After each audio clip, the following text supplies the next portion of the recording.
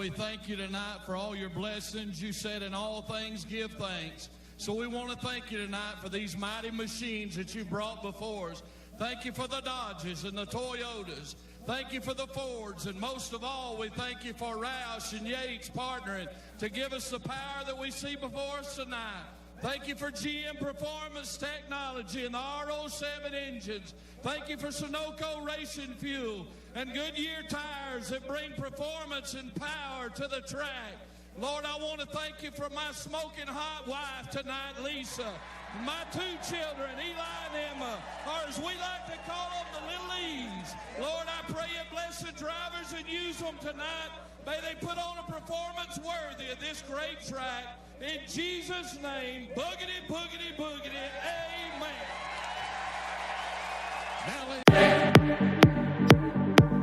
Randy Pope's there, but some problems there. Oh, Herbert there. I believe that's our pole sitter in the touring car class. Tristan Herbert lips the outside wall. We're now on board with Aschenbach coming through that fast king. Sitting in that third spot right now. And Chip Herr and Herbert. Boy, look at that, man. That's Herbert's wheel just came off, didn't it? That's the left front wheel of Herbert, obviously from that contact, Cal. Take another look at it. Chip Herr down to the inside, but there you see the problem. That's why Tristan was slow through that corner. And Chip takes the lead, and Aschenbach is right there with him. Great piece of evasive to get around that tire. As we hop on board now in the office with Randy Popes, and this is that battle for the lead. Wow! Oh, what a move around the outside in the kink. You can't do that here. That is really wild, coming down through that corner. Fifth gear for these boys. And Pat Long makes the move. Our pole sitter now out front. Now, let's go back to the GTS category. On board with the leader, that's Paul Brown. If that name sounds familiar, he's been racing Mustangs of some sort in World Challenge for a lot of years. Randy Pope's there, but some problems there. Oh, Herbert there. I believe that's our pole sitter in the touring car class. Tristan Herbert lips the outside wall. We're now on board with Aschenbach coming through that fast king. Sitting in that third spot right now. And Chip Herr and Herbert. Boy, look at that, man. That's Herbert's wheel just came off, didn't it? That's the left front wheel of Herbert, obviously from that contact, Cal. Take another look at it. Chip Herr down to the inside, but there you see the problem. That's why Tristan was slow through that corner. And Chip takes the lead, and Aschenbach is right there with him. Great piece of evasive to get around that tire. As we hop on.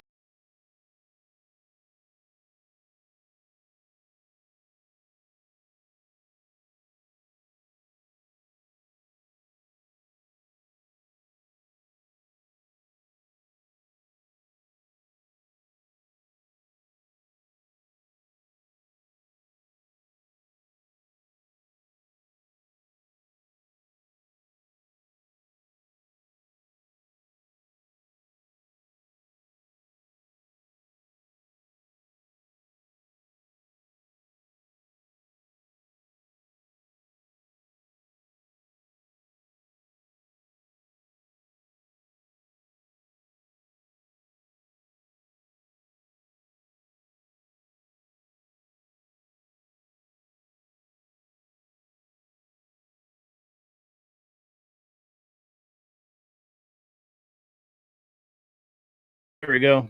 There's my mic working. I don't know what's going on. Today I've lost my ability to do stuff.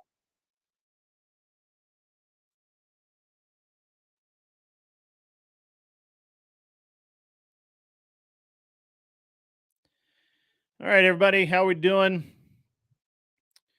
Everybody's hopefully having a good time. Put some stuff up there on the screen from earlier. And we'll have a good time later. All right. Don't have anybody else here yet. Kat should be here shortly. I'm not really sure what's going on with Josie right now. She's normally has messaged me by now, but earlier she was helping me out with some stuff, so she may be running behind just a hair, and that's okay because I like talking to you guys. We're gonna have a good time. All right, so there we go. Still haven't shaved your arms. Well, you know what? I haven't either. And if anybody tries, you're going to have a problem. How's everybody out there? You guys doing good? You guys doing all right? Yeah? All right. Good. Good. I like it. We're gonna have a hell of a damn show tonight. I swear we are. We're gonna have just a great time. I did not do my normal waiver warning sign. So if you guys are underage, I don't care. YouTube's rules, not mine. I can't keep you out. So whatever. It is intended for mature audiences. I do discuss mature things and I say adult words. And that's just how that works. Yeah, Seamus. Okay. All right. I see that. It's fine. It's fine. All right. Good deal, guys. We're gonna have some time. We're gonna have a good time. Yeah. John 2029. I actually really love British drivers. Well, actually, European drivers. One of my favorite drivers, a guy that has tried to drive for me several times, and we've just never been able to connect, is Ben Clakus. If you have a chance to see him go out to like Silverstone or any of the places where he runs like GT cars and stuff, he's an amazing driver. He's really good. So I would highly recommend that if you get a chance, go watch old Ben Clakus run. He's getting kind of old, long in the tooth for a young man, but he's still fast. He's really good. Never was able to work with him though. I wanted to, just couldn't make it happen. And then we've got I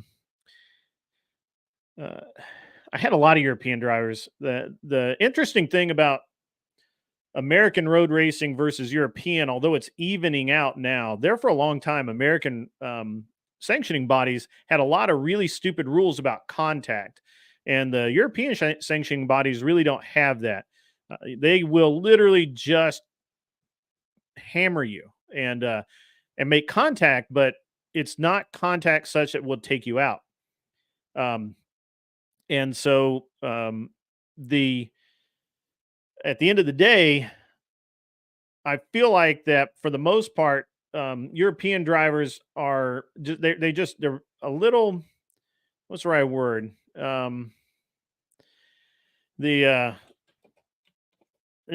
more aggressive, right? American drivers are very conscious of being kicked out of their series. So I really like European drivers. They're great. And by European, I mean people that have raced in Europe. We used to send American guys over there all the time. One of my really favorite drivers I ever worked with was this kid named JD Mobley, and he was a legend. So he ran the TDI Cup, which was here in the U.S. Volkswagen put it on, and then they paid for him to work at Volkswagen for a year. That's how he got his visa.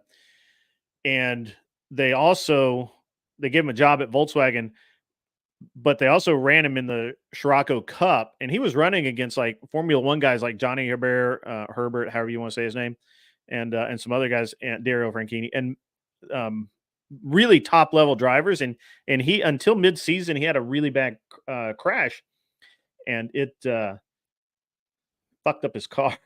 His car was just never the same after that, and he just never was able to regain the momentum. But up until that point, he was leading Tristan Herbert. So yeah, so it's pretty cool. Nash Trucks. You know what? Boris said. Do you guys know who Boris said is? Boris said's a great driver, man. He literally gives no fucks. We were at Texas World Speedway one year, and he was running the Mustang, and he actually hit somebody, or somebody hit him. It's hard to tell. I don't really remember, and I'm sure the TV footage still exists. But he has an accident. He gets pushed off the track. The fucking rear wheel comes off the car. Like, he has no rear wheel on the driver's side. He thinks he's got a flat tire. He drives that bitch all the way back to the pits, and he pulls in expecting them to change the tire. Well, they can't change the tire because the wheels fucking broke off. There's not anything there left to attach a wheel to. And So he's sitting there, he has to get out of the car while they're working on it. So he's standing there and he's talking to Calvin Fish, who was the announcer at the time. And he says, Calvin's like, hey man, it's rough out there today, but you're going, man, you're going really fast. He's like, yeah, man, we're driving the wheels off this thing. And right about that time, his mechanic leans over and tells him that, the wheel's broken off. And he looks back and he looks and there's no wheel there. And he's like, I guess we really did drive the wheels off of it. Fucker, man. I love that guy. I love Boris said.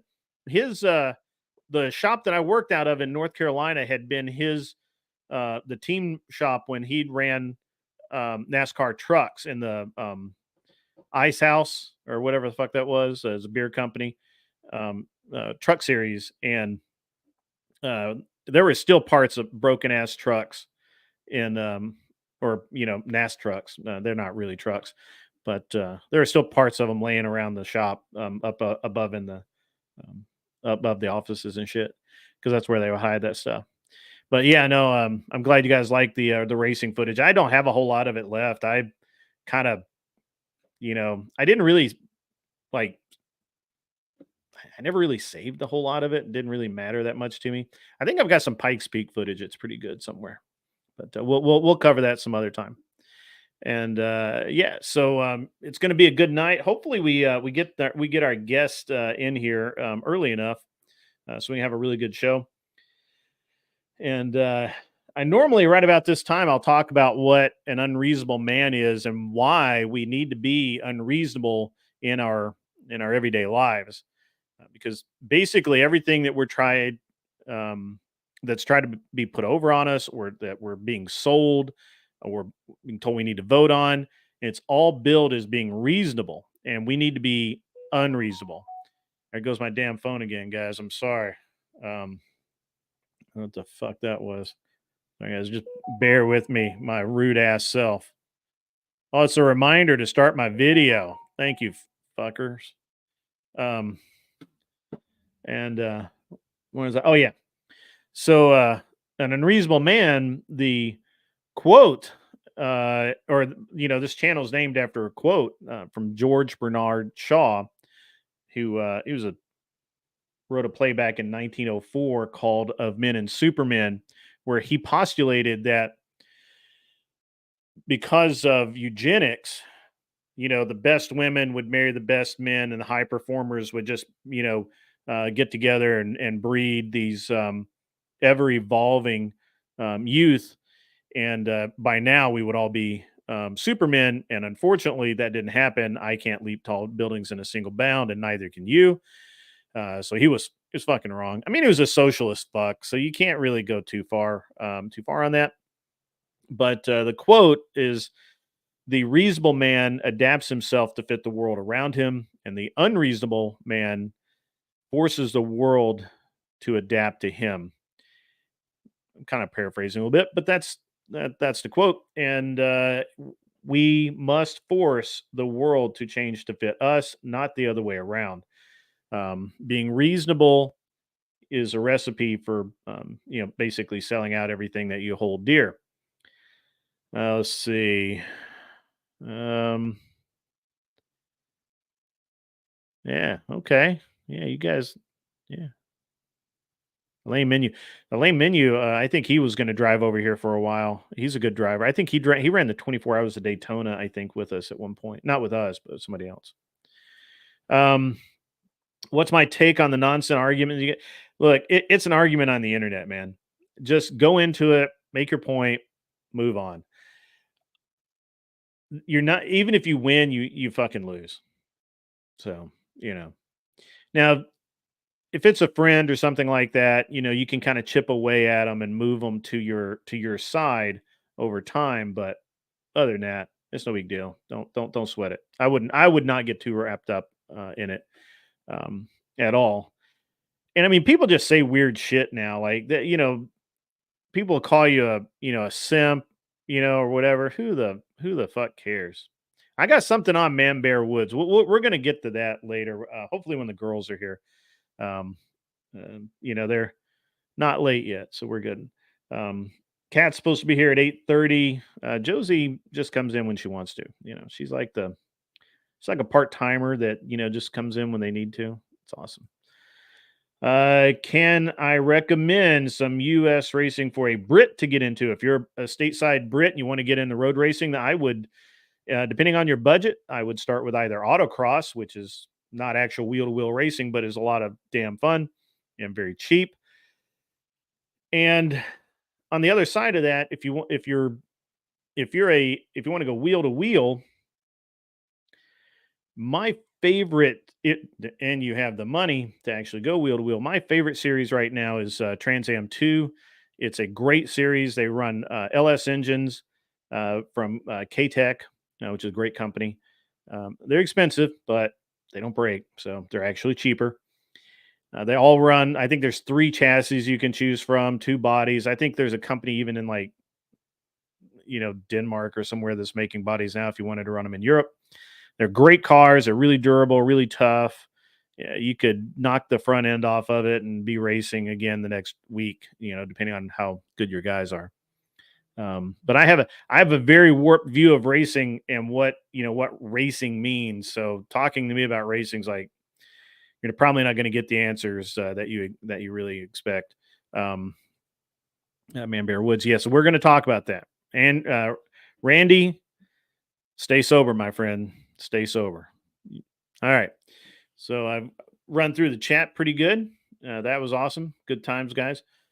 And we've got, I can talk racing forever, but the racing thing is, for me, racing is a, it was such a career that, I don't know that I don't know that anybody would live the way I lived to do the racing the way I did it. And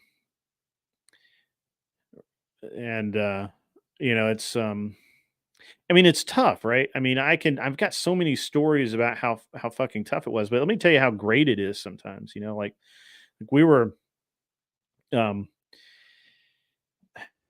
pick a good one.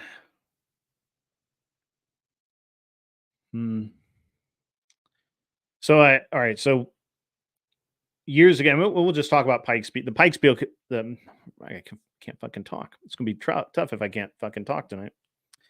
So for the Pikes Peak hill climb in I want to say it was 2011, maybe last year, the dirt. We were, I was supporting this guy who had an Evo that he brought up in boxes, and he had this STI that he had rented to a customer that, it was together, but it needed tuning and everything. And I tuned it and we went to the track and everything. When it came to my shop, it wouldn't even roll off the trailer. Like he couldn't even start. It wouldn't roll off the trailer. We had to correct a bunch of shit, and we got it all put back together. And that car actually took I think like a class win.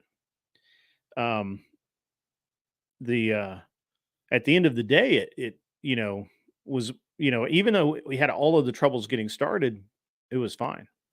And I got a better one here in a second. Let me, I'm getting distracted by the text. Gudney, strong neck for fast speed racing. You need to be strong, period, really. I don't know that your neck needs to be any stronger than anything else, but you need to be pretty strong. Even with all the power steering and stuff now, it's a workout. You get out of the car and you've sweated your balls off. It's just super, super hard. And there's there's a lot of effort that goes into racing, like a lot of effort. Like you may not see it, but there's. Maybe I've just got a really strong neck and I never noticed it. However, that's the reason for the Hans device is the amount of G-force that is pulled when you hit something hard and come to a sudden stop. That's why that exists. So once upon a time, I was working for a company called, I'm not going to give the company actually, but we were running the Porsches, the GT3 Cup the GT3 RS Cup car. And it was it's a really great car to drive. The Cup cars are awesome. We're also running Corvette, and at Elkhart Lake, I don't know exactly what instigated the race. I just can't remember off the top of my head. I've watched so much footage and seen so many crashes. I just don't remember exactly what precipitated this crash. The car went across the track. It actually, like, I don't know what happened. He got hit by somebody. He got hit by somebody else. He was slammed into the wall, bounced back in the traffic, and ended up flipping over and getting hit several times. And I think GM computed the G's that he went through at like something like 21 G's, maybe a little bit more at impact. And it totally destroyed the car. Did I hit the button?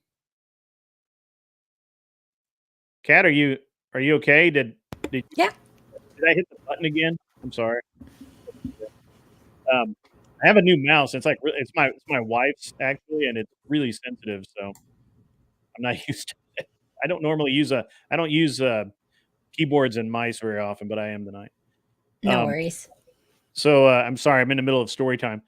Anyway, so the driver walked away from this thing, but they sidelined him for I think like 20 days, I think, something like that. And we had to build the car was completely destroyed. There was nothing left. We had to build a new car for Laguna Seca. So at Elkhart Lake, we destroy it. Laguna Seca, we need a new car. We built a new car in 21 days.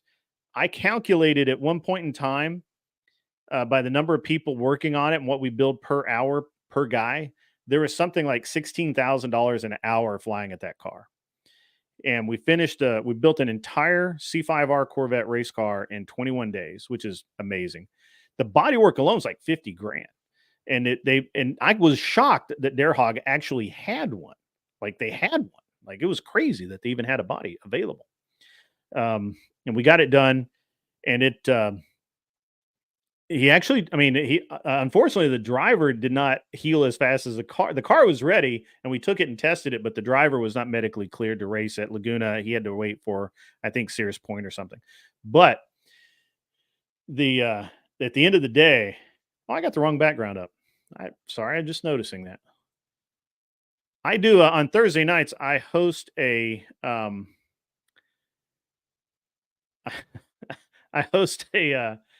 air racing group, and so we had our meeting last night, so I changed the background to the airplane. I didn't notice, but anyway.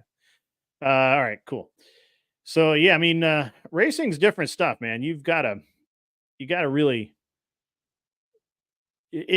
my sense of it is very different than anybody else's, because the amount of money it costs and the way that you spend it is nuts.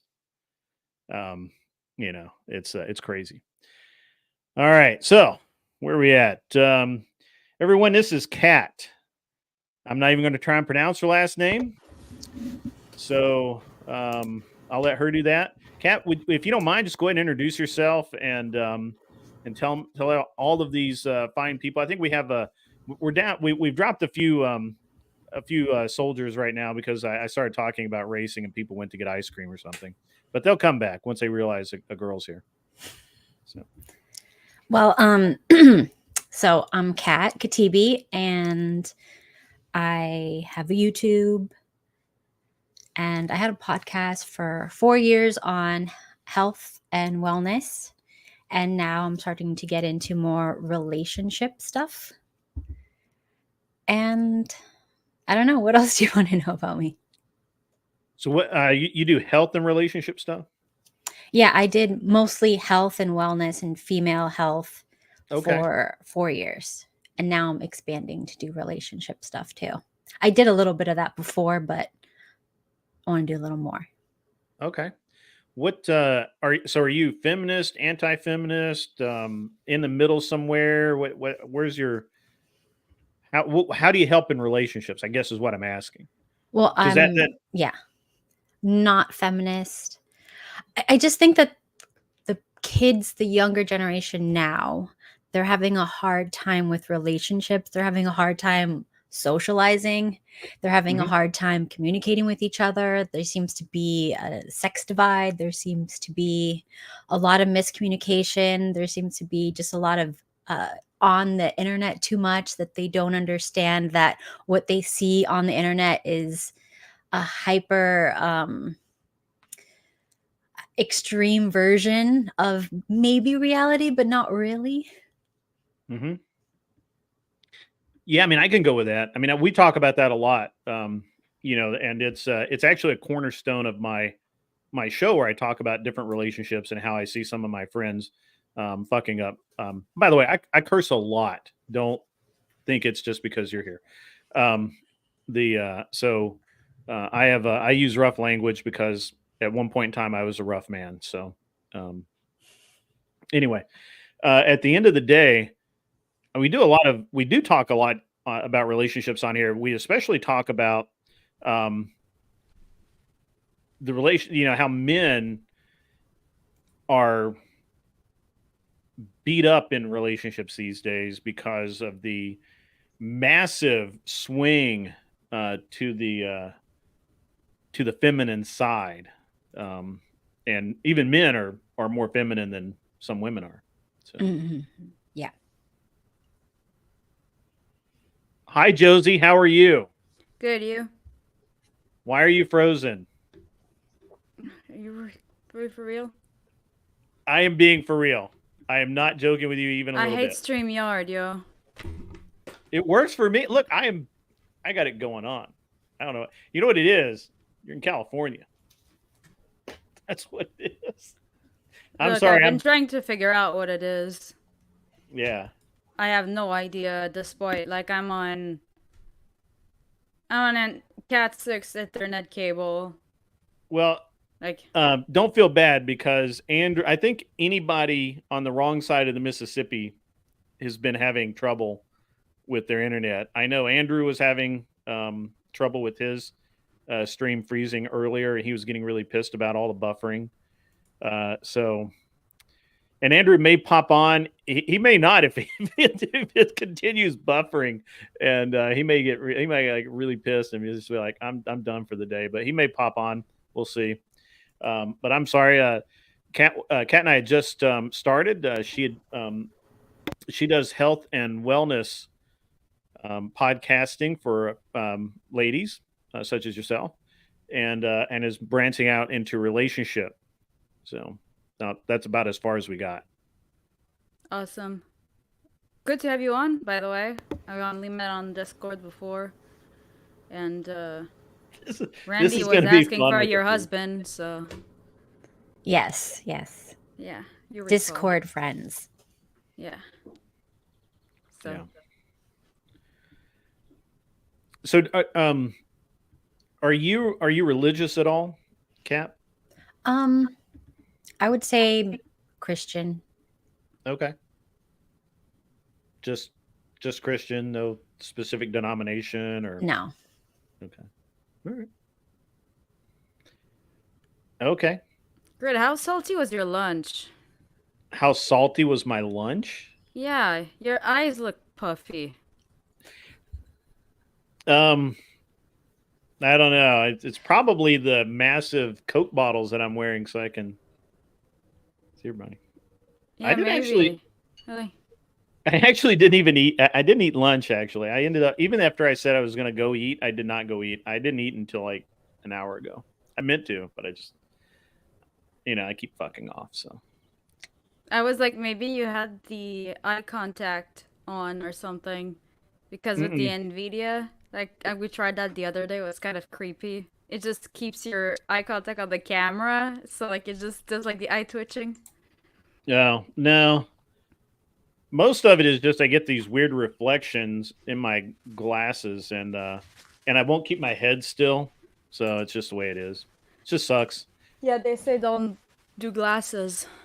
I know, but I have to because they don't make reader contacts. So, yeah, what it is. So I can join you maybe. Oh no, I just broke them. Fuck. All right, we're having a great time on our stream tonight. Fuck. So, broke them.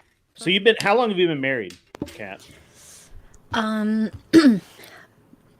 If you count when we met, maybe like 20 years. You've been married 20 years. Yeah, You I'm barely old. look 20. No, How I'm old very are you? old. You're very old. How old are you? I'm very old. That tells me nothing. Like Gen X, like I'm 53. 40s. I'm younger than you, but I'm older My wife is than most. my wife is 42. I might be old. Yeah, I'm older than her. Okay. Well, that's awesome. You look great. I mean, that's I actually had you pegged being I actually had you pegged being very young, like starting out ish. So that's interesting. That's good. Yeah. Good genes. Okay. Yeah. And okay. You have children? Yes. Okay. Okay. 1, 2, a dozen, 10? I could only have one, but I have one. Okay. I've got 2, but there's a 10-year spread. So I have a 13-year-old, I have a 3-year-old. Perfectly 10 years. It's awesome. It's actually a lot of fun. My kids are awesome. But you know, it is what it is. Yeah. So all right. So that's good. And you are not particularly feminist. No. You're more anti-feminist. That's awesome. That's great. I don't So far, really so good. get what feminism does, so I don't really care. Well, feminism's a big L for most women. That's Yeah, I don't get it. Like, feminism is, hey girls, you can work and then you can work at home. yeah. Great. That sounds See, that- stupid. I never really understood. So, and I have this real theory about how people perceived life in the olden days when women stayed home and cared for the household.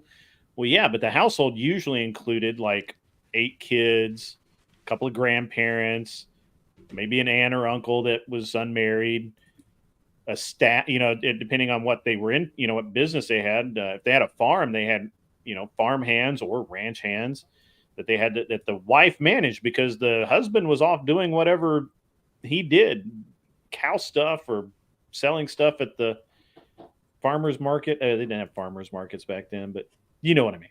And so it was very interesting. It's very interesting to me the how we've warped the idea of our past into this very rosy picture of how women were treated. They were vaunted and valued and just sat at home all the time and didn't have to do anything. That's just so strange to me. I would like to say something about that. Yeah. I think that like poor women have always worked. That's never been a thing. Like if you were in that social economic class, you had to work. It wasn't a choice. Middle class women didn't work, but they did a lot of housework. And then upper class women, they had a lot of help and they had to manage the help. Sure. And that's when we start talking about middle class women working, but women have always worked. Even the middle class women worked, right? And my grandmother has related stories of the Great Depression where first of all, everybody worked because there was no money anywhere. And even prior to that, you know, my great grandparents, ones that we can't really talk about because Civil War stuff, but the other set, they owned a farm and they had a staff, and my great grandmother was a fairly interesting, comical individual, and she owned a store, worked on the farm, or did her share around the farm, and many other things. Of course, they had like 8 kids. I have so many uncles and aunts. It's crazy. And I think it's very different now. I also think, again, the idea of people's idea of history is very warped. Do you know a woman was elected mayor in Kansas in 1877?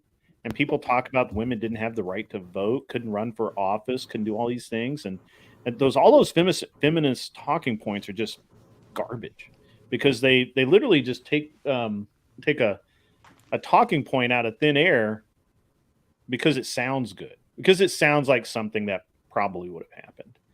And it's very interesting to me. I like that you're not feminist. That's a huge win already. Did you read Rachel's book yet? Or yeah, have you read Rachel's book? No, but I have Grid, heard. That was a question for you. Oh, Grid. I'm sorry. Did you read Rachel's book? Finally? I have not. She, I think she was gonna like send me a copy or something like that, and then we just haven't connected, and I haven't bought it because Amazon.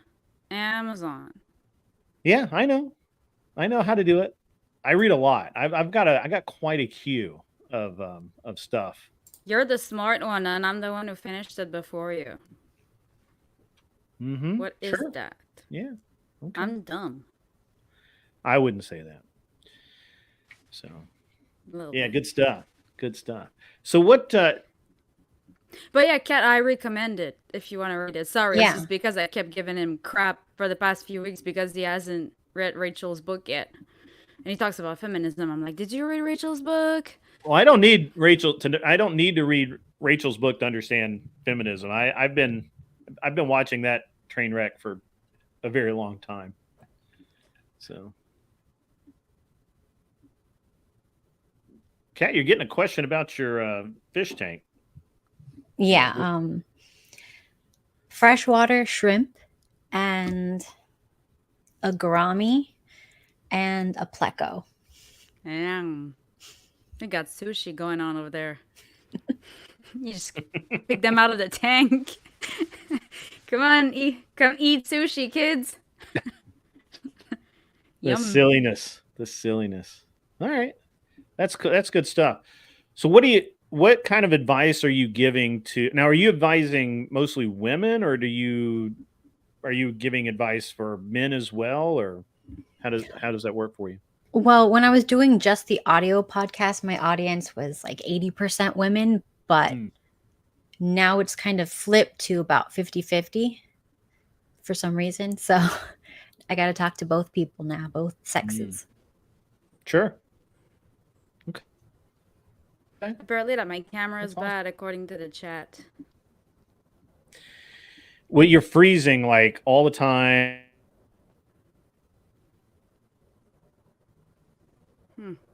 You're freezing too. But Cat isn't freezing, which is weird. Everything just went black. That's weird. YouTube is being a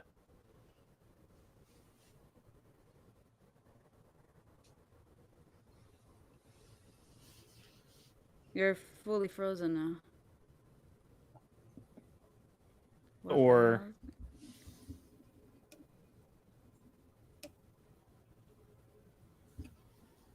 all right, there. Can you hear me now? Yeah. Kat, can you hear me now? Okay. Yep. Okay, good. So do you attribute this to like familial upbringing, your parents, stuff you saw in school? Where do you get your perspective from? Well, growing up, I mean, I just got everything from like everybody else. When you're Gen X, you're raised alone. You're a latchkey kid. Your parents are both working. You're home alone all day. It's just you, the neighborhood kids hanging out. And so you're raised by the television set. So that's just whatever indoctrination they want to give you, whatever programming they want to give us. That's what we're raised with. Now, did I think it was a good deal from the start? No, I never thought it was a good deal. I was always like, we could be home cooking from scratch. We could be home with the kids, raising them ourselves, schooling them ourselves. And instead you want to send them to like some building with some strangers that don't care about our kids, that want to tell them whatever the hell they want to do. And we have no say. And we're too busy to raise them because we're working so much. And then when we get home, we have to help them with homework, which I think is a scam so that you can't raise your children, because why isn't the work done at work? We're going to get into that. That's one of my favorite subjects. I continue forward. I'm sorry. Yeah. So I always thought that homework was just a scam. So that, because what does homework do? When you get home, you're tired from working, your husband's tired from working, let's say if you're both working, and then your kid's frustrated from working all day at school, and then you have to do all this homework and stuff that you don't remember because it was like 10, 20 years ago.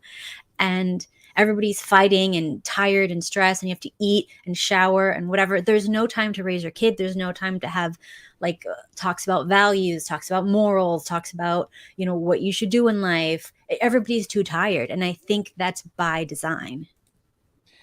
I agree with you. And I have a really interesting take on education.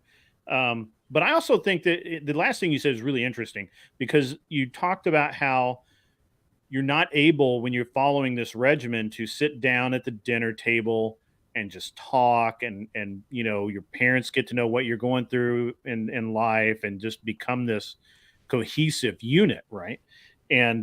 Or stay, not become, but stay a cohesive unit. And it's if it feels engineered, it's because it actually is. Sorry, my son wants 30 more minutes of internet. I control every aspect of his electronic online life, and he literally came to my door and asked for 30 minutes of internet. So I gave it to him because I'm a nice guy. But have you ever heard of how the public education system was established in the United States? Yes, I want a nation of workers, not of thinkers. J.D. Rockefeller, and he picked the Prussian model, which indoctrinates these troops from basically birth. And the whole idea is that, and if you look at school, it's literally patterning you out to work a factory job. Hang on, come on. I'm going to make you famous if you don't. What do you need? Is Wi-Fi unpaused because it's not showing us unpaused? It's unpaused. I don't know what to tell you, man. Pause and unpause it again. The old IT trick. Maybe go suffer. There's always tomorrow. I don't like suffering. Back in my days. Back in my days in communism, we had to dial up. I grew up without the internet. I had to read books. I had notebooks, and actual notebooks with pens, and we wrote. I couldn't use the internet because somebody always needed the freaking phone. Oh yeah.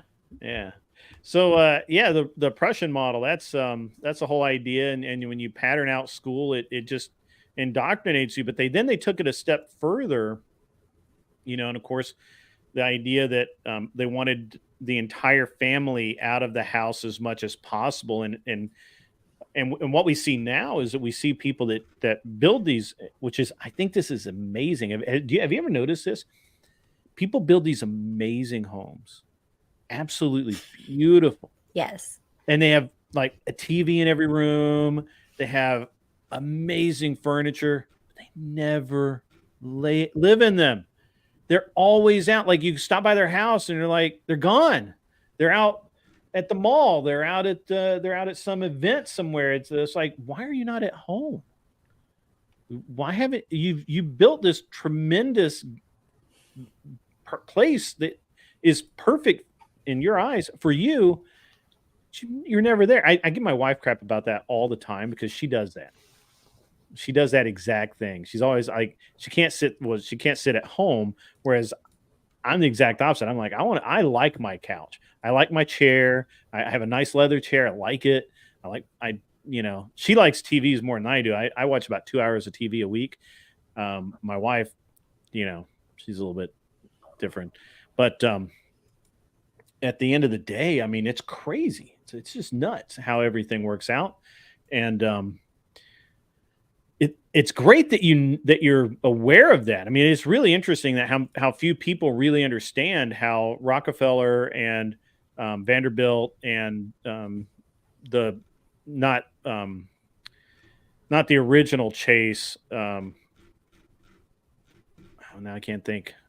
his son, I forget, not J.P. Morgan, but his son.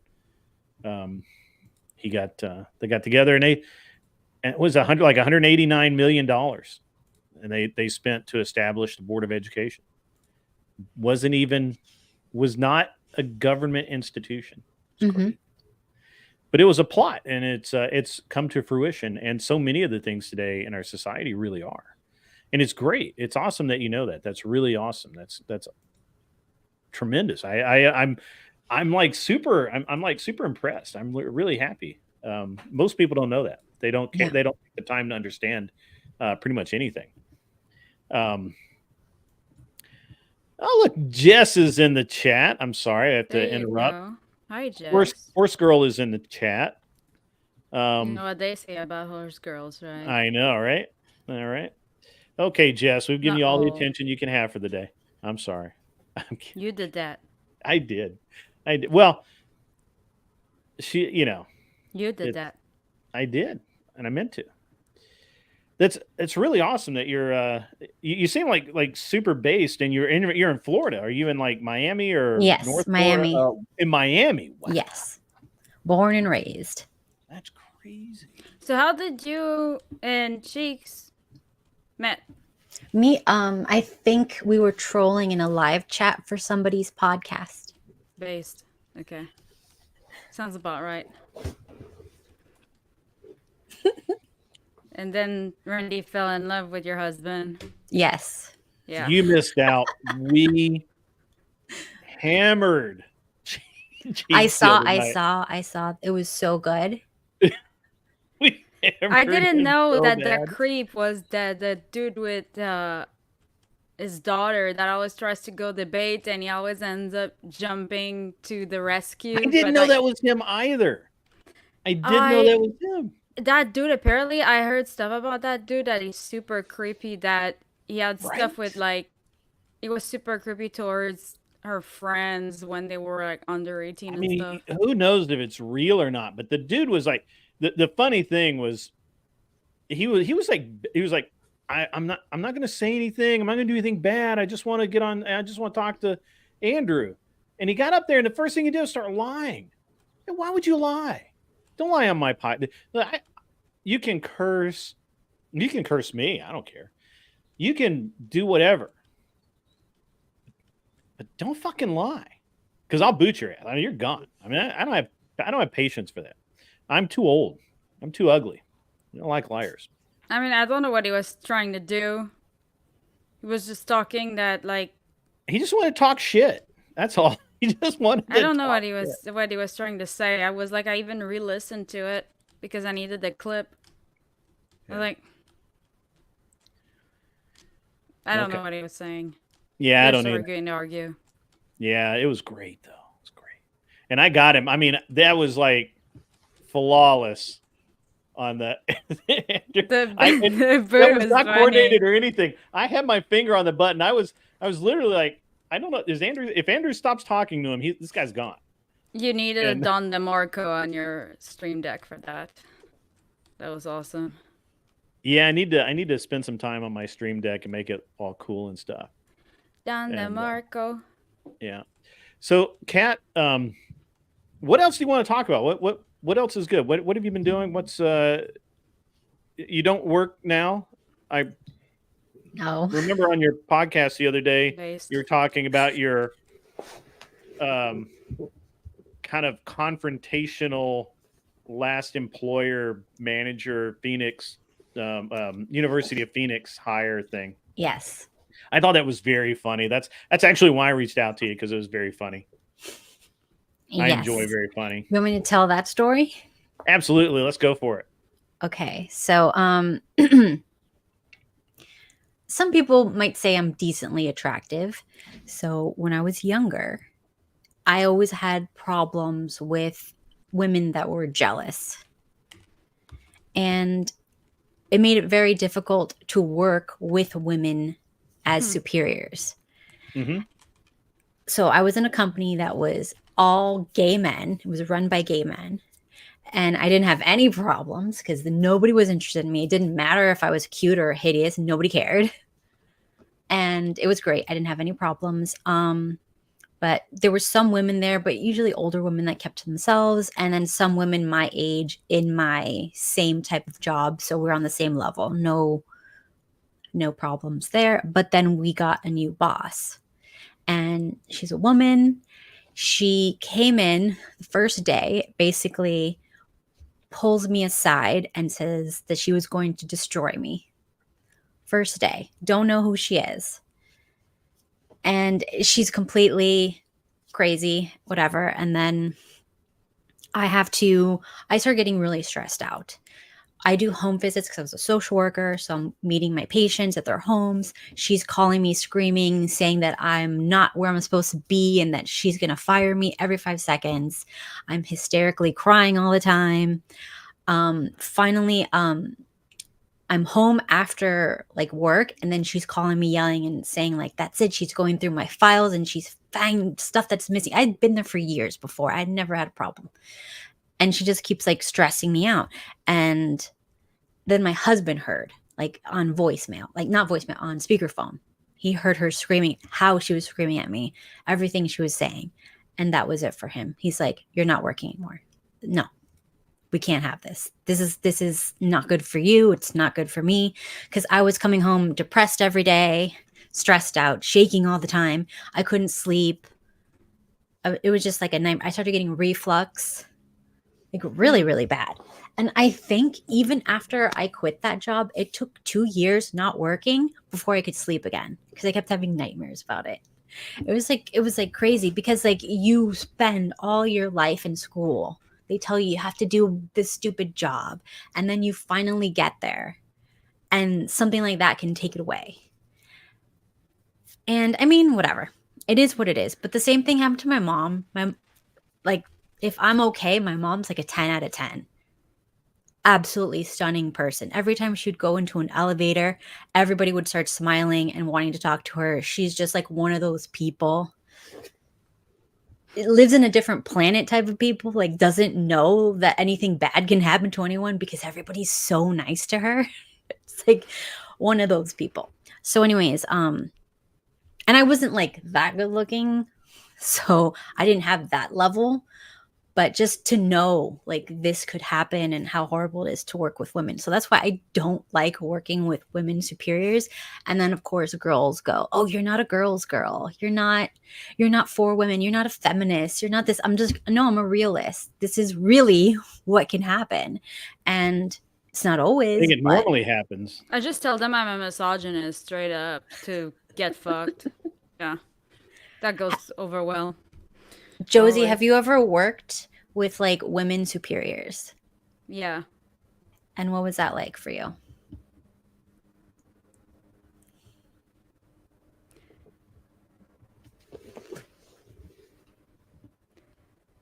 Annoying.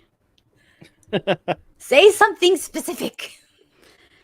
The people that I had as female superior, the thing is, there was one job that I kept for a while, and she was just negative all the time. I've noticed that most female bosses, managers, they're always super negative, and compared to men who are in charge, they just tend to have like this drive that you just want to work more because their goals become your goal as well, and you work as a team and you feel like you contribute to that goal, versus women is, I'm so tired. Oh, and then they're always just complaining, and it just kills the vibe. And they would always be micromanaging the least important crap, and it's like, it's just buzz killer. And it really makes the difference between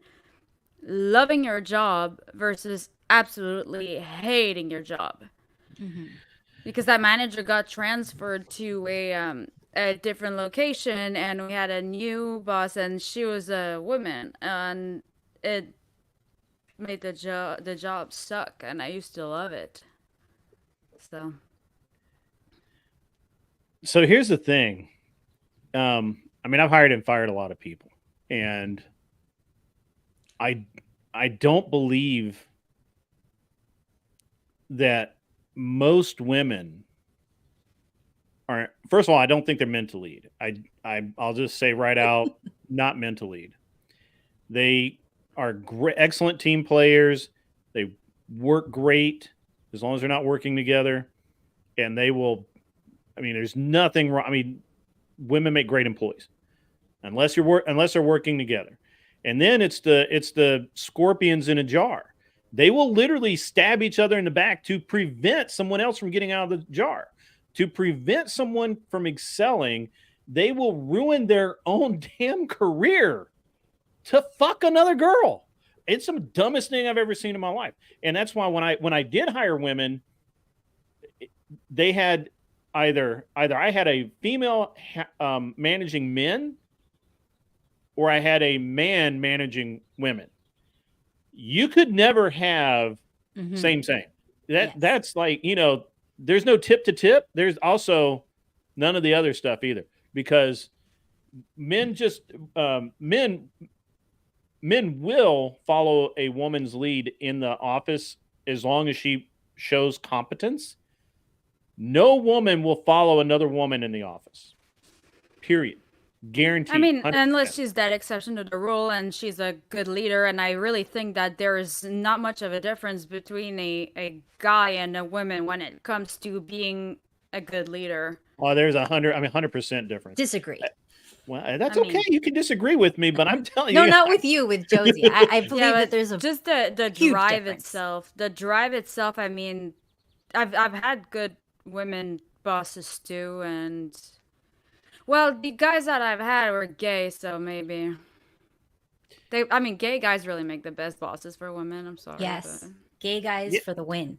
Yes. No. Because they're guys, but they're not interested in you like that. Well, no, because they're just kind of like fun and bubbly, but they are like good leaders at the same time. So like they make the work environment just so much more fun. So I have to be, first of all, great, you're not a woman and you're not gay as far as we know. So you can't really. Yeah, so rule number one is gay is always an L. It just is. It's an L. Can't put a Except if you're a woman and they're your boss. Then it's a win. That's the only time. I'll just say it's a win.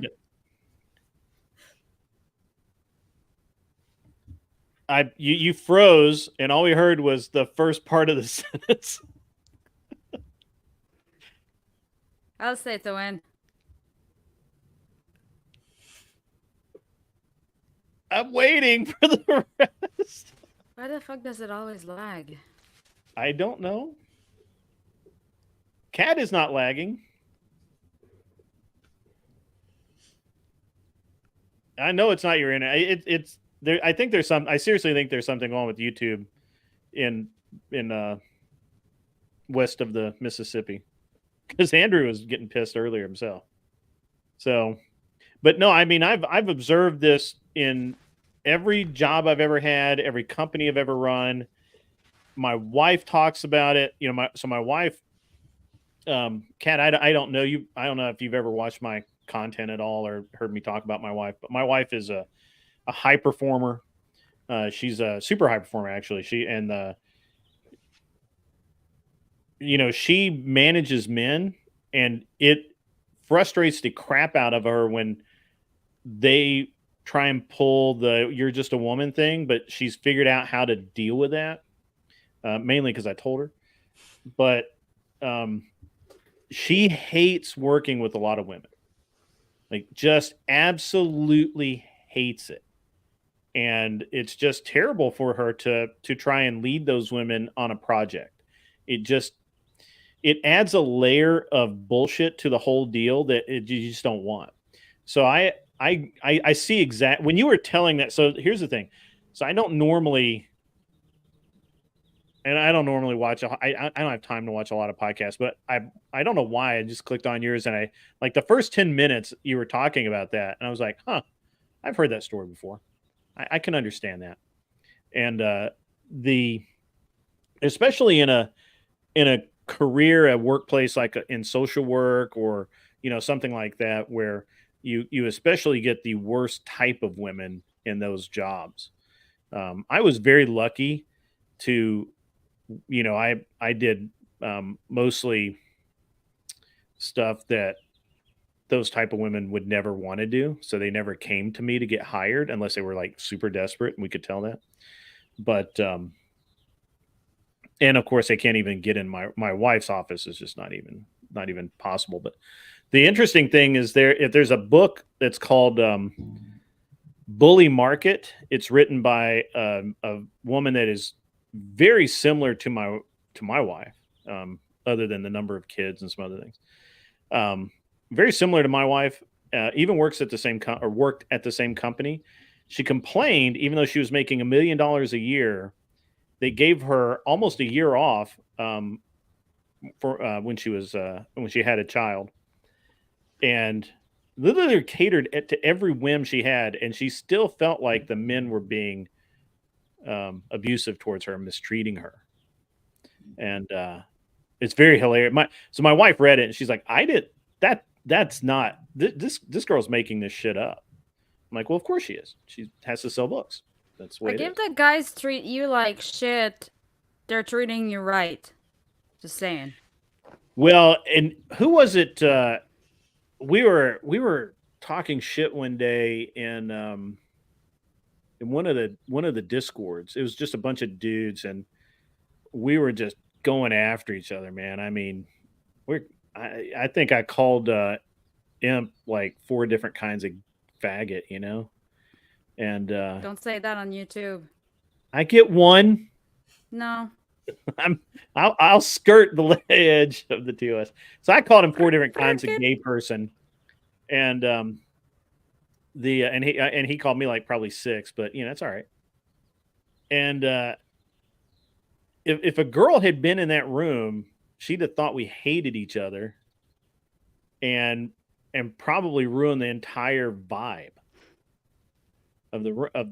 but it's just a different environment, which is fine. Look, men and women are not the same, and it's stupid to pretend that we are. Hey, that's better. What'd you do? Did you click a button or something? Your eyes moved. Oh, we're froze again. I'm annoyed. Yeah. that was so perfect. The eyes and the freezing right at when you said I'm annoyed, that was flawless. I'm going to clip that later. I promise I am. Clip it I'll now. learn how to clip just to do that. Clip it now. You're going to lose it. Clip it now. Anyway, usually where I'm a little less jovial. I'm sorry, Kat. We're not being as serious tonight. That's okay. Cheeks, why are you not on this panel? Get your sorry. Josies annoyed. What else is new? Sorry. Yeah, no, that's actually accurate. That's why I'm not fazed at all. Kat probably thinks we're terrible people. Oh, she's noticed me in the Discord. Cheeks, get in here, man. We'll make fun of you some more. Berto. Akuma, get in here. That was funny. All right. I mean, it's funny. Like the first time I met Andrew, I would say like he's pretty like brutal in his roasting, but it's pretty funny, even if it's directed towards me. But he like understood right away the kind of person I was, and like the second sentence he said to me was like roasting the living crap out of me, and I just laughed. And like he was like poking at me, always trying to get a response, and I just kept on laughing. I'm like, yeah, you're right. It's like, say something, get mad. I'm just here like laughing my ass off. So, Kat, did you go to school for social work? Did you what is your background? I guess I'm sorry. I'm just going to try and get this back on track. I'm sorry. We're just being weirdos. Sorry about that. No problem. No, you're not. You are not. Well, no, I am a little bit. For you. I'm sorry, Kat. Go ahead. Okay. So, my background is psychology, and social work, and I also became an esthetician for fun. She'll be back. Don't worry. It's like it's becoming a running gag because the last show she did the exact same thing. I can't keep a straight face because it's so funny, and I'm not. It's not that I even try to be that serious, but it's hard not to just laugh about it because it's just like, look, gone. And yeah, I don't know. All right. So you degree in social work, psychology. Okay. All right. Did you go to school in Miami as well? Yep. So I mean, other than just travel for recreation, you've never been anywhere else but Miami? I mean, I lived for half a year in Taiwan, but that's it. Oh. Yeah, okay, that's nice. Taiwan. My wife's Chinese, so that's pretty cool. Cool. Okay. All right. I have the exact opposite experience. I'm from Tennessee. I lived in Tennessee, went to school in Tennessee, and then I promptly traveled all over the damn place playing race car. I never used my degree. It was actually the worst money I ever spent. Josie's messaging me on Discord, I assume. No. Yeah, there she is. Yeah, she's going to be a few minutes. She's having technical issues and all kinds of stuff. So, all right. So, and just kind of going over my notes really quick. We've got your relationship status. You're married, and you've been married a while, longer than I have actually. I've been married 19 years, and we've talked a little bit about male and female interaction, and a little bit about how you reached your current viewpoints, but be interesting to know, how you've kind of maneuvered through life to get to where you're at now. Be interesting. Well, one thing I could speak on is that I feel like Gen X around there was one of the first generations that witnessed a lot of divorce. And because of that, I feel like a lot of the women now, the mothers and the newer generations, they didn't have strong male figures in the home.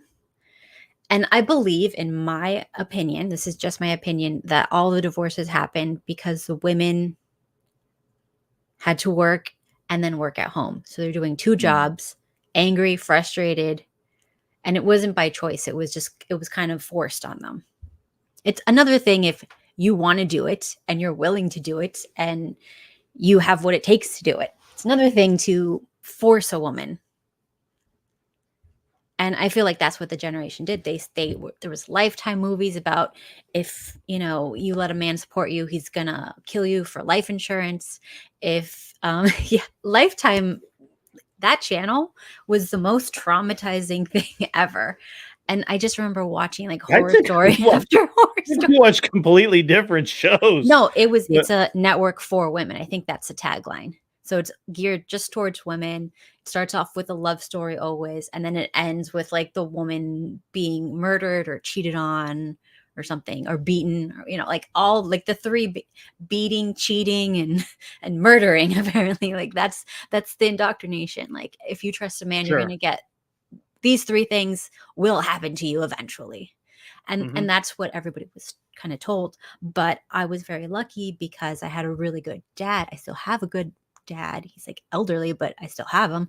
And I got to see that guys can be nurturing, guys can be great fathers, guys can be really good at all these things, and they don't beat and they don't cheat, and obviously didn't murder or whatever. But yeah, I had a lot of friends with single moms, so all they heard was men are evil every single day, and everything was if you're looking for something, that's all you'll find it everywhere. So if you're looking for stories about guys being terrible, you'll find it everywhere. And if you're looking for stories about women being terrible, you'll find that everywhere. Whatever you focus on is your reality. So when you keep telling women men are evil, that's their reality now. And if you keep telling men women are evil, that becomes their reality. So that's kind of where I saw things take a turn, because there just wasn't any good men around. And I remember like when I was maybe like 4 or 5 in the neighborhood, I'm like with my dad, and then the little girls, they didn't have a father at home, and they would get really jealous of me, and they would try to like get my dad to make them brownies or something, and then be like, oh, he made us brownies because he loves us more than you. And it's just like, and I didn't like care. I just felt like so bad for them. I'm like, wow, like they don't have that. And like imagine how traumatizing that is. And then they grow up, and then maybe they seek bad types of men because they've never seen a good type of man. And if all you've seen are these bad guys, that's normal and then comfortable. Yeah, I mean, there's a lot of truth to that. I think that's an interesting bit of dichotomy. So I was on the other side of that, right? Like my mom had me very young, and my mother and father divorced when I was probably like a year old, maybe a year and a half old, too old, whatever. When I was very young, and so my stepdad was the only dad I ever knew, and so the male figures in my life were all through the church. My grandfather, because my stepfather was not ready to be a dad. It took me a long time to come to the conclusion that he wasn't an asshole to be an asshole. He really wasn't ready to be a dad. Like he really wasn't. And as he grew into it, he became much better. He when I was a teenager, actually I came home from military school. I was 18, and I was spending the summer at home before I went to college. And I wanted to go do something. And my mom was being the typical mom. No, can't do it. My stepdad, which shocked the hell out of me, says, he's a grown man. He's 18. He can do it. If he wants to do it, if he thinks he can do it, he can go do it. You need to step back. I told my mom this. And this is a guy that had never stepped up for me. And he had a little bit, through that in my teen years. But for the most part, my stepdad really wasn't that great. So I didn't have that same experience. But my understanding of divorce was very simple, right? My mom had divorced and she had remarried, and that was the end of it. Like, it wasn't like this, weekends apart or any, I never actually knew. I do not to this day know my real dad. I've never met him as as anything other than an infant or toddler. So a little bit different experience, but kind of the same.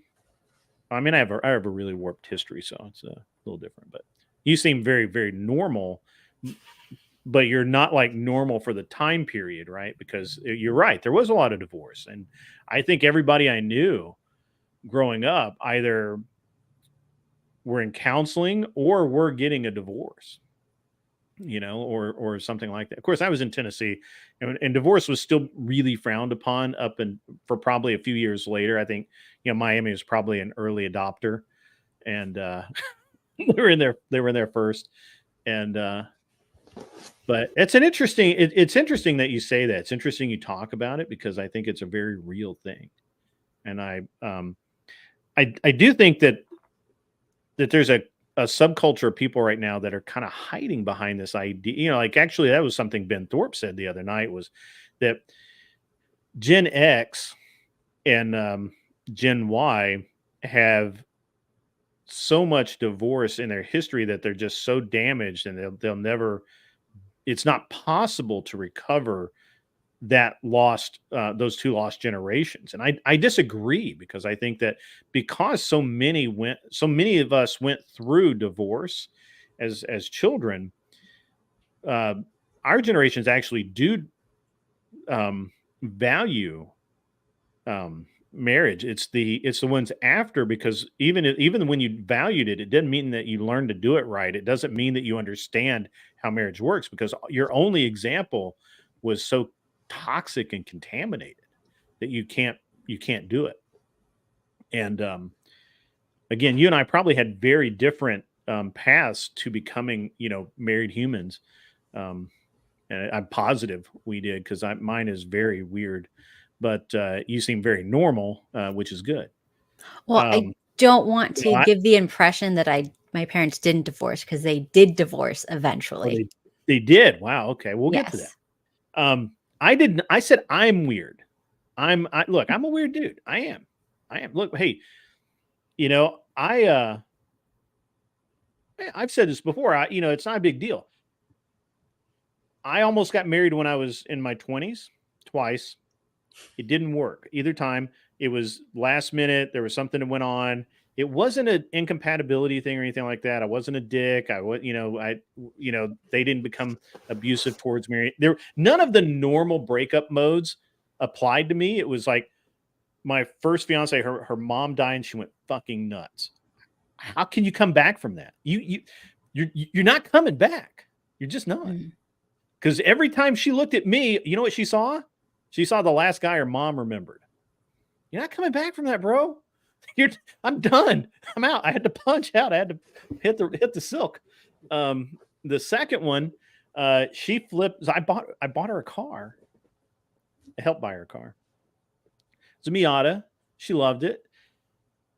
I don't know if you know this, but young women can be angry. I mean, they're just angry.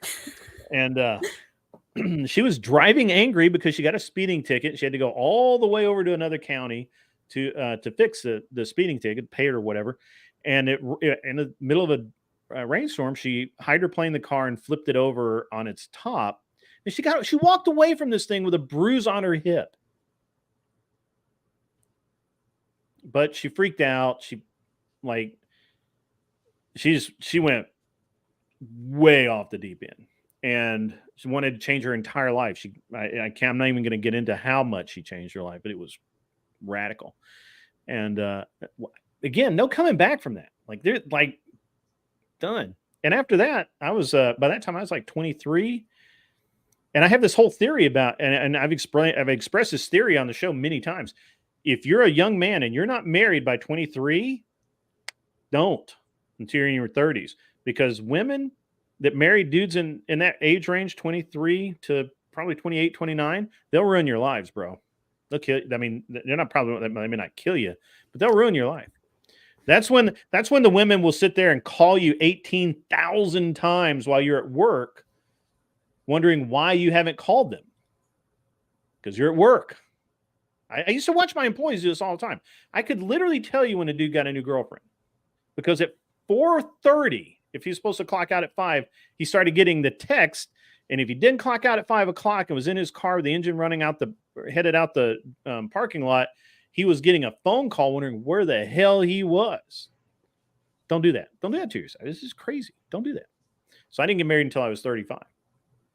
And I decided when I was 34, I had a really good relationship. I didn't actually think I was ever going to get married.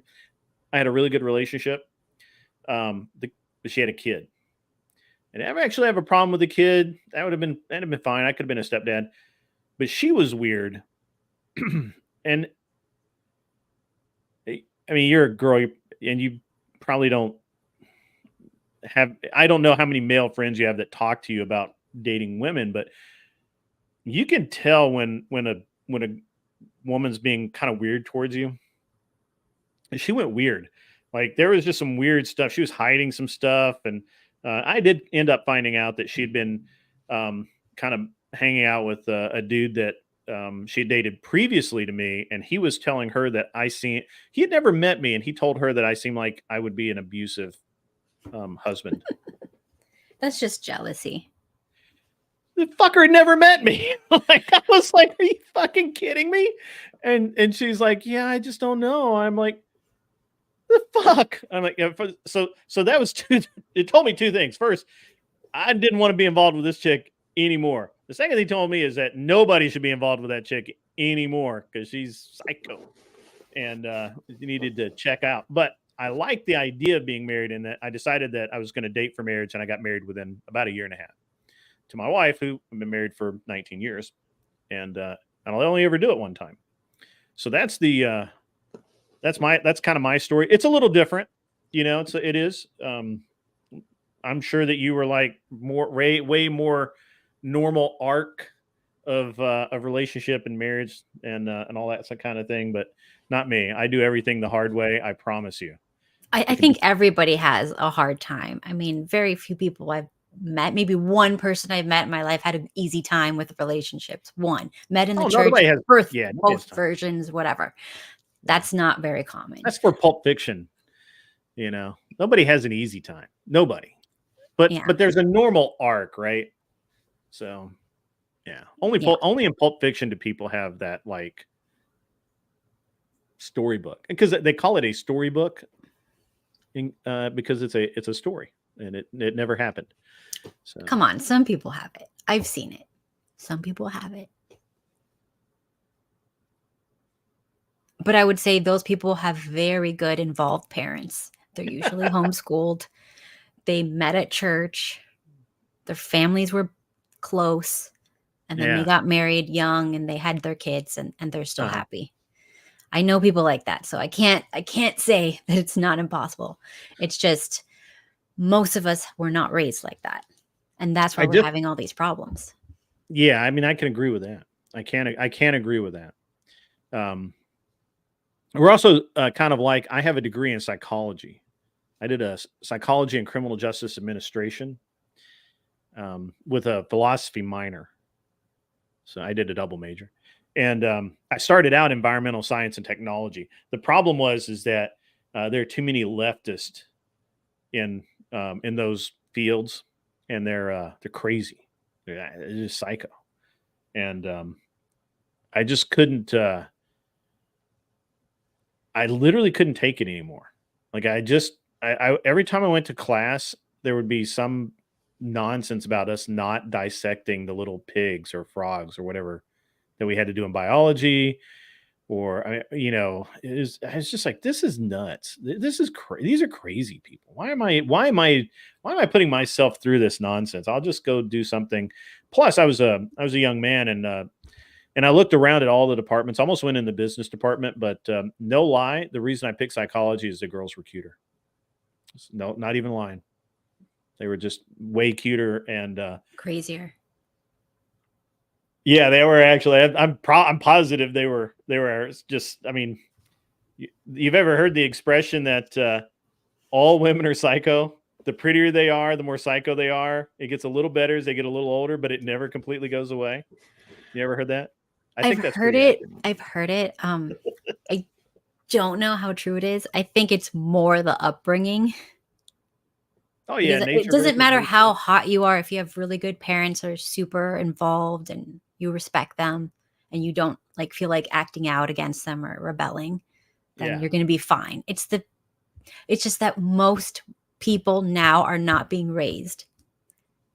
They're just on the TikToks or the internet or whatever show, movie, whatever. Nobody's being raised anymore. And I feel like a lot of parents don't have the skills to raise anybody because they weren't raised. Well, actually, I think there's a lot of reasons. And one of the reasons I think is that we've killed romance. We've absolutely killed it. Because if you try and be romantic to a female now, she may call the cops on you and have you arrested. I think that's pretty crazy. You know, it's like you've got to have this, like, I don't even know how you date anymore with the amount of bias towards young men and that there exists. Women will ruin a dude's life for like taking a picture. Like, what is up with that? What people are crazy. Can I give the other point of view?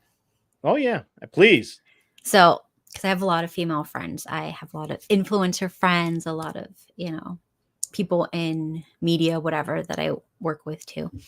And one of the things that I hear a lot about is that the guys expect the girl to put out immediately. And the girl's like, I don't even know you yet. And then if you don't, they're like, oh, you're doing it on purpose because you don't like me or whatever, or you're just using me, and then they ghost them. And it's just like there's just so much dysfunction on both sides. And then I know there's a lot of crazy women. I know those women, but I'm talking about the nice ones that I know. I'm of the crazy women. I'm parsing it. So I do believe, I 100% agree that more men than ever. Well, no, that's wrong. Men are being persecuted for wanting sex more than ever. That has never changed. I've never met a dude that went out with a girl and said, I hope I don't get lucky tonight. I've never met a dude that said that, ever. Yes, but then they'll be like, oh, your body count is too high. How is she going to have low body count if she say no? We'll get to that part. But I've never met a dude that said, I hope I don't get lucky. Now, there have been, I've known guys like myself and people I learned from that. And I'm going to get the end into that. I'm going to sidebar that. We're just going to stay kind of with kind of what my original point was, is that I don't think men are allowed to be romantic. You can't buy women flowers. You can't just show up unannounced and say, hey, I've got tickets for something. You'll get arrested.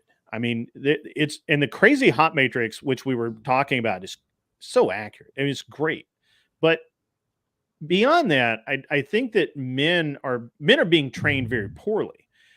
They're now being, and that's one of the few things I think that the so-called red pill movement has gotten right, is that young men need to act like young men, and women need to let them without being overly afraid. And we've got this whole bear nonsense. I don't know if you've heard the bear in the forest thing. We'll get into that too.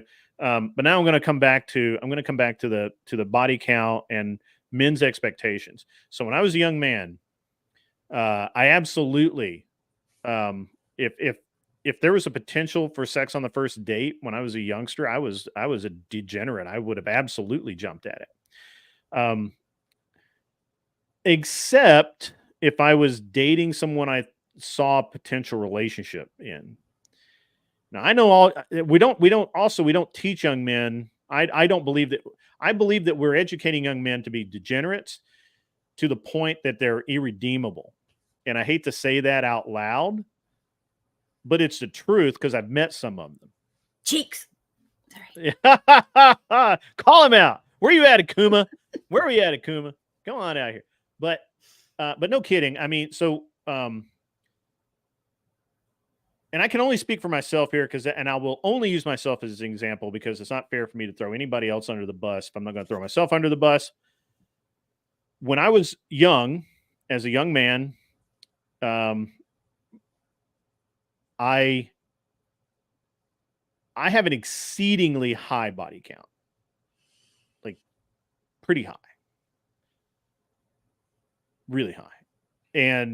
But when I dated seriously, that was it. And I didn't try to have sex on the first date. I mean, as a matter of fact, that was actually one of the things that actually would determine which direction the relationship would go, is if I picked up on that you were cheap and easy.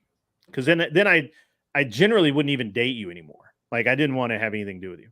That was just my own personal slant. Okay. Now, when I was young, originally I dated just to have some experience. Didn't actually, I don't know. I'm not going to comment. I don't know. It's not, I don't remember clearly how degenerate I was at that point. But in my 20s, after my second failed engagement, I made a decision that I was going to focus on my career. I was going to build something, and I didn't want to have anything to do with women that were worth marrying. So I literally only dated women that I knew were, and I could just tell that they were degenerates, and they had high body counts and all of that. I purpose and like I would not date a good girl. I would not date someone that I thought had a body count of under 10 or whatever. And I didn't even think of it as body count. I was just like, if this is an experienced girl, I don't want to have anything to do with her. Right. Like I didn't want to do that. If this was an inexperienced girl, probably never had a boyfriend or maybe had one or two boyfriends, I didn't want to have anything to do with her because I knew that I wasn't going to have any kind of relationship with her. That sounds really cold, right? That sounds like psychotic behavior, but it really wasn't. It was a very considered rationale because I was building my career. I didn't even have the headspace at the time for women. But I was a degenerate, I really was. And I made the decision again. I told you, I dated a girl and she had been divorced. She had a kid. She was a degenerate herself, kind of. But that relationship was like, hey, this is, I should probably actually start dating to find a wife. And I did. I found my wife, and I've been married ever since. So never, but I never cheated. I would never, like, I'm such a weird dude. Like, I don't know that you can ever use me as a metric because I just never bothered to cheat. I would literally just break up with you. I would rather break up with you and move on than cheat. I just thought cheating was like the lowest thing ever. I would literally stop talking to dudes that would brag about cheating on their girlfriends. Like that's such a fucking low life thing to do. So gross. I think that's the problem right there where you just hit on it. Guys not holding other guys accountable. Women not holding other women accountable. Well, that's true. Yeah. I mean, I would literally tell guys, I mean, so even you have no idea, man. Like I had clients. I had clients like I had one client that had a beautiful girlfriend and that became his wife. He had super successful business, everything. If you saw this dude, you think he had the world by a string, like 100% nailed down. He would be in my shop. I'd be talking about, the next thing we've got to do to his car or what race we're going to go to next or what event he wanted to be at.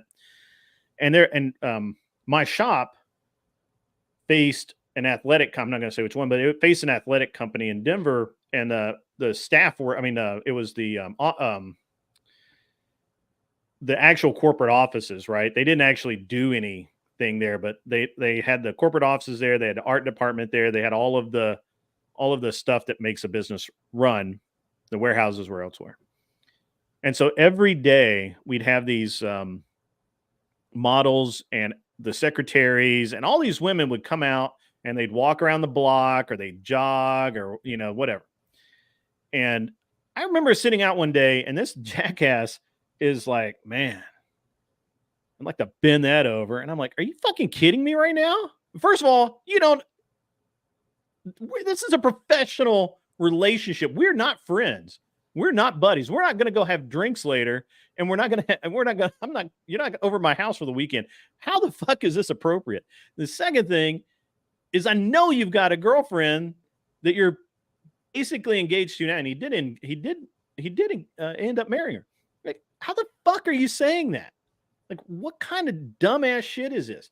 And I would call people on it. I still to this day call people on it all the time. Unless I feel like they're going to be an asshole about it. And I'll just walk away and I don't talk to them anymore.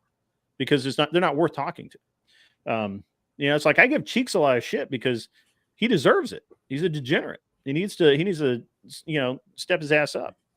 When I was a degenerate, I admitted I was a degenerate. I did not expect special treatment. I did not, but I also didn't act like a fucking heel either. Or they don't use that term anymore. I didn't act like an asshole. Made a point of not being an asshole. So all of this stuff that goes on, and I'm teaching my sons the same thing, right? I tell my son every day, I'm like, you have to be a man about everything, not just one thing, not a couple of things in life. You can't be a man part-time. And to the same token, if I had a daughter, I would tell her the same. You can't be a lady part-time. You either are or you are not. Done deal. My other guest is clocked in. I'm going to go ahead and add him to the stage, and we'll keep talking, and he can comment or just hang out. We don't have a camera for Darth. Darth, what's up, buddy? What's up? Not much, man. Not much. We're just we're talking. We're having a great time here. I really like Kat. She's all right. What's up, Kat? What's up? So y'all can hear me, okay, right? Mm-hmm. Yeah, absolutely. It's unfortunate we can't see you, but that's okay. It's okay this one time. We'll let it slide. But and that's one of the reasons I don't know. Kat, have you seen me? Have you seen the TTS and the flames I throw on whatever? No. No. That's a special treat. That's a special treat. Yeah, I will literally tell the 304s that they're going to go to hell because they don't seem to understand their consequences to their actions. They'll be like, "Oh no, I believe in whatever," and I'm like, "No, you don't. If you did believe in it, you'd know that you're going to go to hell." And I got a question for you. Yeah, go ahead. Would you say you do it to engage with the girls, or are you doing it more as a billboard for your platform? Well, I did that long before I even thought about having a platform. I was kind of pushed into the platform thing. Okay. Yeah. I've only been doing this for the last 3 months. Yeah. I've been throwing grenades on whatever for like 6 or 8 months. So I don't even really remember how I even started doing this, to be honest with you. I just decided I was going to do it one day, and I did it. So one day at the right time. It seemed like a good idea, right? It just seemed like a good idea. It really did. And I was like, I got a lot of time. I'm retired. Yeah. I don't do much. And realistically, I'm not just in that specific instance, I'm really what I'm really trying to do is I'm trying to generically what you have somebody that's trying to move the conversation on. So I want to stick them and force the conversation to engage them so that they will be held accountable.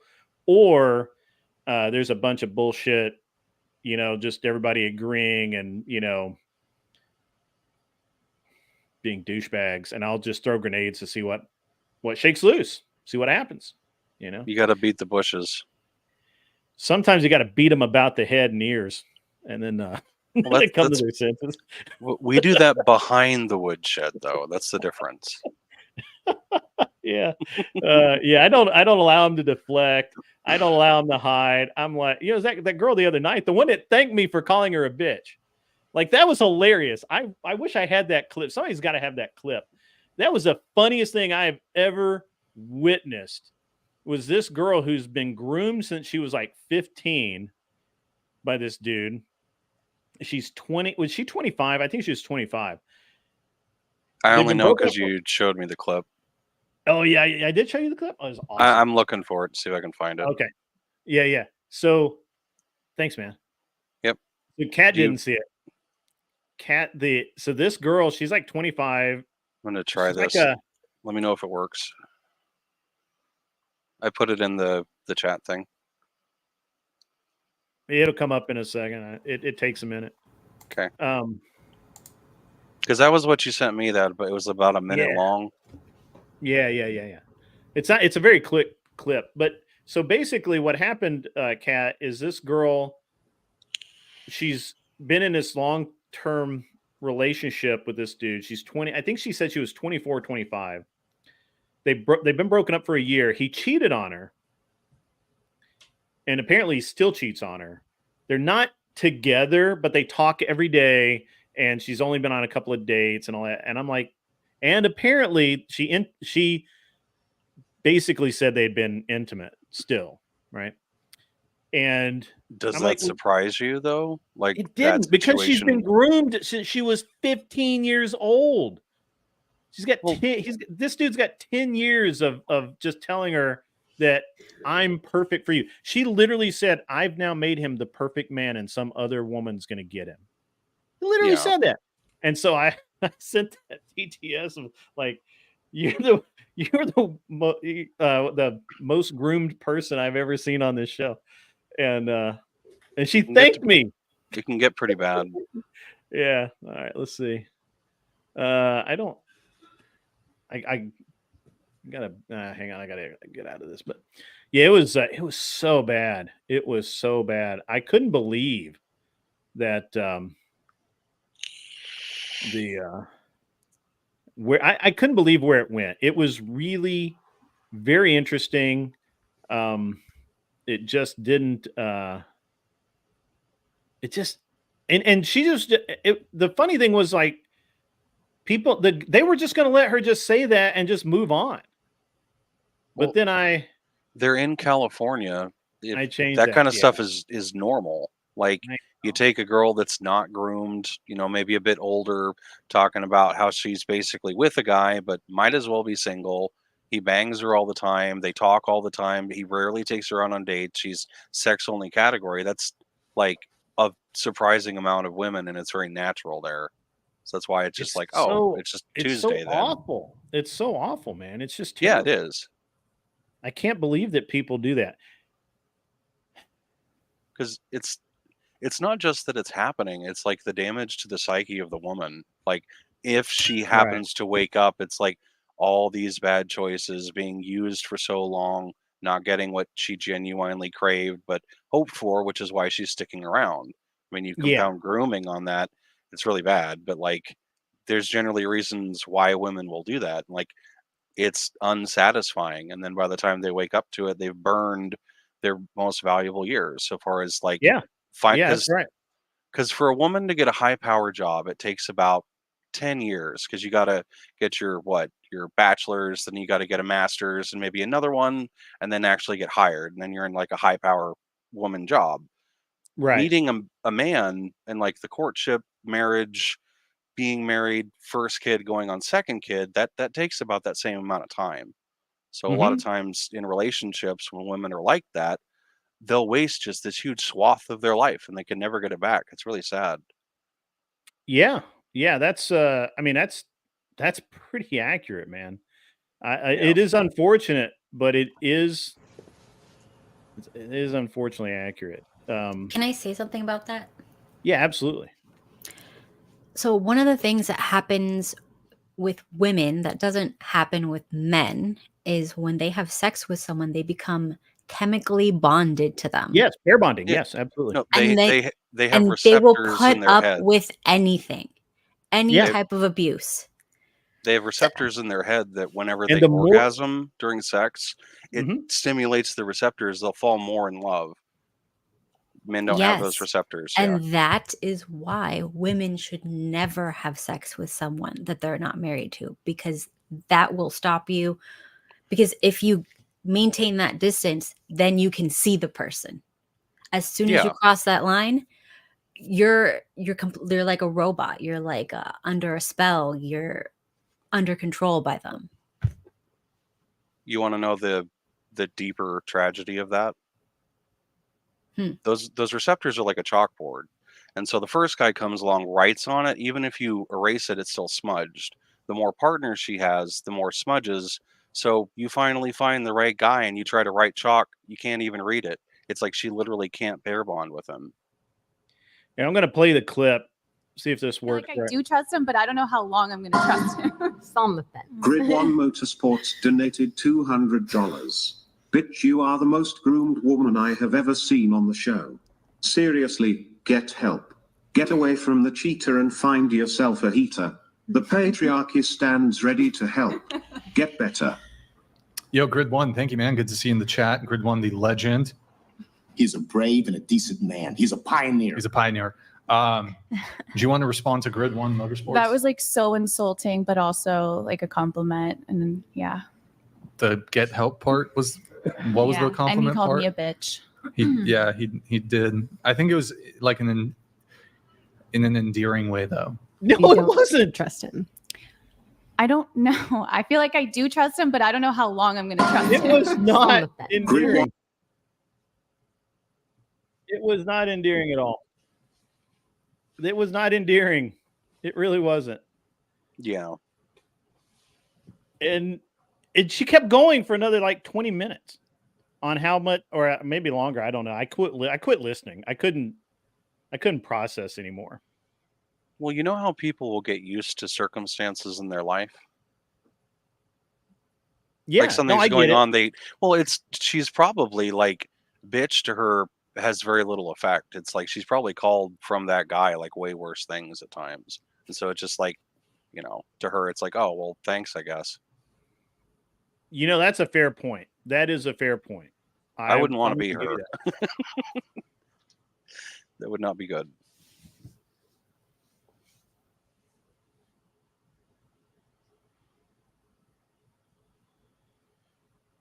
Is there something in your fish tank, if you don't mind me asking, because it's behind you? Yeah, they're sleeping, but I have a gourami and freshwater shrimp. Is one not freshwater? No, they're both freshwater. If you put them in the same tank, would they eat each other? Yes. If someone were to donate, could we see it? No. That'd be mean, but yeah.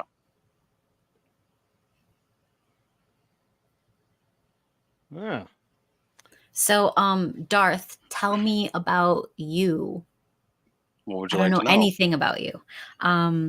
Relationships. I've been divorced for a very long time. Okay. What's your opinion on red pill stuff, feminism? Well, it's interesting you ask. I think that it's correct, except that it's not.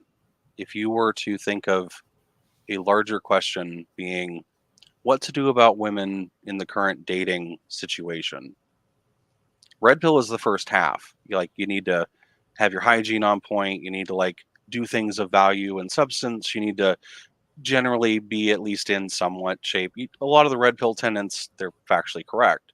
But if you've ever seen The Dark Knight with Batman, you know that the Joker is an agent of chaos. He just wants to chase cars. Doesn't know what to do with it when he catches them. Like red pill teaches you how to chase women like cars.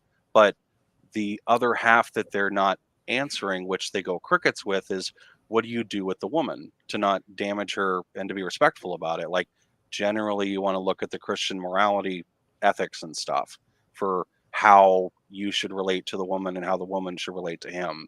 So it's a balance and a positive feedback loop instead of negative reinforcement of bad habits. Okay, I'm just gonna, before she answers, so that has become a tenet of red pill. It wasn't originally. It was that you should date with a purpose, and that purpose should be marriage. What it's been corrupted into by the red pill grifters, which is the reason I have a problem with red pill, period, honestly, is this idea that you, instead of becoming a better human and dating with a purpose for marriage, or abstaining or whatever, and getting off of porn. There's a lot of porn addiction going on. All of these things that men do, red pill addresses, but in a very backhanded way. And you're right that currently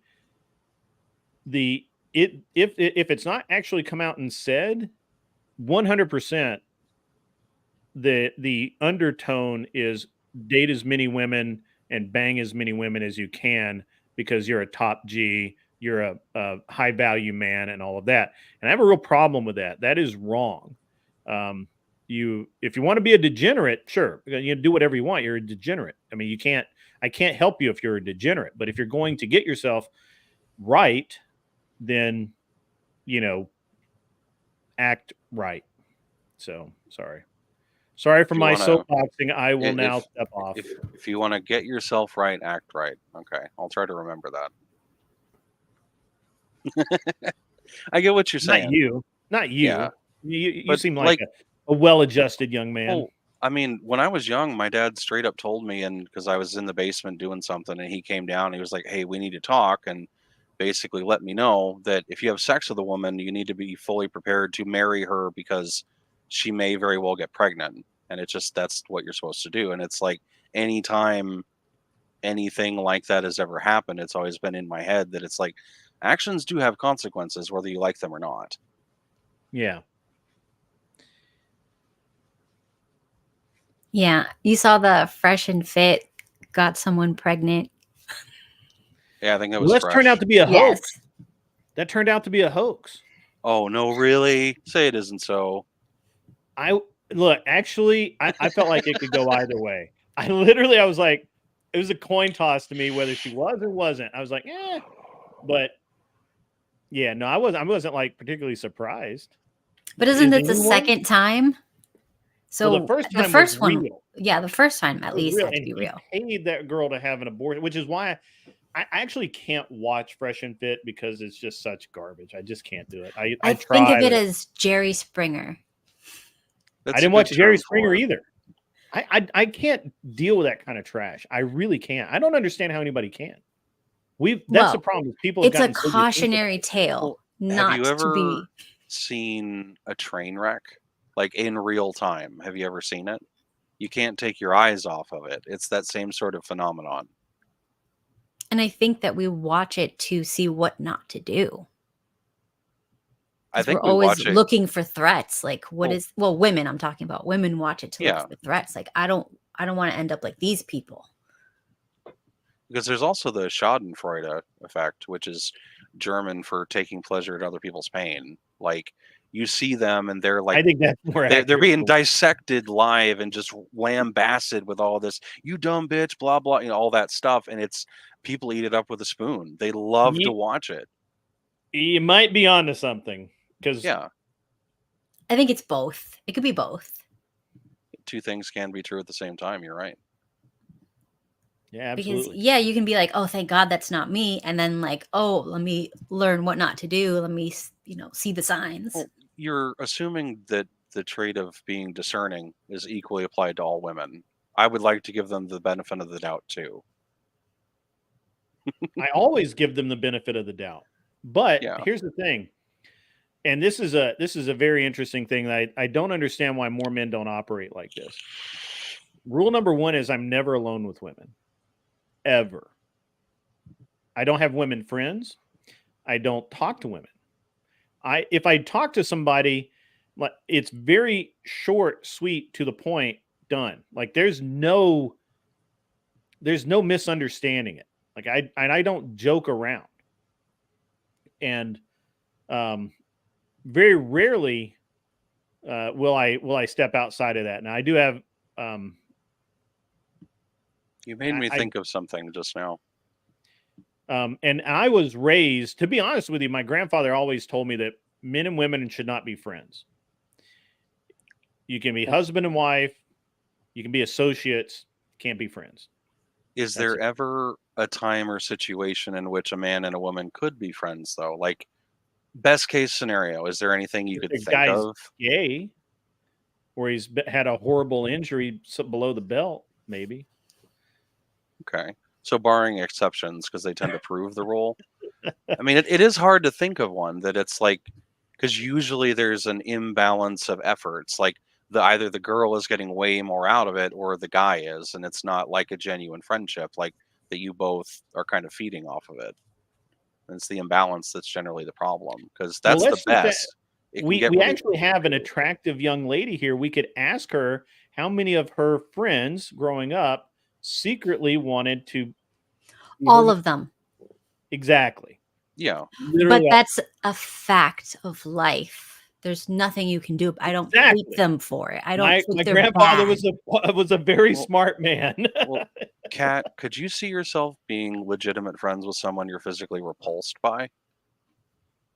Yes. Just they smell really bad, or there's something really off-putting. Okay, maybe not if they smell. I mean, no, genuine repulsion. Like you just can't stand being around them on a physical level.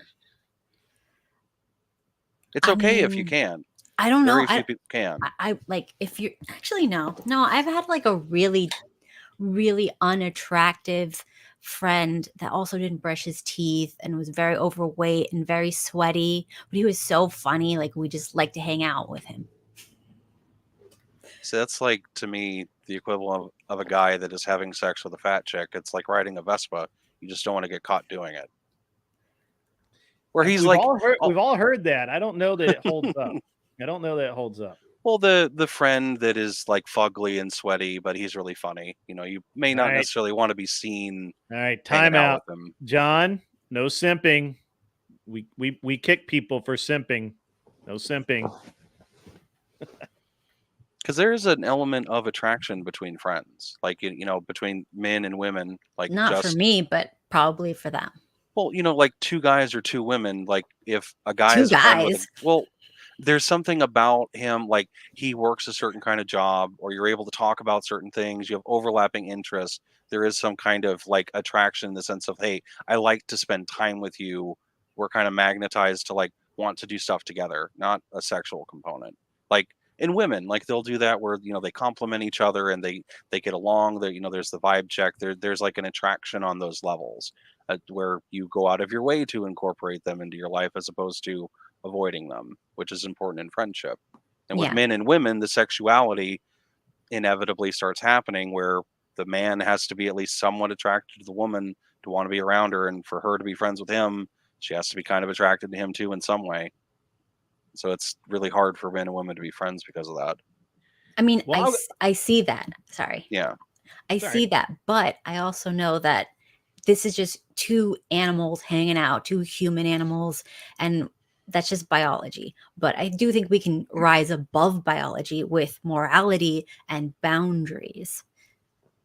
And yes, there might be the undertone, but as long as you don't cross those boundaries, they won't cross those boundaries. So this is and this is where I come in and I say my ridiculous statement of I don't believe. First of all, I think that we aren't meant to have friends, very huge crowds of friends. I think that that's a lie that we tell ourselves. I honestly don't think women can be friends with other women unless they're like related to each other. I know. Look, I have like, and I've said this many times. I have maybe 2 friends. An argument can be made that I only have one. And the other, you know, but I say I have 2 friends, and I mean guys that I would, if they called me up and said, "Hey," matter of fact, this has happened. I had my buddy call me up and said, "Hey man, I need to go out of town this weekend. I don't have anybody to watch my dog. You know, I can't put him in the kennel. Can you help me out?"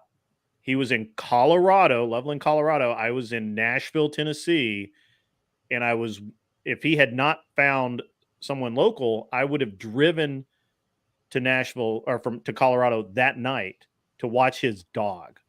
That's friendship to me. That's what friendship means. I've got a buddy of mine. He's probably in the chat still, Kevin Landers. If he called me up and said, "Hey man, I got a part sitting in Nashville. There's no budget on this. I can't really pay you to do it. I'll help you out sometime, but I need that part like tomorrow morning. Can you help me out?" If it was in any way possible, I'd help that guy out. So I have very few friends. I don't know women that have friends like that. My wife has no friends like that. My wife has no female friend that she could call up at midnight and say, "I need help. Can you help me?" And they would help her. I have some. I do. I have. But that's a problem with society. That's not male, female. It's really hard to make friends now. People are too busy. They're very self-involved. They're very stressed. They're not sleeping well. Everybody's on each other's throats. It's not. I don't think we were ever meant to do that. I mean, I think we were. I think we were, because the amount of people with very close friends was higher, and it's getting lower with each generation to now it's like most people don't have any friends. Does suffering change people, or does suffering clarify things with people? No, I think it changes people for the worse. I think it just makes them more likely to be their true selves. You know, Yes. someone's like, "Oh, I'm super busy. I'm stressed out. I'm eating fast food all the time. I can't sleep. That's why I haven't gotten a hold of you." It just they're kind of a shitty person, and you were their friend, but they were never really your friend. Because even if you're in like a bad way, you'll still reach out to your friends. You'll just be more of your true self due to suffering. Whereas Yeah. people that are fair weather friends, which is what most people think are their actual people, like it's just because it has never been tested. Because I think Grid Yeah. is accurate that there's usually very few people you're bonded to. That it's like, hey, you get the call, you drop everything and help them because like push comes to shove, they do the same thing back. Yeah. Well, I definitely have people like that I met which in is good. elementary school, middle school, still best friends with them. I'd let them watch my kid. I'd watch their kids. We're like emergency contacts. Well, Right. that's fantastic for you, but I hope you understand that you are It's not not common. average. Yeah, you are not. Okay, yeah, I know it's it's not, really and good you that have this that. is, but this is, it's a problem that this is not common. Is there a way to fix it? Community. What does that mean? I'm not asking for a definition, but when you say community, like how would community solve the loneliness problem or having people have an easier time to make friends? Like, how would you think that logistically would actually work through community? Well, if I look back, the times where I made friends are because I was forced to be bored in a group setting. Okay. And when you're bored, when you don't have a phone, when you don't have the internet, especially back then, you have to talk to people. And then you bond over something. Like if something's happening or you're doing an activity together, you bond over that. So if we had a community that was set up as a non-lethal Squid Games, would you say that would make people close? Yes. Okay. I would also agree with you. I think that would engender bonding between people. You Well, can we know trauma that it bond or does. you can fun bond. we know that it does because we have examples of in every society where people that have gone to war together have formed bonds that lasted their entire lives. So Oh, they're we know beyond that family. Those bonds are right. They're beyond family. literally beyond family because so what you're really talking about is the level of trust that you're able to put in another human being. Being bonded, yeah. And this is why women can't have friends, because women never trust other women ever. They always think they're lying to each other. They always think they're after each other's man. They always think that they want something they have or are jealous I can go down this list. It's like 20 or 30 things. And it's just what women do. And I know that I'm being Is I'm that using bad a very though? Would be global. my question. I know that I'm being global here, but I can't find an example where that's not the truth. I have women friends that I would trust with my husband. I would trust with my children. Sure. Not a lot by any means. And it's very difficult to find them. But when you find them, it's like you found gold. Right. Those 20 or 30 things you were talking about, Grid, the different traits and things for why women can't be friends. Do you think that's bad? Like that No, exists? I don't. Okay. I don't think women should be friends. With other women. I really don't. Because women will do this. So let's say that Kat has, which he apparently does. Everybody seems to love her husband to death. The chat's been raving about the dude all night. I've never even heard of him. I didn't even know his name was Steven until just a little while ago. However, apparently his name's Steven. So Kat has apparently a great husband.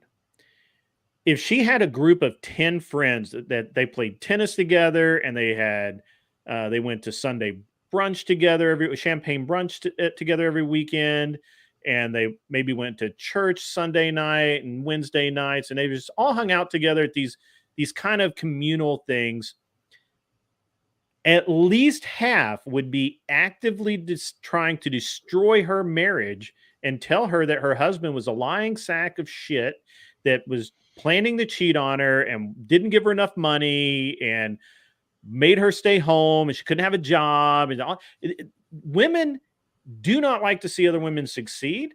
And I've known a lot I've watched this happen over and over again, and read tons and tons of material where they a lot of times a woman doesn't even want to get a divorce, but her friends basically drive her to it. It is the craziest thing. And dudes will never do that. There is no dude that ever goes to another dude and says, hey, man, you need to get rid of that wife. Almost every dude, honestly, unless he's just a complete piece of trash that you don't want to hang out with anyway, even a guy that basically has met you 3 days ago would be like, hey, dude, your wife's awesome, man. That's really great. She made, hey, hey, I appreciate the fact that she packed you 2 sandwiches and you gave me one. Your wife is awesome. Or you don't talk about it.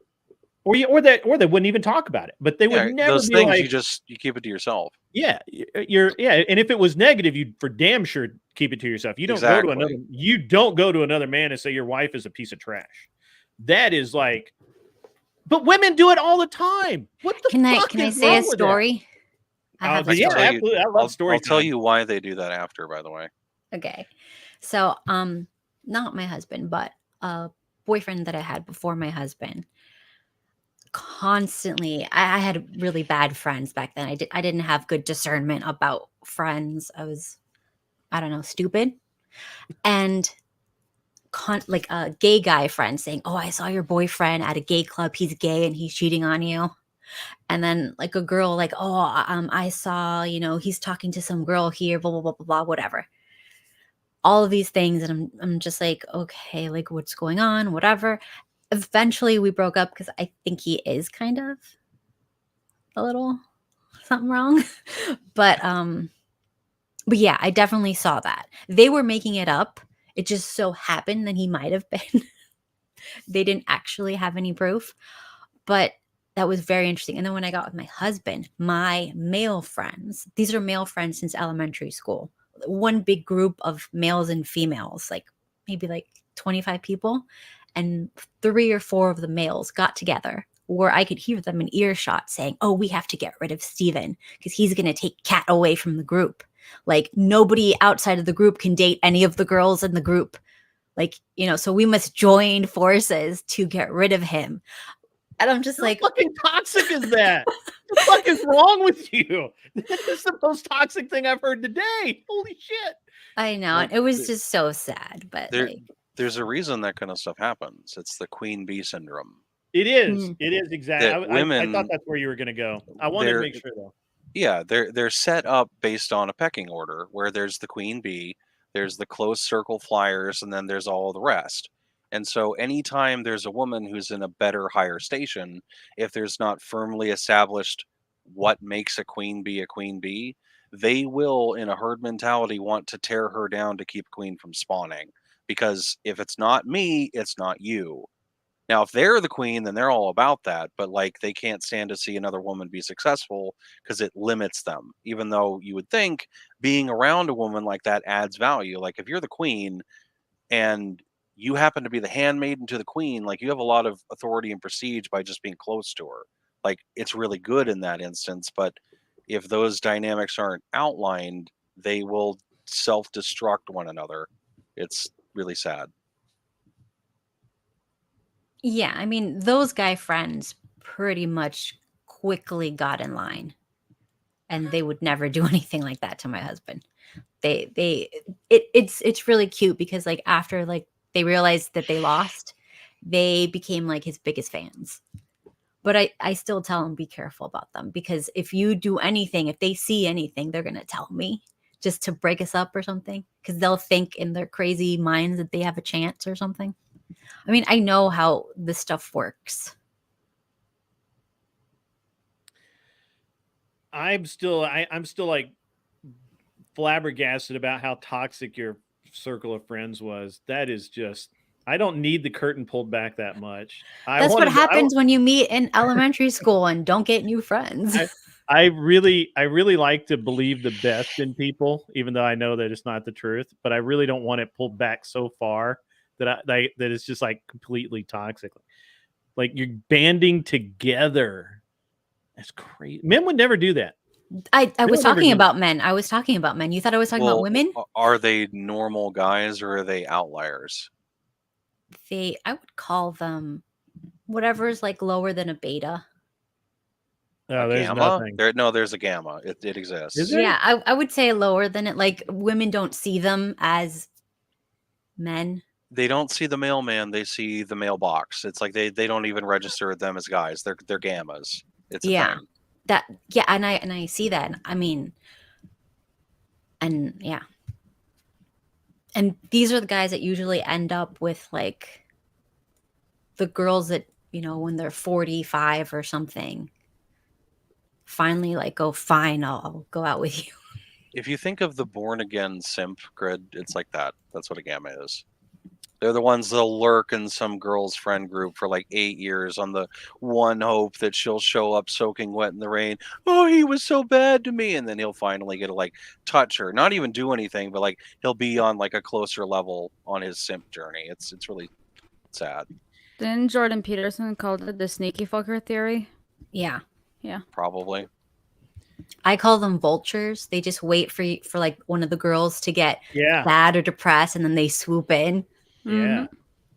Yeah. Well, the sneaky fucker theory, like lobsters actually do that.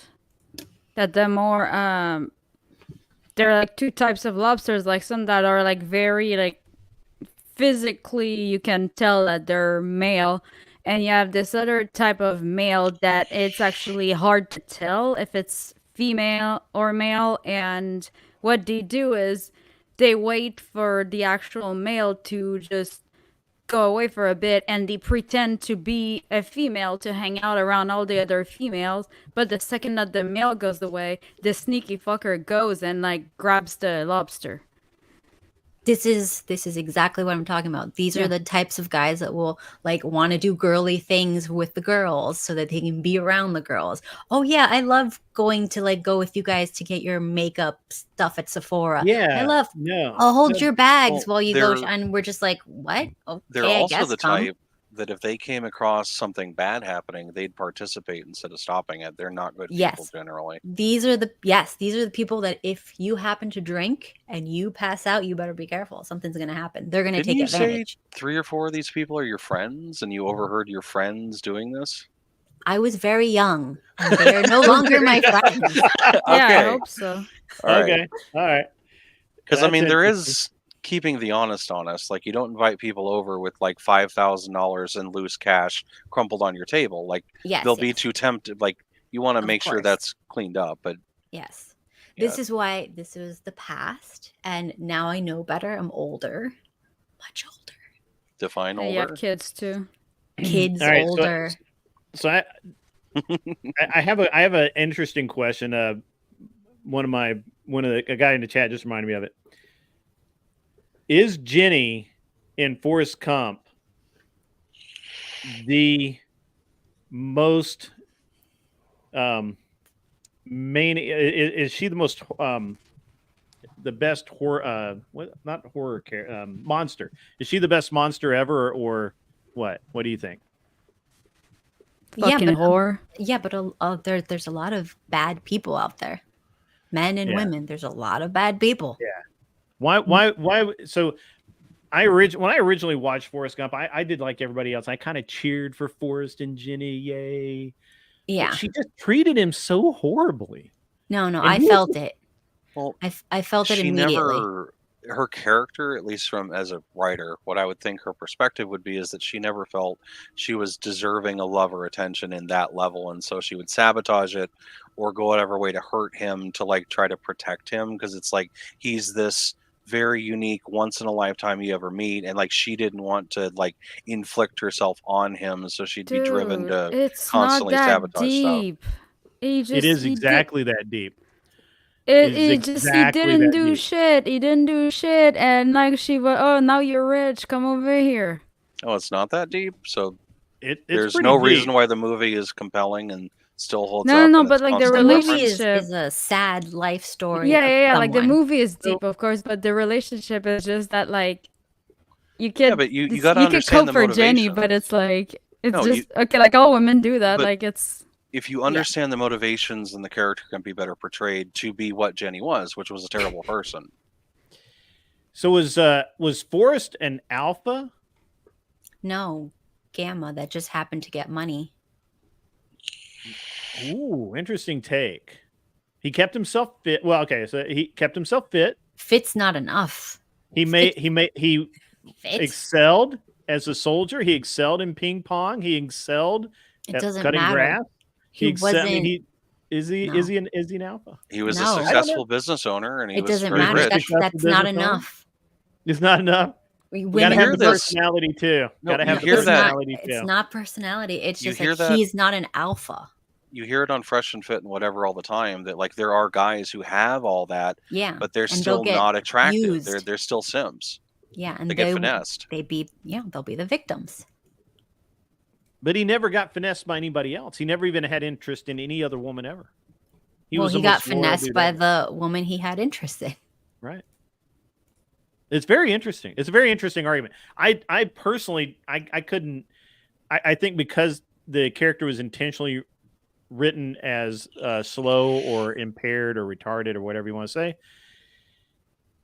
it skews that whole dynamic. And I think that was, that prevents you from saying, well, he was an alpha or whatever. Because if it was a normal dude who had normal control over himself and everything, I think that it would be very hard to categorize. I don't know how you would do that. It was very interesting though. I like that movie a lot. I think it's very, very interesting. He saved all of his buddies. He had no fear. It's very interesting. But anyway, that was cool. I like the Jenny question because Jenny was a monster. She's a horrible person. Drug addict. All of the bad things. 304, drug addict, hippie, all the bad stuff. And yet I'd say she was the antagonist, yeah. Yeah. She was kind of the bad guy. Yeah. She was the bad guy. Not me. I'm not the bad guy. Not anymore anyway. I used to be a bad guy. Kinda. Not really. Morals keep getting in the way. But yeah, somebody actually wrote something. I was going to put it up, and then I got into the Jenny question, and I kind of fucked it up here. But let's see. Yeah, the other thing is Jenny was abused as a child, and they wrote that in there so that you could, Oh, the "Dear God, make me a bird so I can fly far, far away" thing. Yeah. So that it's very telling. Like a lot bad went back behind like closed doors with that. That's why she was the way she was. Yeah. So can men have female friends and vice versa? Men can have male friends, but women can't have female friends. I don't believe that men can have more than one or two actual friends, period. Not that you, well, I mean, you can have, unless you've been to war, you might have 10 guys if you went to war with somebody and you were like, if you exclude combat, it's also timing. Like, you're a grown man, you ideally have a family, you have a job. It's like, oh, let's get together at this barbecue. And you might see that friend like once every 3 to 6 months. Like, you're not, when you're young, like, sure, you can have more friends because you don't have any real responsibilities. You have a lot of free time. It generally keeps you out of trouble. Like, it's harder the older you get to, have lots of friends because you just don't have the mental energy. There's like too much that's going on. I maintain all my friendships. I'm the one that does it. You know what? I 100% believe that. I can just tell. However, I do not. I'm the worst and the best at the same time. I never miss anybody. I do not have that little component. That is actually the reason I married my wife is she's the first person my entire life I've ever missed. Like she was gone. And I was like, I really wish she was here. And then I married her because that was why. But I go like, I could not see a friend for like a year and just pick up like we talked yesterday. Like it wouldn't not even miss. I don't know why. I don't know why that is. And I think that there are just some men like that are kind of meant to be roamers or, just restless people that just don't really need other people around. And I'm very comfortable being alone. And on the other side of that, my brother is not. My middle brother is absolutely. I don't know if he's ever left the state. So, I mean, it's somewhat work ethic. Like if you go into a hole and pull the door in after you because you're like hyper focused on tasks, like you kind of can't be a social butterfly, but you're like really, really good at getting stuff done. Or like, I'm going to open a business, or like, I'm going to get this thing done. And you come up for air in 6 months and, oh, it's my buddy. And it's like no time had passed because you just fell into a hole for a while. It's not very social. That's true. That's very true. 100%. I'm that same way, by the way. Yeah. So. No, I mean, I feel that. I will get super focused on one thing, and like my entire life is that thing. And we were talking earlier, like you said, like how you forgot to eat today. Like that's normally my line. Like I have a daughter, and she'll be like, "Oh, hey, it's about time for dinner," and I'm like, "Oh," and I have to remember I'm supposed to be the one that cooks and stuff. So like, she gets fed all the time, but it's just like I need reminders for that kind of thing sometimes. It was really funny because I hadn't eaten, and I realized I hadn't eaten because I was getting like just the energy level was rolling down, and I was being a. It was like 4 o'clock. I mean, it's a while being up without food. Yeah, and then I said I was going to go eat, and I still didn't actually go eat. I didn't eat until a couple hours later. Oh, okay. So, what'd you eat? I had chicken tender strips that I just happened to have. I had some frozen ones, and I had yogurt. I don't know, just some random stuff out of the refrigerator. It's not like, and I'm unlike my wife who wants a prepared meal. I will graze. I don't care. Like it's just food. I call it like being a garbage disposal. Like if it's just me, it's like, oh, it's in the pantry. I'll just eat it. Yeah. But like today we had like boneless chicken wings that I had to like add the sauce into when they were being cooked, as well as some like baked macaroni and cheese with bacon, as well as a salad. It took me a bit, but it was a good meal. Yeah. Yeah, if it's just for myself, I like barely cook. But if it's for other people, it's like fine dining. Exactly. Yeah. It's like a ritual. Yeah, all this is a great conversation. I've really enjoyed this. This is good stuff. By the way, Grid, you started the podcast because you and I were talking in voice hangout, and it was like the first time that we like almost forgot that Randy was there. And because he was just quiet. I always forget Randy's. Yeah, somebody actually just mentioned his name, and I'm like, oh, is Randy still here? Is he? Yeah. Yeah, and that he was like, no, I'm just listening. I'm like, you're just listening? And I think it was Jess that said, or Spectre, I'm not sure I recall, but, oh, you guys should start a podcast. You're like easy to listen to. That's how it started. Is that what it started? I had been doing the one for airplanes for a while, but the problem with doing the airplane podcast is it takes so much damn time. I just wanted to prove that Randy was still here. That's all. I didn't actually need. Are we just going to ignore the fact that Kat's eating right now? No, I'm not ignoring it. It is awfully close to bedtime to be eating, though. Just to be, just throw that ice out cream? there. You eating ice cream? No, it's blueberries and mascarpone. Oh, okay. Yeah. I eat before going to bed too. What is wrong with you guys? That's how you have bad dreams. My grandmother told me that. Well, you know the Thanksgiving effect, right? Like if you eat and then your stomach gets kind of full, it makes you a little sleepy. Some people do that to have help going to sleep. Oh, interesting. That is true. I had not thought of it in quite that linear progression, but yeah. Yeah, the healthier way to do it, as long as you don't have bladder issues, is just like drink a big glass of water before bed. Why am I recording on a potato? What's this supposed to mean? I think it's your webcam is lagging. No, it's her internet. She has actually really good. She has actually stepped up her game a lot with her equipment, but I just think there's something going on with honestly, everybody has been having trouble on the western side of the country.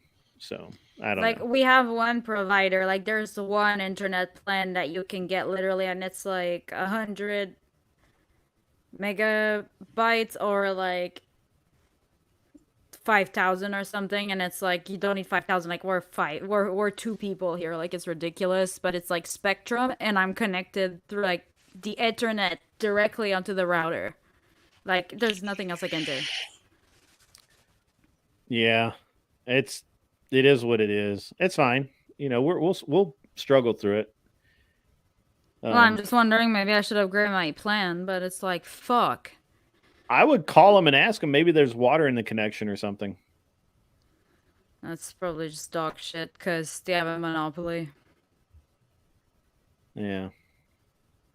Yeah, the only way to motivate a company to do anything is to threaten their bottom line. Not Spectrum, they don't give a fuck. No, like if a rival came in, they all of a sudden would have to have been doing what they should have been the entire time now, because otherwise they'll lose customers.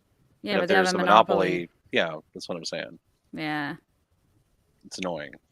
I mean, there's like AT&T, but it's shit compared to what they offer, so it's like, But it seems to be just with StreamYards. I mean, I'm maybe it's just the way you got it set up. Mine runs great. I actually, the only problems I have are self-induced, so that's the end of that. And I admit that they're self-induced. So, what's our next topic here? It's been a great conversation. I really enjoy it. It's really, really awesome. Going better than I had actually kind of anticipated. So, yeah. Was there anything you wanted to talk about? Me?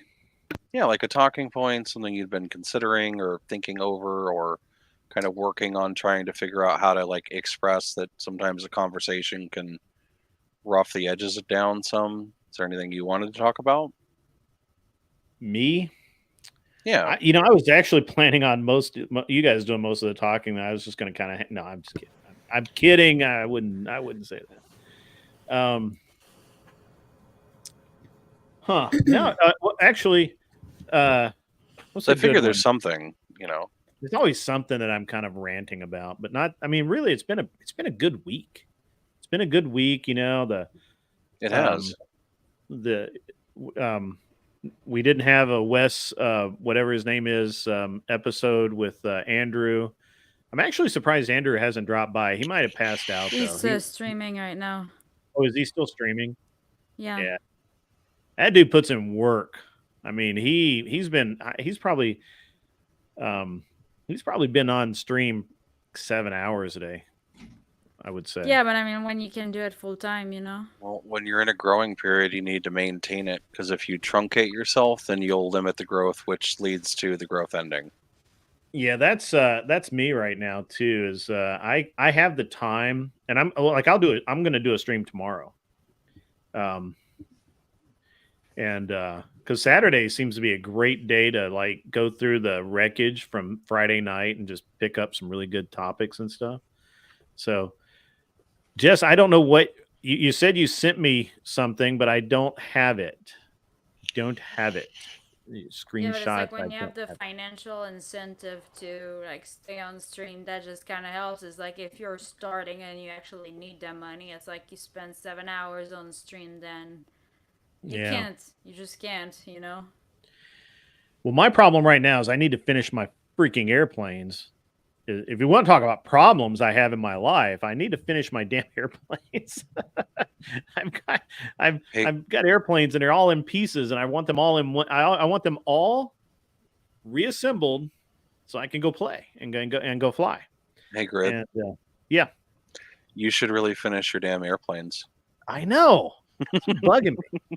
And I literally walk by it in the garage, and I'm like, need to. I've got one in my garage right now. I have one on the other side of this wall, like right there. Like, I mean, it's like 20 feet away from here, but there's another airplane, pieces of it. I've got one in a hangar in Tullahoma, and I've got another one. I got 2 more in my warehouse, and I need to get the ones in my warehouse to my garage so I can actually work on them and put them together. And I know that, look, this is like first world idiot problems to have, but I am a first world idiot, so these are my problems. Well, what you should do is figure out an achievable way of getting the first one done, and then break it down into daily 20-30 minutes that you at least get that done, and then do podcasting, or and then do something you like to do. It'll take time, but at least I'm working on it. It's getting better, and it'll, eventually take care of itself. That's actually one of the things I tell people in my I tell people all the time when they ask me, how do you what's the reality of building reasonable your own airplane? goals? Yeah. Yeah, I'm like, just do something every day. It doesn't matter. Yeah. Just do something every day.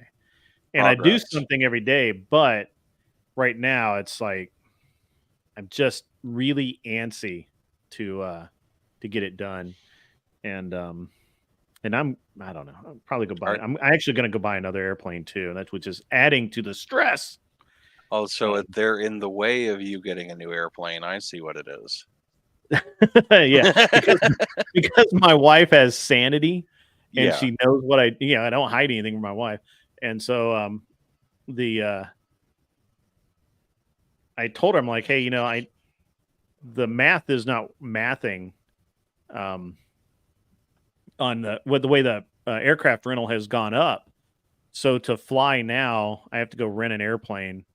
To rent an airplane went from $110 to $180, and to rent an instructor went from like $50 an hour to like $75. So I pay back for a 2-hour flight. I'm paying like little over $500 for 2 hours. That's a monthly payment on an airplane, dude. Like that's I was like, this math ain't math, and the airplanes they don't depreciate like cars do. So I'm just gonna I've basically put it off as long as I can. I'm just gonna go buy an airplane and be done with it. Matter of fact, I was talking to a guy last night. I may buy his airplane actually, but I need a trainer, something I can then sell a little later when I get the hot rods done and move on. You're not buying. Cat's sitting here looking like, what is this dummy talking about? Like, you're not buying it in pieces, like it's a completed airplane, right? Yeah, no, it's okay. So I'm currently in the market. If anybody in the audience has a Cessna 172 KH or N, I'd take an N. Any model of the 172, I am probably interested. Or better is a Piper Cherokee, like 140, 160, Warrior 2. I'm a buyer right now. I'm a buyer. I probably go up to about, I'd like to spend around 80 grand, but if it's a really nice plane, we can do like 90, whatever it takes. But I really need to buy a damn airplane and just get over the nonsense. So I doubt anybody has an airplane sitting in their front yard. I have a paper plane. They're paper airplanes. I got airplanes on my wall. Paper planes with Post-its. I don't have those. I'm fresh out of those. I don't have any of those. Want me to make one for you? I'm having all of the stupid problems this week. So I don't. It's just so ridiculous to even talk about it that it's so embarrassing to talk. Weren't you just saying it was a good week? Demonetized for a month again yesterday. No, it's a good week, but I mean, like, all right. So this is dumb. Look, this is gonna be really it's dumb. So I'm building a new rifle, and I'm missing like 3 key pieces that I have somewhere. I have them. I can't find them. You need to order replacements so you can find them. Right. That's the exact thing. I know that the minute I hit add to cart, yep, I will walk out into the reloading area, and I will literally be like, oh, right there on the bench. That's exactly where they are. Right. What did Josie do to get? What'd you do to get demonetized? Me? No, Josie. I think she was saying she did. I reapplied for monetization. I got denied, and because apparently that some of my content was so-called reuse, which I don't really understand because there's like so many channels that monetize like reuse content, which is just weird. But I don't know. I need to look into it. YouTube has been weird lately. They election. So well, if you make someone aggro, like they just get upset at you, then they can just mass flag you or say it's a thing just to mess with you. Yeah, no, that's right. So you guys didn't see the intro that I had playing, but I had the I had it on a loop. Well, I paid money for the music that I used on it, right? Some moron claimed copyright. It's automated.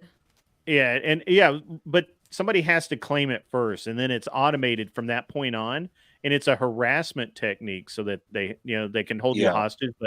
But I had but YouTube actually has gotten their algorithms better at determining what is a false claim and what's a real claim. So that was a really stupid thing, and it's getting worse. Like, even if you don't say anything, people are flagging you for no reason and all of that.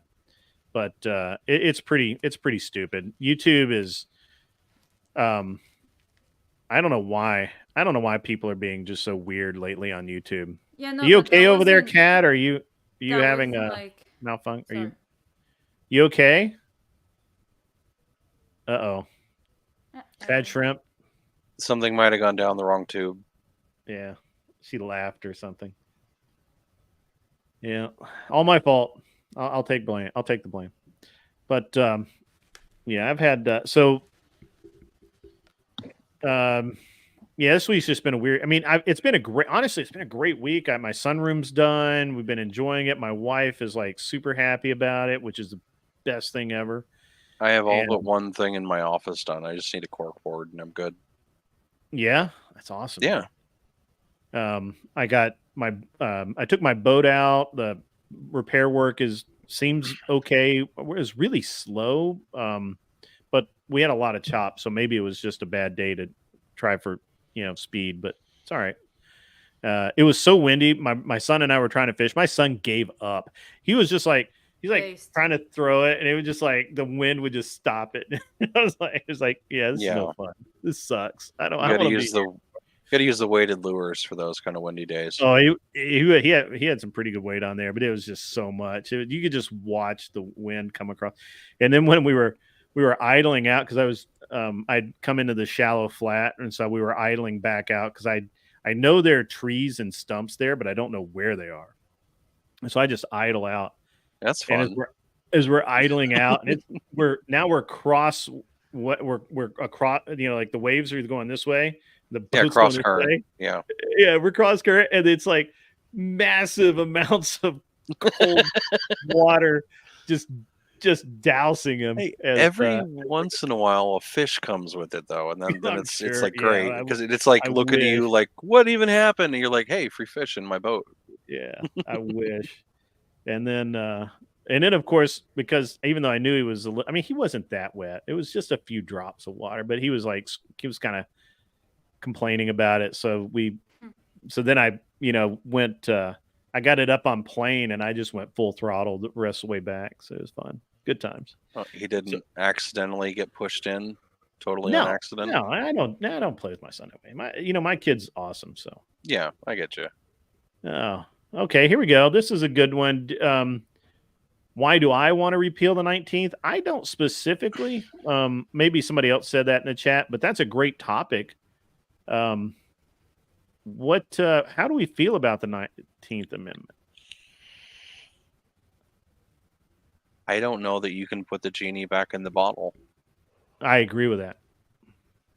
Like, you could change the parameters of the way that voting is structured to repeal without repealing, because if people vote differently, then the 19th doesn't really matter, because there would be a new way of voting. But I think that's about the only way you actually could get something like that to happen. I can't vote, so. We have 50%. on the panel. Nice.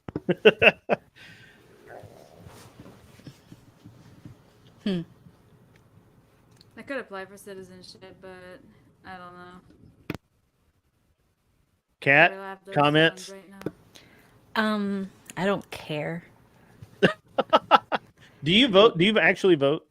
Yeah, occasionally I vote if it's worth it, but Did you hear that though? If it's worth it? If it's worth Because I don't think it's about repealing the 19th. I think it's just that most people suck at motivating women to vote, let alone men. But just like to get them to they vote. do now. Yeah, well, there are some that are good at it, Still but the ones that Democrats, they're fucking retarded.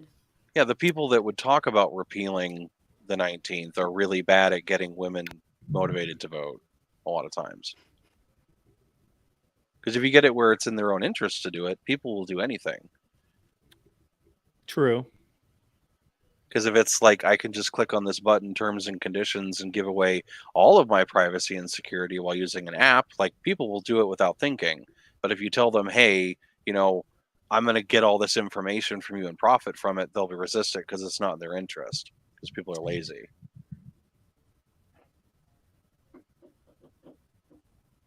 Yeah. Okay. Doesn't voting not matter anyways because it's all fake? Oh, it does. No, no, Australia's fake. Voting's real, but Australia's fake. Yeah. Australia's not a real country. It's an island, folks. It's an island. Continent, if we care to call it that.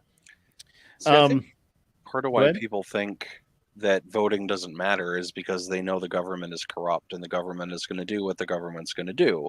And your vote really won't make much of a difference or change anything because your voting doesn't actually, well, it doesn't actually like affect the way the country is run. You're just voting for the people who are in those positions to do it on behalf of the populace. Like voting by in and of itself really won't actually change all that much.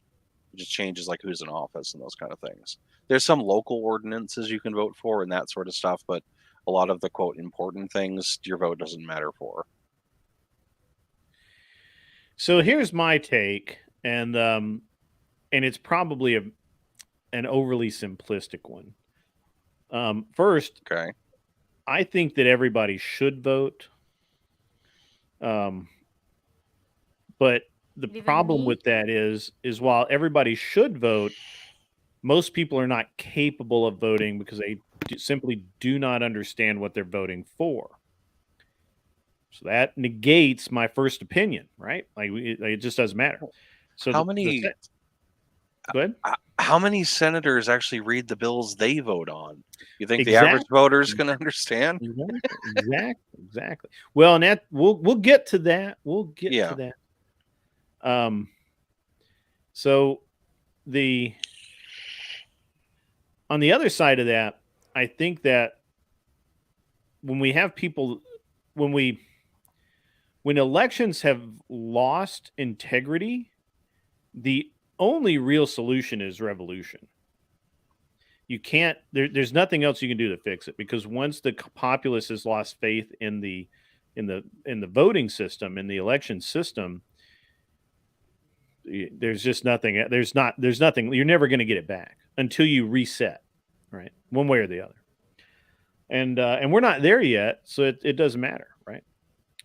So and this will be kind of, and this is why I'm kind of like just so middle of the road on this, is because I don't think we're there. You're right. Senators don't read the bills. That's on purpose. They purposefully do this because, and there's no reason for them to change with their actions. They have over the years, we've allowed, and by we I mean the populace, has allowed our politicians to just run rampant, and it's prox forma. Right. They basically, they can put whatever they want in a bill. Yeah. Because they know nobody's going to read it. And even if you do read it, you'll read one line that you're like, nope, won't vote for that. But the next line will be something that you really care about. There's also in the halls of the Senate and like the House, like the addendums, the tags, the add-ons that like you might be like, oh, I'm really excited about this bill and educated, but you're like, wait, what do you mean 40 billion for this other thing? No, screw that. And so they'll vote against their own interest. And there's just a lot of shenanigans that goes on with it. I mean, well, okay, so here's the thing. Even if you pass, so let's say that we all feel passionately about a specific bill, and we get that, we write our senators, we harass them, we get things where it's let's say it's oranges should be free. That should be the oranges bill. should be free. Now all of a sudden they pass the law that says, they pass the bill that says oranges should be free. Okay. Before it's actually written into law, there will be addendums, there will be notations, there will be clarifications, there will be committee after committee after committee after committee on it. It'll have to go before the Supreme Court, maybe not. It basically, it will not by the time you get done with the oranges should be free bill, what it will actually say is apples are $5. Yeah. See, I think they should change it so They that have a to change it. bill should be one side of a piece of paper. No Yes. longer than that, nothing added, Yes. and everyone who votes has to spend 5 minutes reading it and like sign that they've like confirmed that they understand what the bill is. Right. And so here's a couple of things I think, and Kat's arguing with Randy, poor Randy, you're going to get beaten. I can just tell you that she's smarter than you. I already know that. I don't even have, I've only talked to her for like 2 hours. I know she's smarter than you. So you don't, please don't get beat up, Randy. Have some integrity, a little pride, sir, a little pride.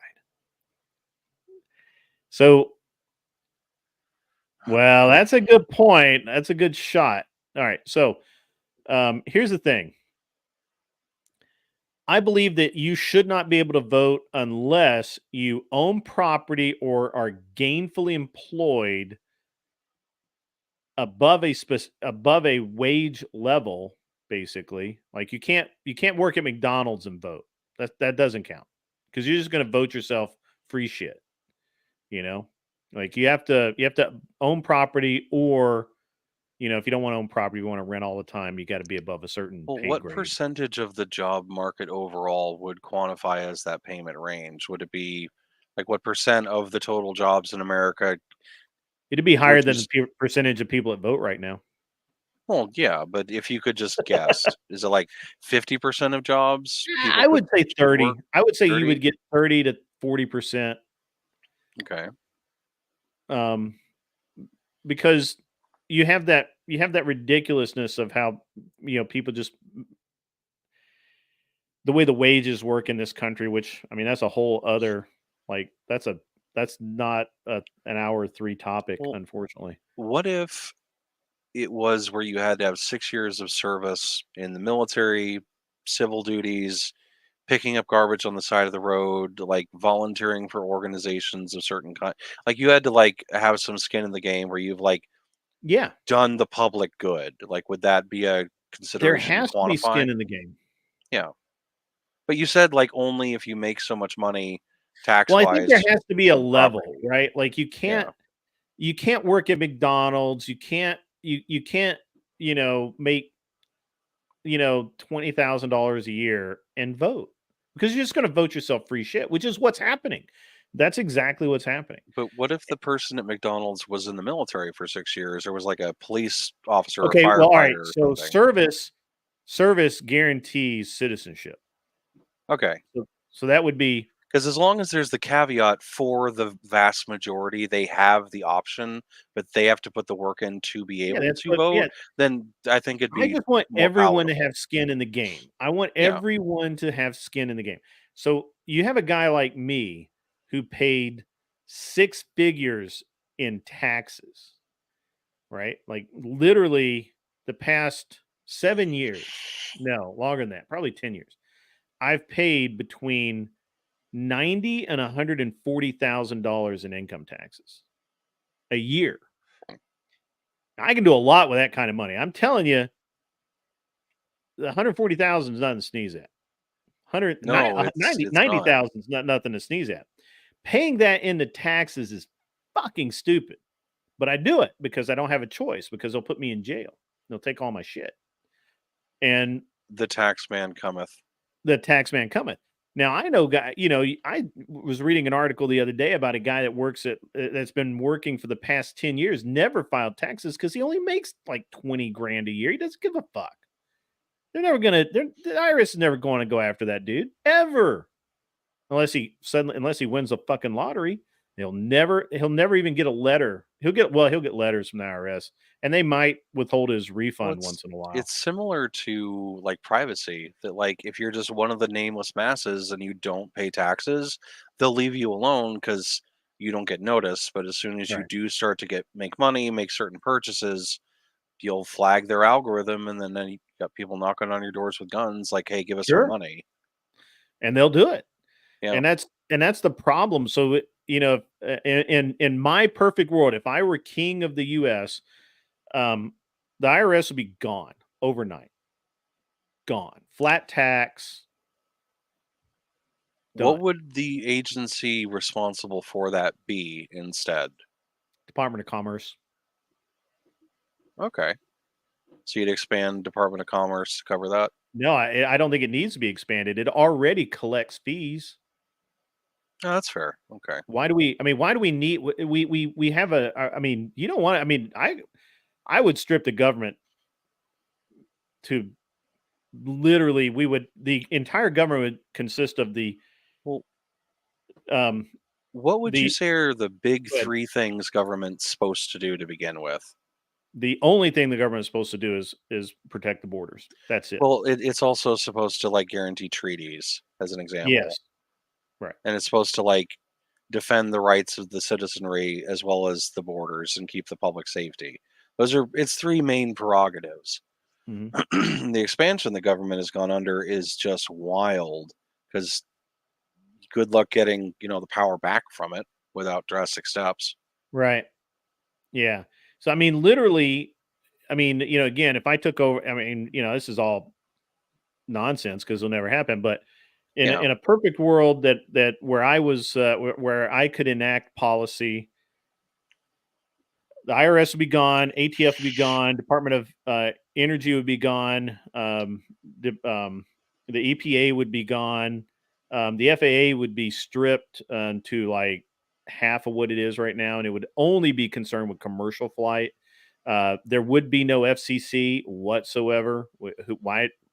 We don't need people to maintain our radio communications. That's dumb. We have the military to deal with anybody that's doing something hinky. So why do the EPA being gone, right? Yeah, gone. What do they do? Let's say hypothetically a company is doing bad things and it's dumping chemicals in the public water. If there's not an EPA, like who is it amongst the government that would come in and handle it? Because you can't have Department of Agriculture. Okay. Forestry Service. We already have so many fucking agencies that do this shit, and it's the dumbest thing. If you ever look at an organizational tree of the United States government, it looks like a regarded individual did it, like a highly regarded individual. It's like, a rat's nest. It's like Warrens. It's hilarious. Like you have the Department of Commerce, which their entire job is to collect taxes. God damn it. There's no reason for them to. They don't. Here's the thing. So I know. There's an agency whose entire purpose in life is to collect taxes. They don't collect taxes. The IRS collects taxes. Why are we paying these guys? And there's nobody in any of the departments that makes under $80,000 a year. Their starting pay is like $60,000. Well, is the Department of Commerce able to have armed people? Because it may be that they needed to have like a subsidiary to have like armed guards to go like collect money. And You're collecting taxes. So this is a problem, that we have, is that we should not be sending So first of all, going to compose myself because I get Probably I a get good hot idea. about this, man. I get really hot about it. This time of the year, especially after I just wrote that big ass fucking check. Yeah, I get it's like a pretty hot kidney about stone. I get pretty fucking hot about it. It's gross. I The get IRS it. doesn't need an enforcement arm. All they have to do is go to the local police department who know the people, in theory, to go and collect, to go if they need to do something like, but they don't need to. They Technically, shouldn't wouldn't that be the be. sheriffs? Because as Yeah, or guarantees to the sheriff. Constitution, they generally It interact with depends the. on. Yeah. Yeah, it depends on individual states. Sometimes that blurs sheriff's department versus the police department. But sure, sheriff or police or marshal Well, service if they anytime have. any of the alphabet agencies like interact on a local level, like they always like pull the sheriff in on some level because Yeah. it's a good like coordination point. Because you might have like the county sheriff, but there's like 5 different police departments. So they need to like corral all of them. So let's be like, hey, you're the sheriff, like do this thing, and then he like makes it happen in like 40 Yeah. minutes, kind of thing. I mean, basically, we have all of these and the entire reason that they haven't been disbanded is the fact that it would put people out of work. That is a number one. Literally, if you talk to if you say, hey, I want to downsize the ATF, it doesn't really even need to exist anymore. We do not have we do not have prohibition. Local PD can enforce tobacco tax law. Why do we need the ATF? And firearms shouldn't be regulated anyway. So why do we need the ATF? The ATF is an agency that shouldn't exist, but it does. But asking that is like asking, why does every government agency max out their budget every year? It's so that they can get more money. Yeah, right. Yeah, that's every agency. Because Everywhere. why does the ATF need to exist? Because people make money from it. Right. And if the very first thing that'll happen, if you say, well, the Marshal Service could do the job of the ATF. The ATF, the immediate response is, well, you're putting people out of work. Where would those government employees with government insured jobs go? The government should not be the largest employer in the country. It should not. Yeah, it shouldn't be Walmart. Yeah. There's a lot of states that Walmart. Walmart's like the number one employer in a lot of states, and other states it's like the government. That's like where the best jobs are. Right. Absolutely. I'm sorry, I kind of ran away there, Kat. You're being very quiet, sipping your tea. It's okay. I think I'm getting sick. What? Yeah. Like like a throat. You talk too much today? Is there a tickle in your throat? Yeah. Yeah. I get it. Yeah. Well, you should drink a hot beverage with some honey. There you go. Yeah. So I'm gonna shift gears and just get on to something that probably we can all three talk about, because I will get really heated if we continue down the government agency and tax stuff, which I was already. Kat, you don't know this, but Darth actually has complete full custody of his, I'm assuming, teenage child. Okay. Did you want to maybe talk about that, or if you want to keep that part quiet, or I didn't mean to I don't mind as long as it's not like too invasive or yeah. specific. Don't go invasive, man. Just generalities. What's it like being the single dad? And if you can do it without outing anybody or burning any bridges, how did you end up with the full custody? In a succinct way, it's the best job I never thought I would ever have, because it wasn't in the cards. And what ended up happening is there was some shenanigans, and my ex decided that she wanted to do other things, so she left my daughter and me. Wow. Yeah. That's nuts. How old was your daughter? Year and a half old or so. What? Yeah. That's like borderline insane, man. Moms don't do that. Well, it was a blessing in disguise. It really sucked. But Yeah, I like, mean, you know, someone like it. who would do those sorts of things, you know, not being around to do further bad things or not good. Because if you think it's appropriate to do that, who's only going to say what might happen in the future, certain circumstances at play? So it's, you know, a thing. Interesting. Because I know very few people who have, like, very few men who have sole custody or full custody of their children, and it's always it's kind of a revolving theme where the mom is just a train wreck. Like, you got to have like bulletproof ammunition to like really as a guy get custody if you go through like family court and stuff. Yeah. So yeah, like that's crazy, man. Yeah, but mine elected to, you know, pretty much sign rights away kind of thing. So I got lucky in that regard, which it's been a trip. Did she like go find herself? Did she go to a hippie commune or something? What happened? No, she just like went off and, you know, would vanish for long periods of time and did a bunch of stupid shit. And, you know, I was grateful that my kid wasn't around it. And the few times that it was, her and I would have a very short conversation. Like, if this ever happens again, like, you're not going to see your kid again and you're going to end up, you know, having the police called on you because, like, this kind of shit is not okay. And then she'd vanish for like a year and then show up. And over time, things gradually improve. But it's just, you know, how's that saying go? Bitches be crazy sometimes. Cat's over there like, I'd love to say something, but my throat. It's okay. You can. I mean, we don't mind a scratchy throat. Okay. So when my parents divorced when I was like around 11, I stayed with my mom for a while, and she remarried.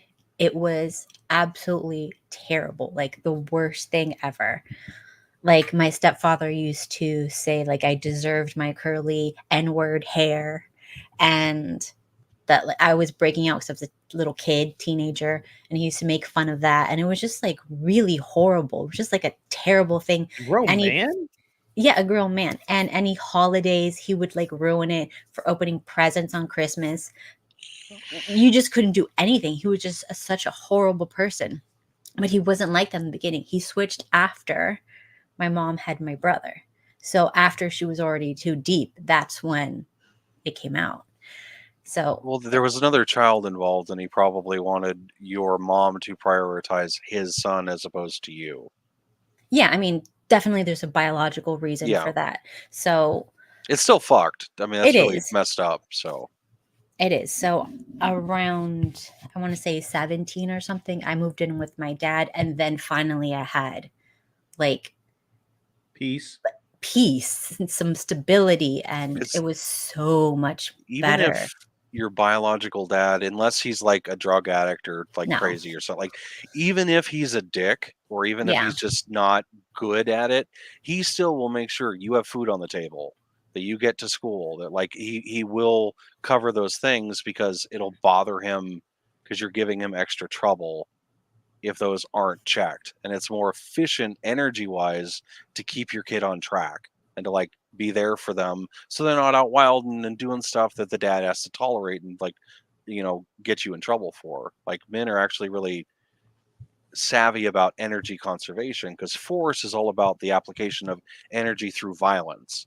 And so being discerning and stoic about it means that you know how to be lazy about stuff. And child rearing, you need to be lazy in the sense that you do it even though it sucks at first, because in the long run it'll be way, way, way lazier than just having the early payout. Yeah. My dad did like everything for me. He was very amazing. He told me about men. He told me about like how to find a good guy, how to date, what to watch out for. He told me all these stuff. That's good. I remember guys would come over with like flowers and he would just look them up and down, judge them, and slam the door in their face. But he was never wrong. Hero. High Well, five your your dad- dad for me when you see him. High He's five. like in your corner. Like if he knows some sus shit with some little boy or young man, whatever your age is appropriate relative to that, whoever it is, like he'll know real quick if that guy is just sniffing around or if he like actually gives a shit about you. So yeah, I have to ask. I wasn't gonna ask, but so was this a culture or ethnicity thing? Or what was going on? What? Because you With said what? the thing about the hair thing kind of stuck with me a minute. No, I'm half Persian, half Cuban, but I have curly hair, just curly hair. Yeah. Gotcha. It's not. My mom is very pale, so like Very pale. Okay. there's like So she's Persian? she's Cuban. Cuban. Okay. All right. I was just kind of curious because that's such a strange thing for a dude. I mean, I know dudes that are absolute pieces of crap that are that around, especially like other people's kids, and they're the nicest people ever. Like they will never, like they don't even curse or anything. Well, My imagine stepfather is a gentleman around everyone. Right. Yeah.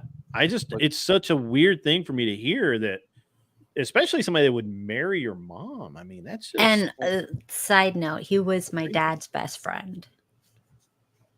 Oh, that's Yikes. fucked up. Yeah, That's fucked up. yeah. I got to be honest with you right here. It is. It's very. That's But like- he knew me when I was born. My mom's like, I don't want a stranger. He's single now that he got a divorce. He's known you. I don't want a strange man coming around you. So this should be okay. That was her mentality, and also she wanted to piss off my dad. Obviously, women Well, are for evil, me, bro. Women are evil. they can be, but like and evil. if for some reason, let's say I have a best friend who's a guy, and I for some reason in the future end up with his ex-wife, and like my best friend's kid is now in my household, I'd pay like special attention to keep the daughter safe, because it's like I'm doing my best friend a solid because the bridge has been broken or whatever, and I'm in this weird position I would really not want to be in, but like if I am, that's how I'm wired. Like, dude, Darth, man, I'm on your side on this one, kind of, but the dude married his best friend's yeah, that's still wife. messed up. That's a. I'm sorry, Kat. That's a no. dude's a piece I'm of not shit. defending her or him. Like He is a no. piece of. Well, I mean, I can excuse a woman. Women do silly things all the time, but a dude. Well, in his Never, defense, my ever, mom was never. top You don't tier do that, bro. hot. Well, I'm sorry. My mom was her mom was top tier incredibly hot. hot. Like- Incredibly. She might have honey trapped him, being a certain way. No, man. I mean, She just you wanted tell to him- piss off my dad. I couldn't do it. Yeah. I couldn't do it. There's just no way. Mm-mm. I'm a Yeah. weird. You know what though? Here's a problem I have. I'm a weird dude. I've never drank. I've never smoked. I've never done drugs. No specific reason. I just didn't want to fucking do it. It's not it's just not my scene. I don't gamble. I don't do anything. I joke that I had two vices my whole life, and it was fast cars and relatively expensive women. That's it. I don't do anything else. Like I look around at dudes, and I try to live a good life. How the fuck did you do that to your friend? Like, now I can understand it if it's just like you're in a friend group, right? Like you knew the guy had barbecue at his house one time or something like that, and now you're banging his old lady. Even that, though, I would literally, like, if I was that dude's friend, I'd be like, dude, we can't be friends anymore. You got to go. Like, I'm sorry.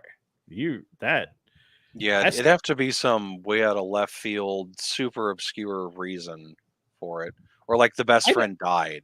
But would you and it's like listen to time the had reason? gone by? All right, come on, Darth. Let's just be real here. Would you listen to the reason? Or would you just like literally cut the dude out of your life? Like if you're a member of your friend group divorces his wife. A year later, 2 years later, whatever it is, dude's best friend, who was there comforting that dude when she ran off and left him or whatever, or they just split amicably and whatever. That dude's best friend is now marrying his wife, taking his and in theory raising his child. Well, would as you the ever young even people would you say, even listen to that dude's story? As the young people would say, red is sus. Like, I'd be super suspicious. I probably wouldn't give a shit, because it's like, what you just did is all I need to know. Like, that's not okay to do. Yeah, no, it's not okay. It's not okay, bro. It's not okay. Like, I don't know that I could even listen to the story. Like, I would literally, like, that dude would be dead. I mean, not dead, but he would just be like dust in the wind. Like, I don't even know that guy anymore. Yeah.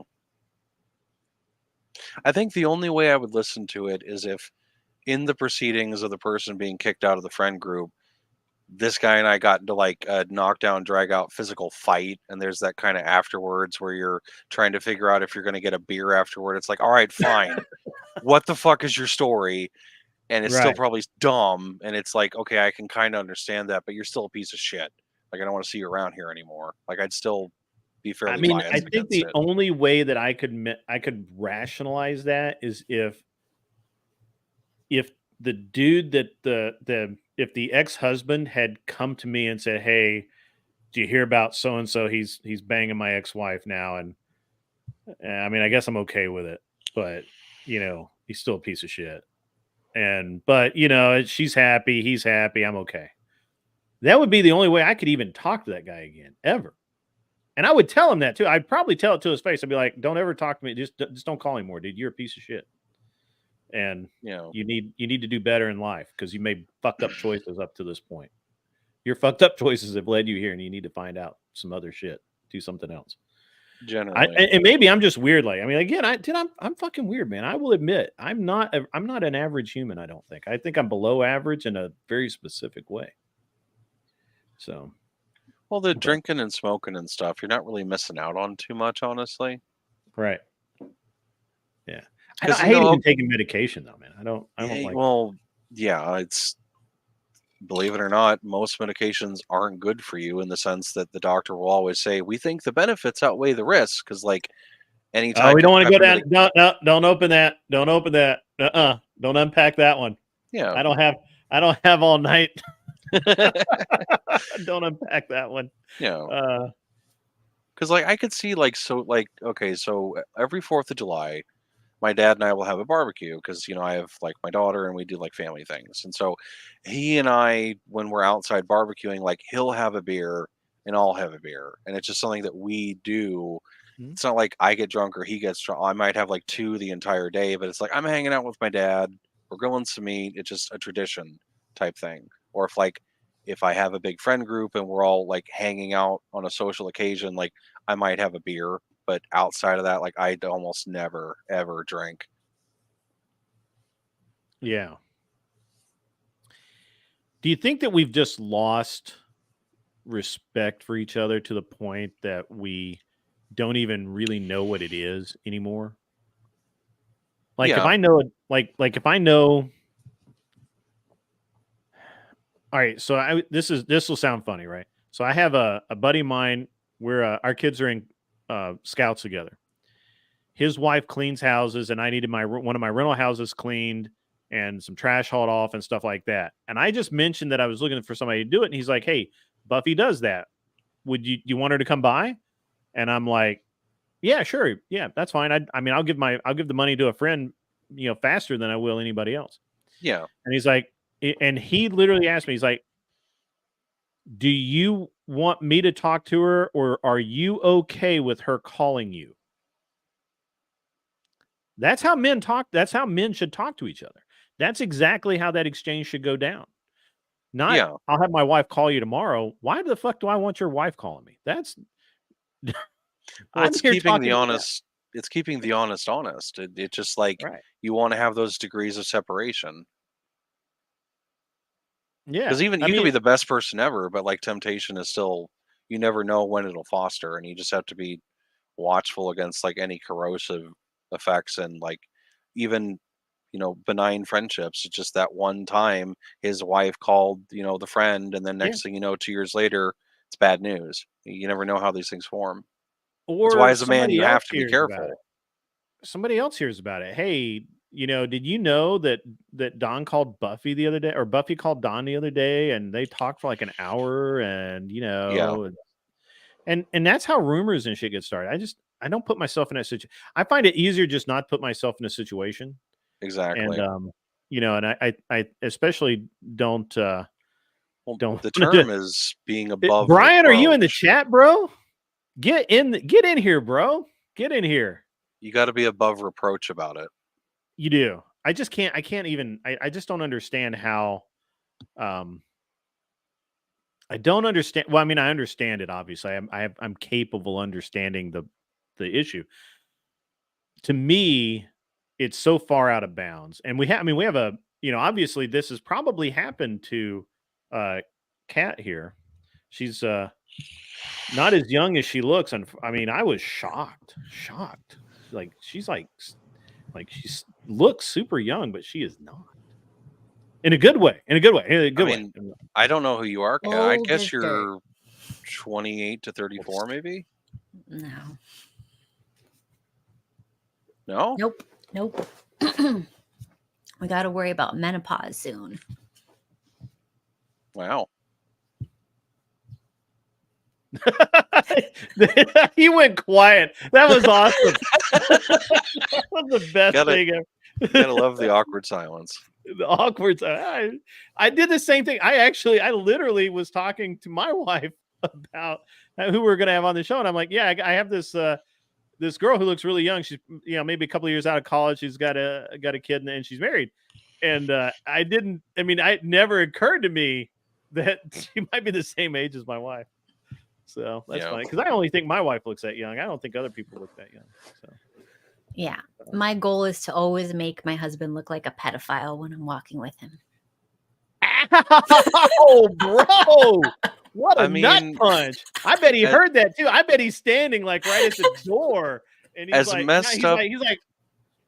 messed up as that sounds, I can see like as a wife wanting to like be attractive like all the time, and be seen a certain way. Like I can see the allure to it. Yeah. As long as it's like you're married and that's your thing, because every marriage has a thing. Yeah. It keeps it fun.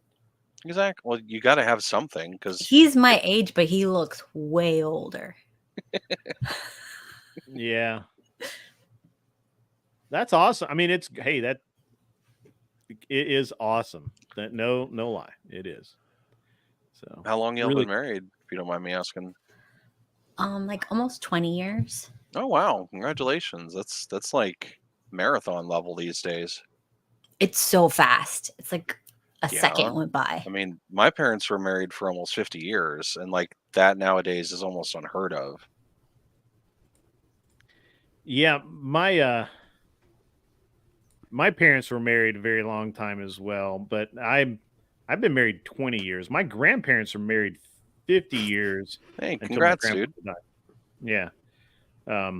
My grandmother lived to be 104 years old. So I got some staying power. I'm just saying. I had a great grandpa that made it to 103. He was 102 years old, living in a second-story apartment, like walking around upright, everything, and then was fortunate falling, and then all of a sudden looked very, very old, and within like 3 or 4 weeks he just withered and passed because it was his time. Yeah. My grandmother literally told us she was like she was 104, and she's like, I won't make 105. And we're like, oh yeah, you will. What are you saying? And then, she was right. We were wrong. So, yeah. So was there anything else you wanted to ask me, Grit, about the single dad things? No, actually, I'm always really curious because I've known some single dads, and I mean, I don't mind you asking. The worst thing I'll do is tell you no. Yeah. Well, I mean, yours seems very benign. So I have a friend of mine out in California, and he has partial custody right now. He should have full custody. Oh, the living nightmare of partial custody. Yeah. Yeah, and his ex is so horrid, man. I mean, she tortures him with that kid. I mean, literally. Oh, it's the worst when they weaponize the children against the man. It's despicable. It's horrible. And so this poor dude, such a good guy, works hard. You know, he's a California guy, so he does stupid shit like he still skateboards and shit and acts like a juvenile delinquent and stuff like that. But does he wear wheelies? Yeah, his ex is just a horrible person. I'd really wish I could say something nice about her, but I don't think she's ever done anything nice in like the 10 years that I've been aware of her. And that poor bastard, man. He lives in constant fear that she's going to just wake up one morning and make up some story that's going to get him relieved of custody. So like yours like very benign. Like I'm actually really shocked, and I'm like, I don't really have anything to ask you because I've had to have like contingencies in place. Like one thing I never did is I never went after child support just in case things ever got bad. It's like, oh, you really want to challenge this and go to court to try and get custody? Well, okay, then you owe me XYZ like back pay custody ahead of time as a you really might want to think about this sort of thing. Like I've had to have a number of levers that I can utilize because there's been some shenanigans over the years, like not good things. Yeah, I believe it. Yeah, believe it. How old is your just you just kind of be? I mean, I don't know how specific you care to be, but how's your kid, Kat? Like 11. 11. It's a good age. Actually, that's a really good age. Mm-hmm. Yeah, my son was 11. He was a lot more fun. He's 13 now. I'm not cool anymore. Just wait till they hit 16. You know. Oh, he's not. Yeah. It's working out nicely though. It's actually a good thing. Yeah. At least my son wears suits and ties to school every day. So nice. I don't even have to tell. Like I'm actually harassing him right now to wear polos. I'm like, dude, you don't have to wear a suit every day. I promise you. No, wear the suit. Wear the suit. Wear the suit. Wear the suit. He's like, but I look good. Yeah. See, he's fucking based. He is actually. He's pretty cool. My boyfriend wears a suit to work every day. Yeah, that's what his girlfriend's gonna be saying. So, yep. And he, let that get out of the house. He's as tall or taller than I am now. He's like inches taller than his mom. She's how tall are you? About it. Me? I'm like 5. I'm right at 5'11". So he's at 6 foot. He's 6 foot right now. Like it's ridiculous. And my wife is not happy about being short right now. How tall is she? She's like I mean, if she tells you, she'll tell you she's 5'8", but she's like 5'6", 5'7". So you just put things on that shelf she can't reach. I do that. I do that. Well, then when you get it, she like holds your arm and leans on you and is like, "Oh, thank you," and it's like a thing you do. Yeah, it's all kinds of good stuff. Yeah, there's being married is like amazing. You have to marry the right person, but when you're married to the right person, it is amazing. Like it's just like the best thing ever. Well, it's like a living, breathing organism that changes over time based on the two of you growing together. Yeah, okay, I can go with that. But it's just for me, it was like I had found this person that I actually missed, that I wanted to be around, that wanted to be shockingly wanted to be around me all the time and put up with all my nonsense. I used to say for years that no woman would tolerate the way that I spent money. Because I was in racing, like the way that I think about money is just like completely fucked up. And that's most people that are into any like racing, anything on wheels. It's hard to find somebody that would put up with that way of spending money unless they're in it. Yeah, even before that, I always had like this. I have this weird thing where my whole life I've always felt like that it didn't matter how much I spent because I could always make more. To this day, I still think that way. I'm like, it doesn't matter. I could spend every dime in my bank account. I can make more, and it wouldn't hurt my feelings at all. I mean, I don't because I'm reasonably responsible. I'm almost a grown up. I've also for the like I tell people all the time. I don't know. I really don't think people believe me, but I am really just a 19-year-old with a big wallet. That's it. I've just stuck at night. And an argument could be made for 21. You're dangerous inside a micro center, ain't you? I am. I'm. Well, everyone has a mental age they kind of get fixed at, and think it's like harder to get up in the morning, or just like sore at random times, and you just gradually start breaking down. Like I'm still mentally like 23 to 25. Yeah. How old are you? I never asked. I'm sorry. I'm really bad about this. I'm 39. I'll be 40 this year. Okay. All right. I've been at it for a little while. Yeah. Well, I never stopped moving. So when I did stop moving, when I slowed down, I didn't slow down when I retired, but I hurt myself a little over a year ago, and I slowed down. Yeah. Don't do that.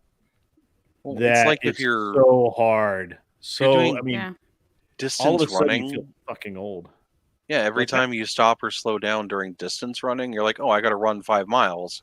If you like take a break after 2 miles and then you start running again, it's way harder to do. It's more energy. You just got to keep moving, because if you do slow down, it's super hard to pick it back up. Yeah, absolutely. I'm going to answer this Arthrodian, and she's been on here several times. She's been on here twice as a guest, and she's always in the chat. Really appreciate Melissa being here. So with the attitude I can always spend, I can always make more. How did I manage to save up so much? I didn't. I invested and I sold my businesses, and I had money left from that, and I put that in the bank. And then you can't. My opinion is that saving towards anything is dumb. That's a bad plan. You can earn towards it. You can make your money work towards you for that. But the idea that you can save enough, especially in today's age where there's no savings, and no savings account actually pays you interest. We can talk, and I was going to talk tonight about in short-term investments that kind of makes sense, like the various forms of annuities and some other things that make sense short-term. I was going to talk about that. I don't know that I will now, but maybe we'll see. But at the end of the day, I never actually saved. I'm an entrepreneur and I'm an investor. I'm not a saver. I do not. I typically and for about 10 years, maybe less, maybe 8 years, I was cash poor. I owned businesses. I owned a bunch of stuff. Everything was paid for, but my actual bank, if I had more than $100,000 in my bank account, that was like a great day. So, well, things are expensive. I mean, that's what it is. I just don't believe that I understand the arguments towards that and the saving philosophy. I get it. I just don't believe it. I don't believe it right now. I don't think you can save. Well, something I do, because there are ways you can make it work for you, because a lot of it is, if you don't make a lot of money, you want to invest in yourself to be in a better position to make more money to begin with. But I deal with a lot of cash when I just like buy groceries or whatever. So what I'll do is every month I take all of the ones and all of the change I get and I put it aside. And at the end of the year, that's like my daughter's the lion's share of like Christmas, or like, hey, we're going to do a thing. And I just like need some money. I'll pull out of that specifically for my kid. It's not an astronomical amount of money, but it's, anywhere between 600 to 1,000, depending on how the year went or the number of months. And so there are things you can sort of budget in that way, but it's not really saving. It's more just budgeting. So if we were to take like a top shelf CEO of a company, mid-level, 500 people or so, Okay. maybe like $500 million to $750 million cap, right? If you were to take that company, do you think the CEO has anything in his savings account? Probably not. They'll have about a year's salary because they are very well aware that the board could fire them and they could, and then They they're need out. some liquidity, but most of it's tied Yeah. up in things. Most of it's tied up in stock in the company. Yeah. This is actually a really great conversation to have because I'm going through this with my wife right now. But most of it is tied up in stock with the company. They have just enough cash to live on, basically. I mean, when I say just enough to live on, they're not in a $700 a month apartment, right? Like we're talking Their needs are met. They're able to do the things they want to do. They're making $300,000 or $400,000 a year, which is a Yeah. lot, but it's not what the payoff is. The payoff is they grow the company. They put they build their sweat equity into that company. They make good decisions. They make the right deal. They sell that $500 million company for $3 billion at 3%. And they walk away with $300 million overnight. They never saved it's a long-term investment in that sense. It's a long-term game, right? Like a lot of people, they'll start a business, make it profitable because they know how to do it, and then they'll sell it to someone else and they'll cash out at that point. Yeah. So just to take my wife's example, so my wife right now, she makes like 400 with an average bonus is her average bonus may be equal, right? So 750, 800 grand a year so she's less than the top 1% of earners for the States. Barely. Yeah. Barely. Well, average is like 1%, isn't it? Like 430 or 450. Oh yeah. No, you mean she's in the one. Yeah, she's in the one. Yeah, she's like she's up there. Yeah, I get you. She's in there. Yeah, I mean we've been up there for a while. But even when I felt really poor, I was still in that like high earner deal. But anyway, so when she makes that, so right now she can stay with the company and take the big bonuses, right? That's a yearly payoff. It's relatively consistent. You have a good year, bad year, whatever.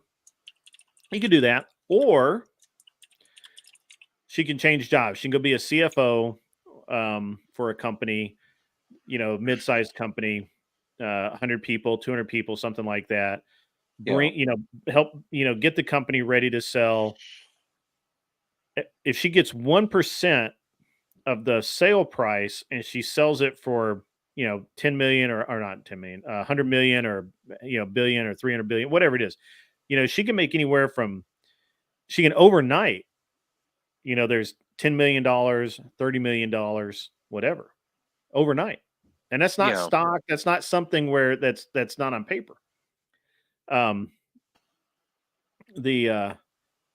ideally, when you're in that situation, you want to use it as leverage to do other things with, and not just like, oh, I got my $10 million windfall, I'm going to ride off into the sunset. Like you want to keep, leveraging towards further things.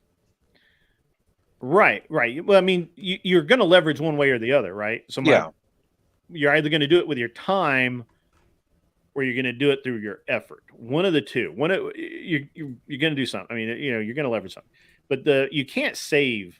I don't believe anymore that you can save enough. Especially not for retirement, where you're not working and all you're doing is going on vacation all the time, or just sitting around the house. Like I told you, man. I mean, we did the math just recently. My monthly spend without the kid stuff, right? Like the kid stuff's like super expensive. Yeah. Just what I need to live on is in the like 12 grand, 13 grand a month. Now I have that. I make that basically my rental properties. So I would never touch any of the money I put in the bank unless it was to buy something that made me money. Because all of my living expenses are already met, right? Yeah. So if you can do that, or you can shrink your living expenses, right? So let's say that, let's say you can't bring in $10,000 a month passively. Maybe you have to, downsize a little bit, going to move back into an apartment or a smaller home, sell the house you have, whatever, to put money in the bank, whatever it is. There are decisions that have to be made. Some of them are really hard. Some of them are really, really hard. And like right now, I have a piece of property, and I've talked about this before. I've got a piece of property I paid $220 for. Current market value is $735, and that's before we consider that I completely remodeled the house. I honestly think that I could probably sell that property for about $800,000. My wife is on me. She's like constantly like sell. And I'm like, no. What are we going to do? We're going to put 800, just put another $800,000 in the bank and just kind of sit there and wallow around. No, that property it makes me money every month. Like every month, like clockwork, I get $2,100 out of that property every month. Clockwork. Well, does she have good insights on the market, though? I do. But does she? I can't talk about specific things. I can tell you that if you are a stock person or your retirement fund is you're able to balance it one way between various money markets and annuities or stocks, I would strongly recommend, without claiming to be any kind of expert, but I would strongly recommend that stock market's going to be a big thing this year. Well, what do you mean? Residual income is very important, like those rental properties and stuff that give you money. Yeah, you got to have that. Technically, after taxes, $800,000. Let's say you're lucky to keep half of it, $400,000. Like, how many months of $2,100 would it take to add up to that kind of money? Would take a very long time, but there's also a lot of value in just, I have this money, it pays for my bills, so I can worry about go into that. I don't mind. I mean, I'll give you exact numbers. So I have a property right now. We have a lake house that we didn't want to rent, but we do rent it. When we do rent it, like right now, it's rented for 6 months for $5,400 a month. It is it's double the mortgage. So the 6 months that I rent it will pay this year's mortgage on that property. The 20 acres I own with the house I was just talking about, the property I paid $221 for, that property's paid for, paid cash for. I literally, I could let it sit there and not do anything. It would still make me money. Let's go, Brandon. That's funny. And then if you do and then I have another rental property that, and I'm down to 3 right now because I sold 2. I have another one that makes me about $2,000 a month. Now that adjusts with the market, right? So like when the rents were lower, I only made $1,800 a month off of it. But with inflation, we've raised it up almost $300. So that's one of the reasons why if you can do rental property, I think it's a great thing to do because, first of all, not everybody can successfully. Second, it's inflation resistant. It's not inflation proof. Don't ever let anyone tell you that. That's wrong. It's a lie. But it's resistant, right? Because if you have a period of high inflation, the rent will adjust. So you can, so right now, so we also have the apartment in New Jersey. So with just the 4 properties rented, I make over $10,000 a month. Yeah.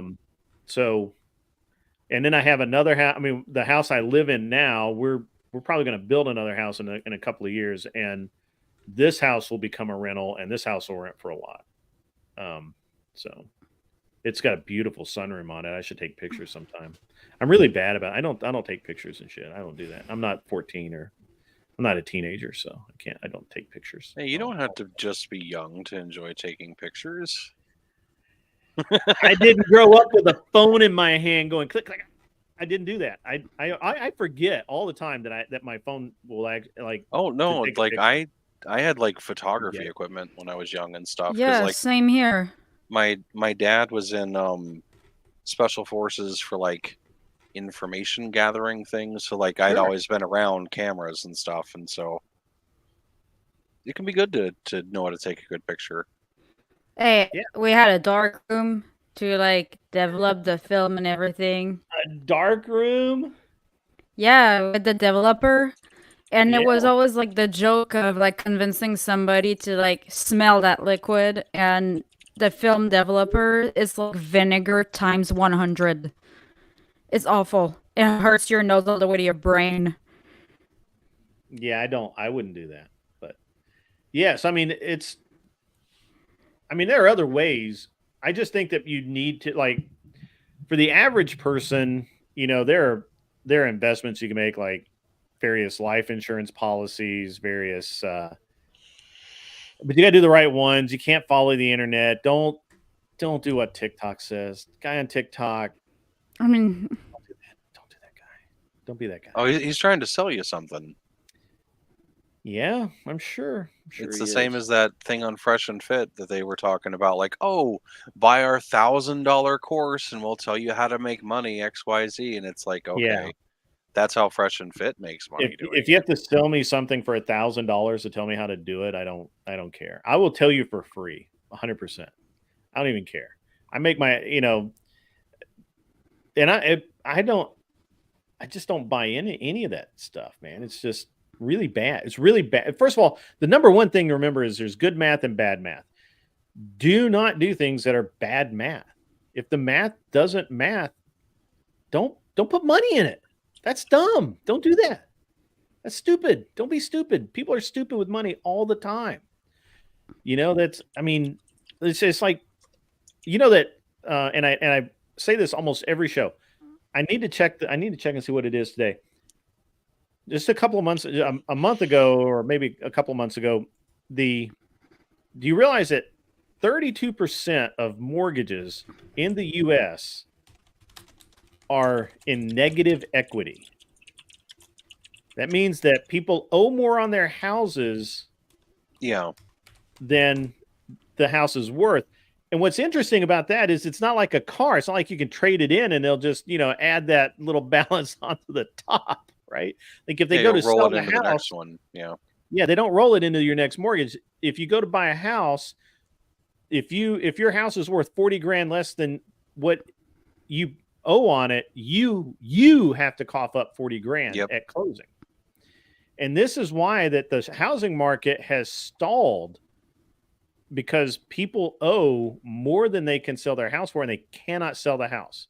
Well, see, my house is quadrupled in value. I have a lot of equity in it, but like if I were to try and sell, like, sure, my house is worth XYZ amount, but like, good luck in this neighborhood getting even half that. Sure. So like, I could do some things to improve the property. Too. It's changing too. There's a lot of flux going on right now with the housing market. I get sheets every day, and I'm telling you, every single day the prices are dropping, and they're just dropping and dropping. And now, the only thing that's going to save the real estate market is if they drop the interest rate, and then if people can get loans easily, it could create a bidding war situation like what made the housing market take off in the beginning. But I don't know that we're going to see that this year. The interesting thing. And I know we're boring Kat to tears. This is all financial stuff. She doesn't care. It's like probably just like, I'm going to go get my husband and let him listen to this nonsense. We should have all spouses and particular others into like a private stream, so like they can all talk money and shit. Money is important stuff. It is important. And understanding money is way more important. You will not have it if you don't understand it. Well, a lot of the minutia of it, though, it goes over people's heads. Like, even if they don't hear it, it's like you're speaking in not quite tongues, where it's just like it won't be relative to them. It just doesn't make sense. I get that a lot. I will tell people exactly how to do something, and they'll be like, I don't understand that. I don't get that. They're scared to ask. That's the thing. They don't have the logistical experience of ever having done it, so they can't like have a position to understand it with. Right. Because it's really that simple. Just don't be stupid, and you'll make money. But like a lot of people don't understand that. Well, I think it's like you were saying with the stupid math. Yeah, you don't have to make. You don't even have to make money. You just use common. Well, I almost. Well, no, you have to make money. I'm sorry. I didn't. I almost killed myself there because I said use common sense, but since that doesn't exist anymore, you can't default to common sense. But just it is do much math. less common now. Yeah, that's right. Just do math. I mean, if you're paying, like all of these guys who bought trucks and they paid $70,000 for a $40,000 truck, and now the truck's worth $20,000, and now they can't trade it in. Well, duh. Yeah. What did you think was going to happen? Did the math work? See, I'm looking at getting a truck that'll be rather nice, but that's like as a business expense. Like I'll need a truck, like purpose. Like a lot of them, they just like want a car that compensates for the small dick mentality. That's like, oh, I'm compensating, or I think a truck will make me sexy, kind of thing. It's dude, dumb. I have this guy out in Utah that I help out sometimes. I give him some financial advice and stuff. And he had a buddy of his that had a job making $8 or $9 grand a month playing with computers. I don't know what he did. He played with computers. He started making videos. Yeah, it is. He started making videos on YouTube of him and his dogs, and he called it like Some Farm or something. And so he quit his actual job to make video. He bought a $70,000 truck that was worth like 30 grand. He bought a RV, which I have no idea what he spent on that. Probably in that same 30,000. He probably spent 30,000, 40,000. 25 to 40. The camper, probably. Yeah. Probably spent about $35,000 on a camper. And he had like rental properties that every single one of them had a mortgage on. And he was like, my truck's worth more tomorrow than it is today, so it's fine that I overpaid because I can't get hurt. I'm like, are you dumb? Are you just stupid? Do you not understand how math works? If you actually carry the payments out to term, you're paying $120,000 for a $30,000 truck that you paid, that you could have paid, or that you were willing to pay $70,000 in cash for. You have a horrible interest rate. You have horrible terms, and you're paying on this thing for like 60 or 70 months, or I think it was 70 months. Like 70 months? Are you crazy? That's nuts. Why would you do that? And then I just don't think people understand how the math works, or they ignore how the math works. And you can't. I just can't even get there. Jess, I have a really nice. I have a really nice truck actually, but it's paid for. I like my truck a lot, actually. I have kept it longer than I probably should have, but I like it. It's a good truck, then. It is. I bought the right one. I did. I did. Well, a lot of people, they'll think like, oh, I'll get this truck. I don't have to put any money down. I can just get it. I'll worry about the payments later. And they don't think that even with a good price, you're still going to pay like 30% above that with interest at a minimum. Like by the time I don't think people off. understand how interest works, right? Yeah. Like, people say this all the time on the house, right? They're like, they'll shop a loan out, right? Because they're shopping for a payment, not a price. So this is and we've had people say this before on the program, and I'll say it again for the people that haven't heard it before. But rich people shop price. Or people who know how money works shop price. People that think they know what money is and are kind of on the less wealthy side, they shop a payment. And that's the dumbest possible thing you can do. There's a reason why the first thing a car salesman asks you is, what do you want to pay a month? Yep. He doesn't say how much you want to pay for a car. If you walked in and said, "Well, I'll pay $30,000 for a car," you will short circuit his brain. He'll be like, have to go get the manager. Yeah, he will. He'll be like, "Sorry, we think we got some around 30,000, but how much do you need to pay a month?" If you tell them that you're going to pay cash, that will really freak them out. Are you okay, Kat? Did you drop something? No, I found a centipede. Are you feeding it to your fish? No, it just fell. See, that's what you get for having fish. Well, you're in Florida. Yeah. That's in Florida. Yeah, Florida. But guys, it's like 1. I gotta go. Okay. We appreciate having you on. Yeah. You've been great. We'll do it again. I will. Nice to talk I with will you. put all of your stuff in the description down below. I did not put all of it in because it's like a long block. You don't have to put everything, just like YouTube or whatever. I'll put the YouTube one in. And but thank you. It was nice everybody talking with that's awake in the chat. W's in the chat for Kat. She's been a great sport and been a good guest, and we'll have her back real soon. Yeah, pretty good. Florida has Senate. Jess, you live in Florida. What are you talking about? I have it here. Whatever that is. You gonna throw it outside? Something. See, I'm terrified of bugs. Yeah, so I'm gonna throw it outside. But good night, guys. Good night. Thanks for coming. Good night, Kat. Have a good time. All right. And then there were 3. Technically 2, because Josie's gonna kick us again here in a minute and be like, I'm out of here. I'm out of here. I don't want to talk to you. Look, she's already frozen again. Well, there's the start of a frown. I'm fucking with some stuff. When you talk about the money things, there is the reason why people will do something stupid like spend $1,000 on a course is because they know that it's attainable, but they don't know how. Like they don't even know the right questions to ask to get to where they're actually making money. I think like that bridge being instilled in people is, so there's is a like problem. So the basic problem is I don't believe that everybody can make money. I honestly believe that I've had long experience. I've hired a lot of people. I've fired a lot of people. I've watched people year after year after year after year. And some people are just destined to work their entire lives. They just are. And they'll be happy. They'll be happy doing it.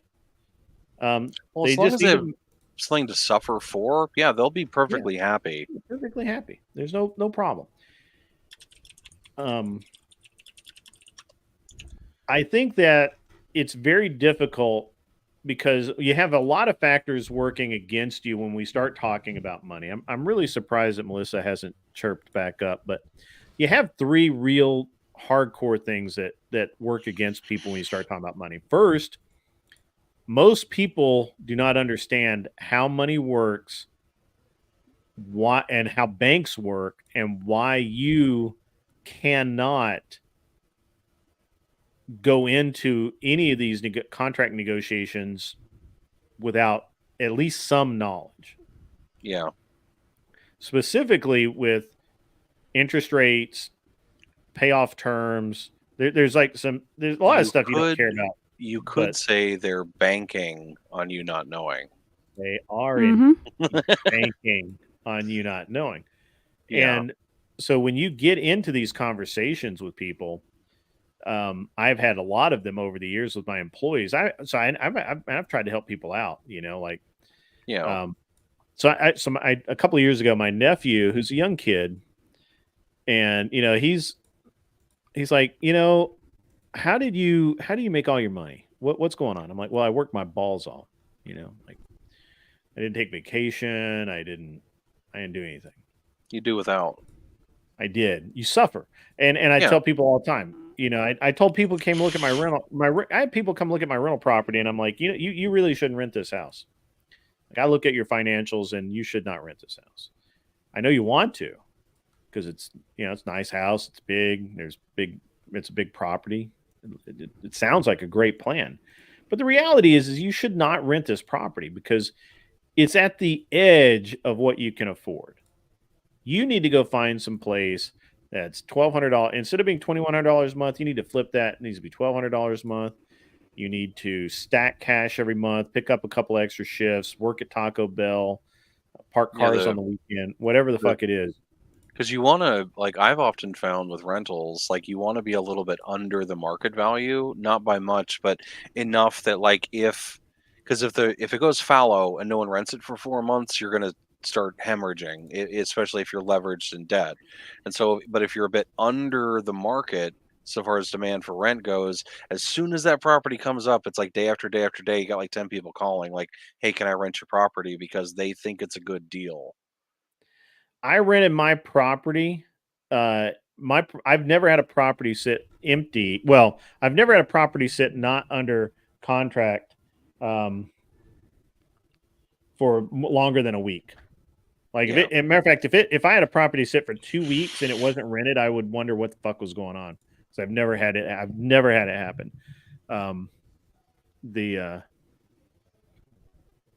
So I know that people have that happen, but I've never experienced it. It kind of depends on how their setup is, and sometimes they'll finally get to where they have like 1 or 2 rental properties, and they're trying to be like Scrooge McDuck, like squeezing every cent they can out of the tenants. And I've tried to tell them, like, hey, you can't do this. Like, you won't keep it rented. And then sure enough, like a year or 2 down the road, like it gets foreclosed on, and they're ruined. It's just I tried to tell you, accurate. dude. That's accurate. I mean, so I had so I sold 2 properties actually right as COVID hit. One of them we were gonna definitely sell it no matter what, because it was just too, it was in Colorado. We weren't going there very often. It just got to be too much trouble. And then I just sold the house, but I made a lot of money on it. And then we turned around and we had a house in Hayward as well in California, and we weren't going to sell it, but then it was like, well, again, COVID's hitting and the market was like super high. It actually went higher, but I never try and time the market. So I got out of that one. But again, I never had one like the house in California. Literally, we would do a 1-day open house. We did a 1-day open house, and I had 9 qualified people with cash deposits. All of their bank records, their credit reports, their background checks from the police, they went down to the police department, got a background check, not any of this online shit. Yeah. There were 100% qualified candidates. I had 9 of them. Yeah. Right? Like, it was crazy. And they had their like bank statements, all kinds of stuff. And in Colorado, they don't mess around.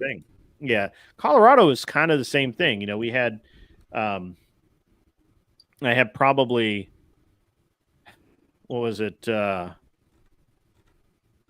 think I had like I had half a dozen. I listed it, and I had half a dozen people that wanted to rent it. I had one lady that literally called me and was like, I will take it. She lived right down the street. She had like this really, really great record of paying her rent and all of that. She was never late on the rent, not even one time. Neither one of my tenants were ever late on the rent. And we do only electronic deposit. They don't send checks or anything. And literally, it was crazy how easier bookkeeping is easy for us to deal with. We just they were just so far away that we're like, we're not able to go meet the tenants. We had never I never met the tenants for the second set of tenants for the Hayward house. Distant properties, you can like hire an agency or have people do it, but it eats into your bottom line. Yeah, it eats it. Yeah, it's I don't know. You can. It's not worth it. I don't think it's. Yeah, I think there's a certain radius, like, oh, these are good, but outside of that, like, I don't know. And the properties here, like, I'm telling you, man, like, if I had my current tenants in the one house, they like the house so much that they literally called and told me, or they sent me a message like before the lease was like, I think we're a month before the lease is up, and like we want to extend the lease. We want another 2 years. How much is rent? We know the rent's going to go up. How much is the rent going to go up? And so their rent's going from $2,050 to $2,150 a month. Because they were like, they're cool doing 2-year lease. It's fine. And but I make money on that property because I own it.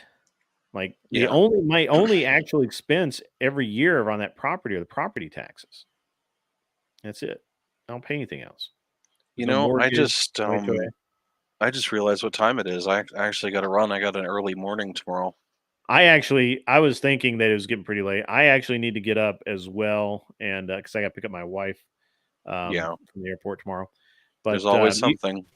yeah, guys, we're gonna. Yeah, I'd never slow down, man. Never slow down, guys. I don't know. We've still got some people in the chat. I was hoping Andrew would get on. I think he's probably still going.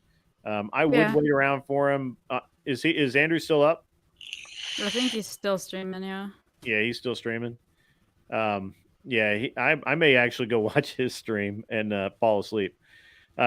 Everybody, I'm gonna pop silk. I'm done. I'm gonna go to bed. It's we've been on for 5 hours 38 minutes. Well, actually, that's not long for us because I had started the stream early. Yeah, it's only 11:57. But Darth needs to tap out. Maybe I'll take a 5-minute break and I'll come back, and then Andrew will come on later. I don't know that I'm going anywhere, Jack. Just another average Canadian. I'm going to call you Jack from now on. I don't think I'm going to go anywhere. You guys hang out. I'm going to take like a 5-minute break. I'm going to just because I'm out of beverage. There's nothing in there but ice. I need a little more Mountain Dew or yeah. I mean, I can take it to my stream if anything. I mean, thanks for having me on. I appreciate it. Yeah, man. I actually really wanted to talk to you about your publishing empire, but we went. I knew that we were going to end up going somewhere. Yeah, Chip, and I'm going to say, brother, time. I'm not going off. I'm not going away. You guys need to calm down. Calm down, everybody. Calm down. Not leaving. I'm just going to take 5. I'm going to go. I got to go all the way to the house. I don't have a refrigerator out here. I'm in my airplane shit. I got to go all 30 feet or 45 feet to the house, and then I'll be back. So you guys don't go anywhere. Darth, you can go somewhere if you want. Go to bed. All right. We'll talk again, man. I'll have you back on for sure. You know, it'll be a good time. And right. Josie, if you're still here, maybe entertain the crowd. All right. Okay. Until next time, I'll see you. All right, man. We'll see you. Yep. See you. Thanks for coming. Not a problem. I'm going to put up some cover art. Where's my cover art? I don't have a be right back screen. I need a be right back screen. Dang it. I can shit you one from OBS. Yeah. I'll remember to ask Rye Guy for one. He will make me one. Andrew defending against Pearl. Yeah. Because you're on stupid StreamYard. I'm not on StreamYard right now. This is all Streamlab. Or really? StreamYard, yeah. No, I'm not. I lied. I wasn't on Streamlab. All right. I will I'll be right back, guys. You Josie, keep them entertained if you can. All right. Talk about I don't know, some good woman crap. I'll talk about whatever comes to mind. Talk about whatever. Yeah. I'll be right back. Okay, what's up, chat? Yeah, read some chat off. Those guys had it too easy. Andrew defending Burrow. Oh.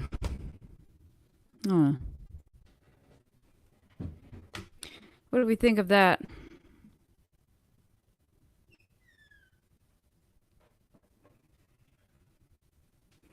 Tell the old man what?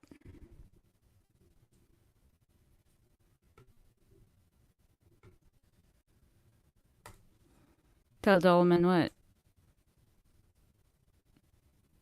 Yeah. Dude, why am I still stuck on StreamYard? I could just take it to OBS. This is above message.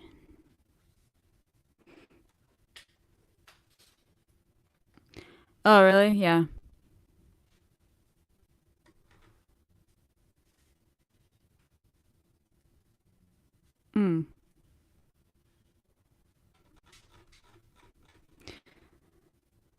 Yeah, what are we thinking about?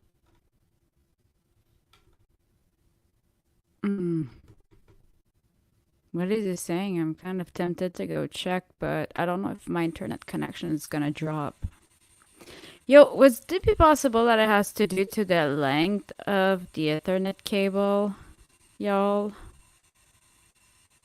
Wondering.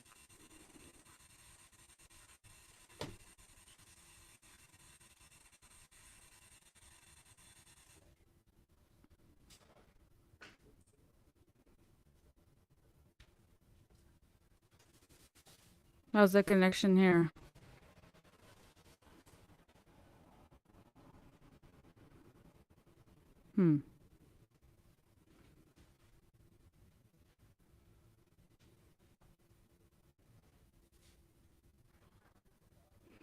Because I went from 1080 to 720 to see if it would help, but it's like I have no upload speed at all.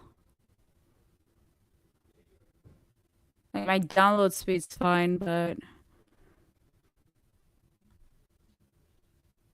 just weird.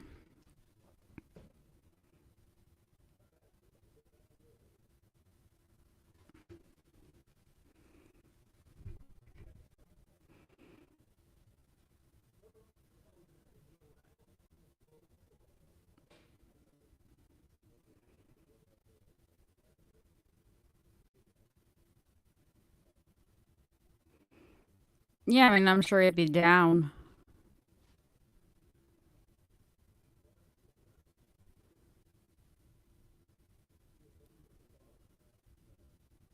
Yeah, I'm on Andrew's Discord. I got my Discord too. I would drop it here, but it's always complicated because it's like we have like 2 channels and well, let's say the more you stream, the more resources it takes, and as you can tell, there is already not a lot of resources. Yeah, definitely like hit him up. Oh.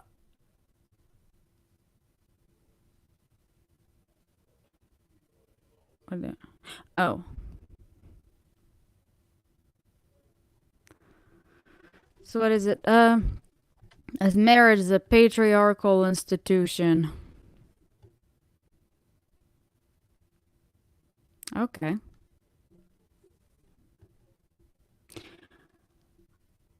Well, best rejoinder to that I know of is why do the rich get married and the poor don't? Are they choosing to oppress themselves given their options? That's kind of sounds like a silly idea to begin with. But to me, that's a piece of data that indicates quite clearly that when you have a choice, that's what you pick. Just saying. You can say whatever you want about court cases that you heard in California about rich people getting railed against the system. Did you ask the guy? Did you go to the guy? Did you ask Dr. Dre? Hey, are you crying because of how much you owe her? Dr. Dre ain't crying. This peanuts to Dr. Dre, what he owes. It's funny, nobody asked him.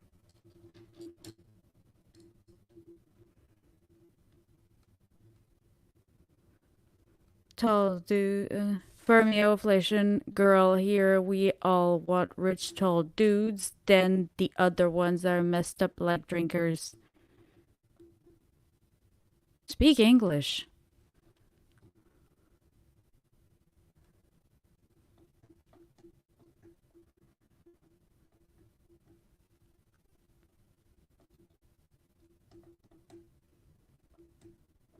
Well, I don't know. I don't really have many friends, so yeah, I guess.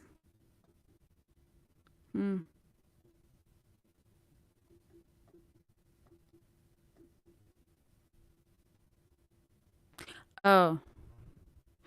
Yeah, I mean, depends how old you are and kids involved, and I actually disagree with the whole what they consider that is cucked-ish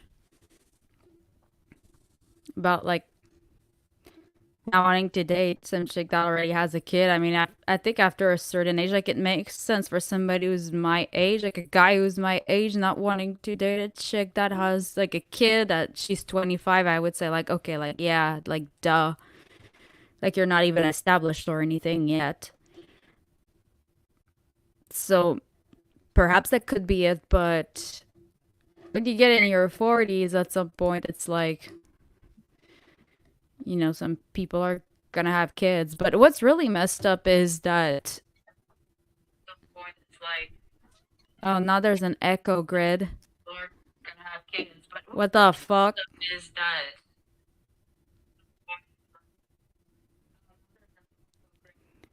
It fucks me up when I can hear myself. Oh la la.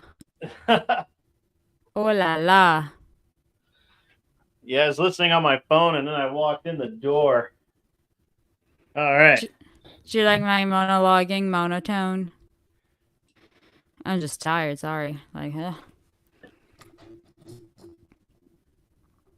Let's see. What we got? We got Tux in the back. The Linux penguin. Ooh. I got what? My Linux penguin. Like, Linux. Me. Yeah, that's the penguin. Oh. I got that. It's from 1983. They only made like 80 of those, and they were made in Germany. It's just such a nice plushie, the Tux, the little penguin. And I found one on eBay like a few years ago, and it was somebody that like obviously didn't have any experience off eBay. So, you know, like sellers. And he obviously didn't know what he had. So I won it for like $80. That little guy is worth in the quadruple digits. But I'm not selling it. I love that little guy. They're so awesome. well made. All right. Having technical difficulties over here. I don't normally. Do you know who owns the Whatever Clips channel with the one with the Kiki green hair? I thought Brian did. No, it's not Brian. It's not Brian? No, not the Whatever Clips with Kiki, because I don't know, whoever is running it, like sometimes he just slides in my DMing some weird stuff, but I just knew it wasn't Brian because, like, you know how people kind of have a certain way of sending messages or like writing messages, and it was just not the way that Brian writes DMs. Like, he doesn't use like that type of emojis or that kind of sentence structure. So I just knew that wasn't him. I thought I was Nick because like he would send me like emojis the way that Nick was doing it, but I asked him and he said it wasn't him.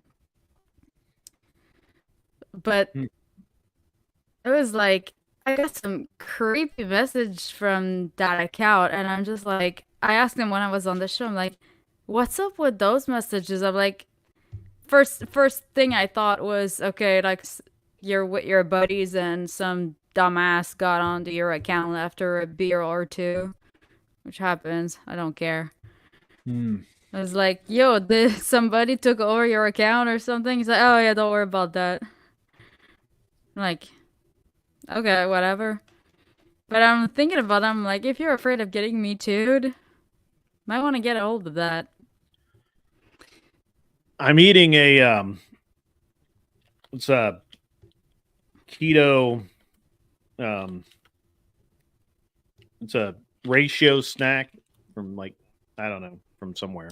Whatever the fuck it is. It's like chocolate and nuts, dude. It's like a brownie kind of thing. Anyway. Keto? Supposed to be good. Keto? It is. It's really good. Yeah, I eat. I try not to eat a lot of carbs, and a lot of things have carbs in them. So I end up buying a lot of the keto stuff just because it has less carbs. Well, I have to be gluten-free, so a lot of the keto stuff happens to be gluten-free. So, like kosher food.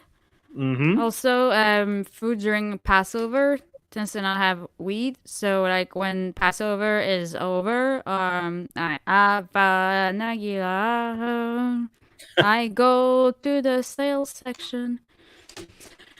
Yeah. That rainbow cake. Rainbow cake?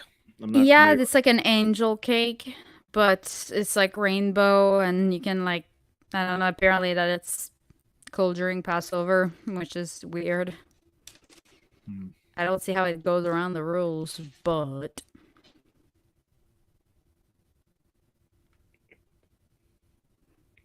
Yeah.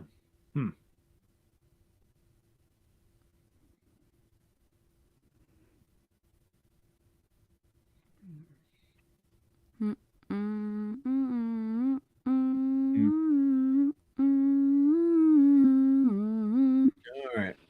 Dude, that song slaps hard though. Chip and Flint, I will call. I'll give you a ring tomorrow, man. I got the message. It's all good. So yeah. Rainbow cake full of chopped dicks and feminism. Oh man, that's mean.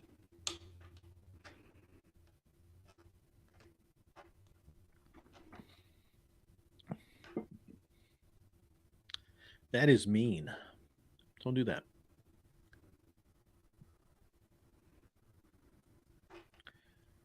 Huh. I have 16 viewers on X. That's weird. Only one on Twitch. I would just kill the Twitch. Does anybody even go to Twitch anymore? No. Just retards. Just retards? I don't know. Maybe a son hobby. I guess if you game, Twitch is like where you need to be, right? Oh, I have contracts, like big streamer get contracts. And I mean, apparently like Twitch has a better revenue model than YouTube does, apparently, but because like you got top of the hour the same ads. thing about Rumble though, but I don't know that Rumble actually pays. No. They do. So there's no growth on Rumble. That's actually my problem. It's too hard to get people to notice you. Like I'm streaming the Rumble. How many people do I have on Rumble right now? You're streaming on Rumble too? Yeah. Sheesh. Yeah.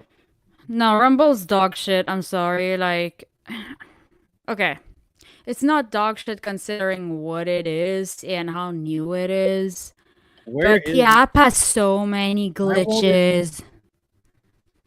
I need to have. Why? Into the mic. Let me mute this. Huh? It won't let me mute this. Rumble. Yeah, Rumble's up. Into the mic. I have one person watching on Rumble. It's probably me. It's a bot. Yeah, it could be a bot. All right. Our Cheeks left it open. Yeah. Yeah, he's out on a date. Ah, see, we got a Success Hayo Tech. Is that you there? What's that? You've got a Rumble chat. I do? Yeah. Oh, interesting. I mean, I would stream it on my TikTok. I've got like 170,000 on TikTok. But I don't want that account to get taken down, so I'd rather not risk it. Because TikTok, they are picky. Yeah, there's somebody that's talking in Rumble chat, but I don't think English is their language. Please, can I have words with you shortly? Yeah. Go ahead, talk. Are we having words? We're having words. Are they banning TikTok? I don't know. I just know that Rumble is interested in buying it, apparently. Yeah. That'd be great because there's a lot of censorship on TikTok. And it's like my major platform, so that'd be awesome. Mm-hmm. All right, so just another average Canadian. I love how they're like the hogs on TikTok. Like there's like a community of like really like hog or even like groiper that they call it, and they would be like giving shit. Oh yeah, TikTok, a communist country app, and I'm like, bro, you're on it. Yeah. I'm talking to you right now. What are you doing? I'm like, I ain't got nothing against China. Like China and I were chill. We're chill. So thoughts on Andrew and his style. I don't know. How do you mean? Because as a person, I think he's a really awesome person, and I think as a entertainer, as a YouTuber, I think he's pretty solid. He's entertaining without being like trying to sell me something. He seems very, very humble. Yeah, I don't know. I think it's okay. He's pretty dry. I'm a sucker for dry and dark humor. Like I love dry and dark humor. So for me, that was like sold. Even if it's against me, I don't care. Like an edgy joke is an edgy joke. I don't know what that makes you, Chip and Flint. That's a great question. I don't have the answer. I don't. And you're all right. So is just for fighting with your ex is just for fighting with. I'm all right. All right. I don't understand this. Your question is just for fighting with Destiny. And my ex is just for fighting with Destiny on X, just to argue with Destiny. To argue with Destiny. I got you. Yeah. Okay, I got you. I don't. I've never used TikTok. I've never used X, although I'm streaming there right now, and apparently I have some. I got some viewers from there. Let's see how many we got right now. 16 viewers on X. So that's pretty good. And I actually used to not stream the X. I was like, yeah, why? Who cares? I'm so shadowbound on there still.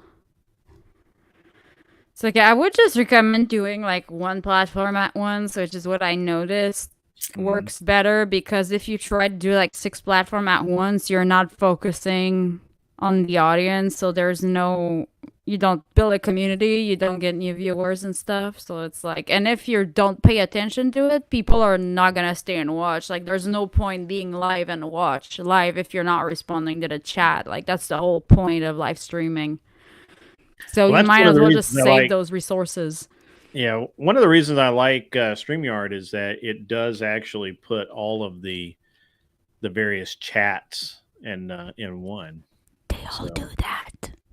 I don't know though. Do they though? I I feel like that they're supposed to all do it, but I don't know that they actually do it. Yes, they do. Most of them do. So whoever's watching over on X, they aren't saying anything. So I just know I listen to YouTube literally all day. Like I don't watch, I listen. I cannot sit in front of a screen and watch stuff. It's boring. Why is the person on the right? Because you're mom. Okay.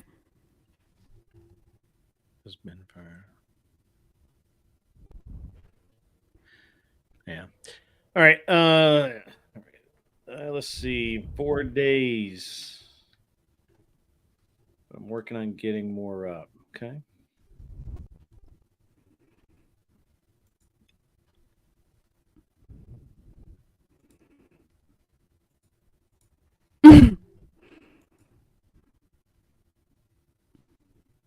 Why are you lagging so much? Fun. I said because you're mom. Yeah, I heard you. Yeah. Very funny though. It's very funny. All right, so now that I've refilled my beverage container, You need to get a fridge. Well, I should. A vintage little fridgey. We have so many of them. We have one upstairs.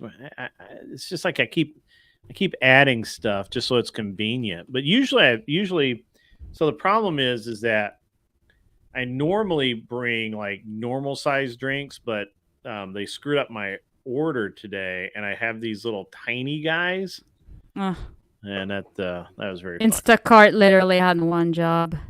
They have one job. Like you literally had one job, motherfucker, and you fucked up. Pick up the right stuff. I know, it's like it's not the smartest people. You know? Who orders the little ones? Why would you do that? It's like they replace it. They will. Whoever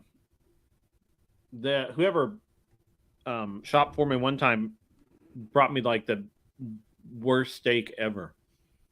And I called him up and I'm like, hey, the steak sucks. And they're like, well, we'll give you another one. All right. That's very funny. Got to get me a Gustavo. Nah, bro. I'm not in California. I am armed to the teeth. Really. Come on right here. I wouldn't be surprised if like come out. Gustavo is like black belt karate or something.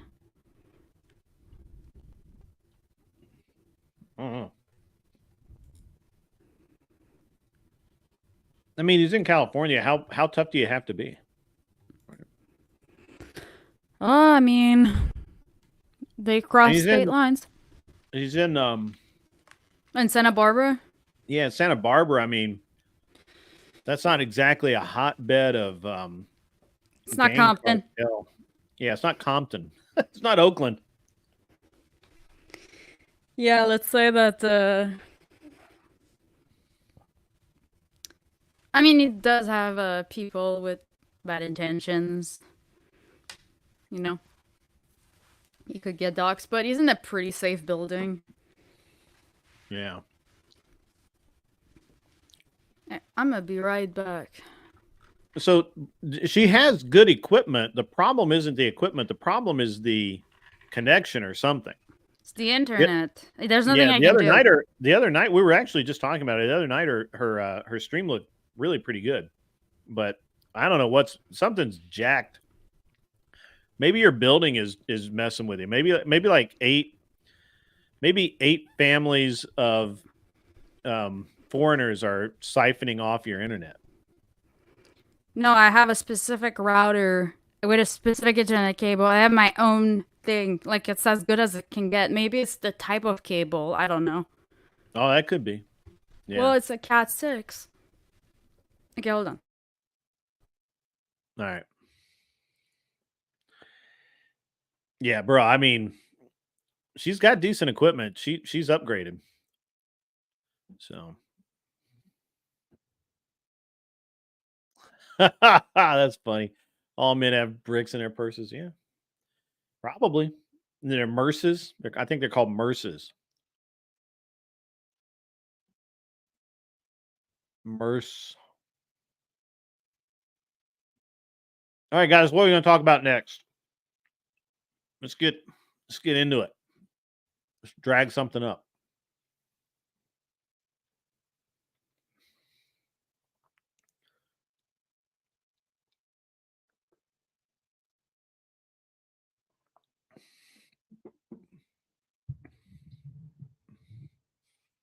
Nothing? You guys got nothing?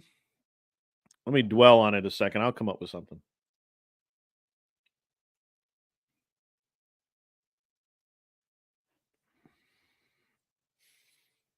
Are you talking about the girl I called a bitch the other night and then apologized to me? Is she Spanish? I didn't think she was Spanish. She didn't look Spanish.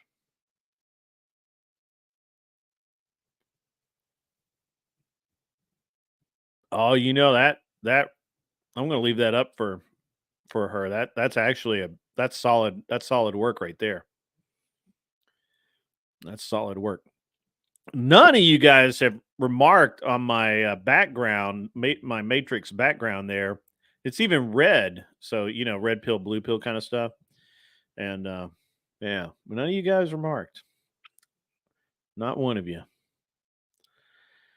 What's up, man? What's up, Willie? Did they finally free Willie? Are you finally free, bro? This has also been my experience as well, Chip and Flint. I was looking more looking at the flags. Okay. The flags are they're cool, you know. Bad choices make good stories. That's a good one. And then of course I have the pirate flag because I'm a pirate. So yeah.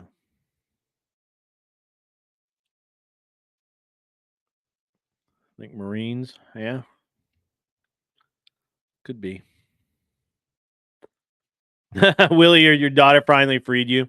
Ah, I'm sorry, brother. I'm sorry. Well, sometimes we all got to take one for a home team, right? Home team. That's what's up.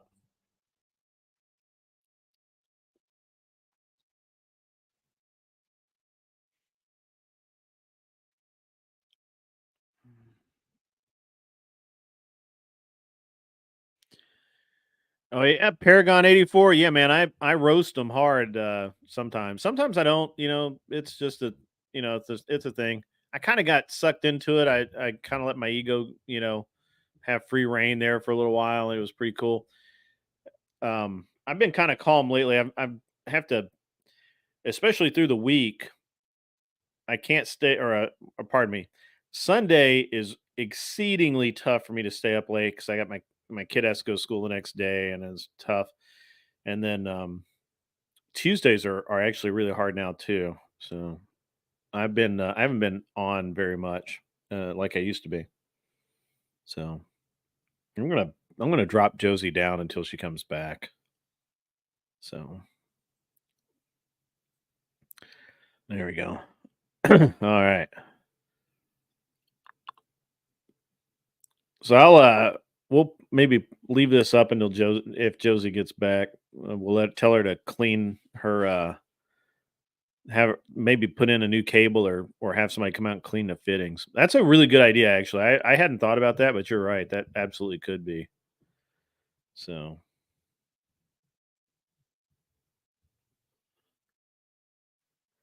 yeah.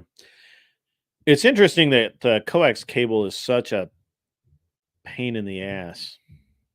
It just is.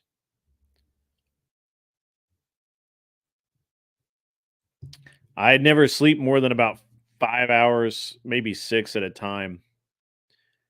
Oh, I couldn't put this up there.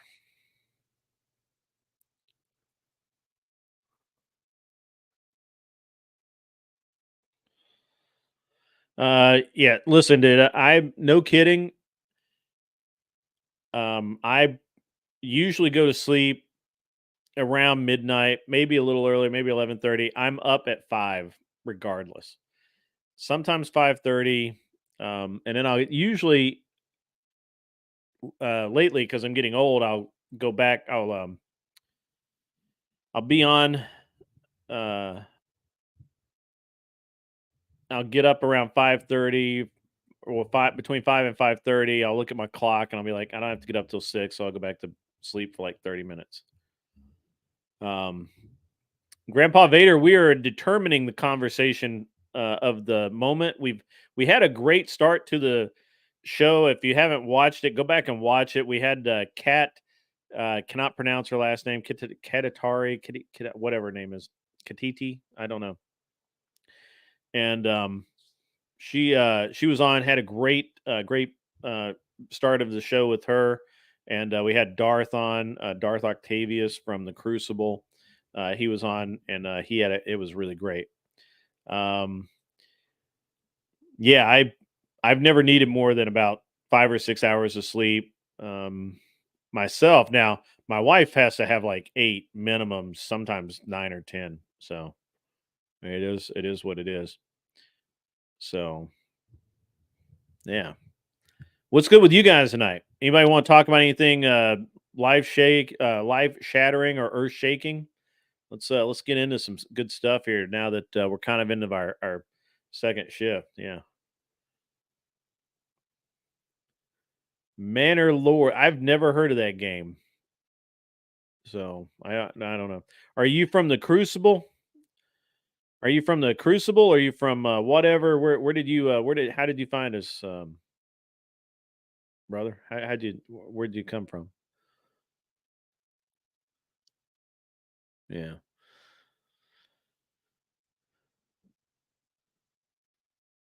Yeah. All right.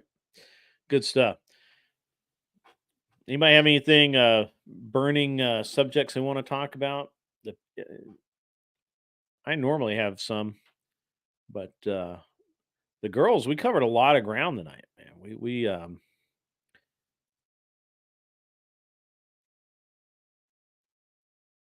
We absolutely rocked it earlier. I was really, really hoping that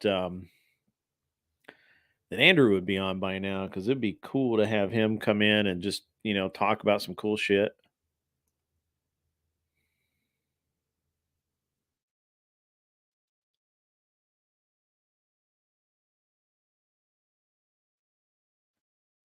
Oh, interesting.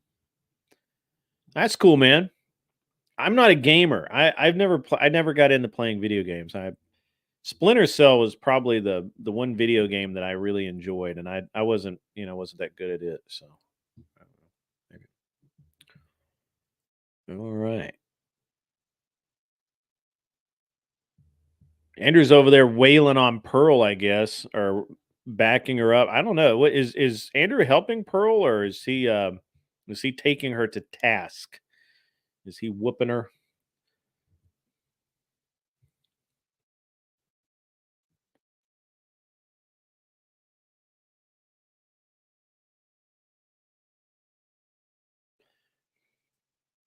Hey, good night, Chip and Flint. You have a great evening. Get some sleep. I know you got a lot of stuff going on tomorrow. Looking for a new job and everything.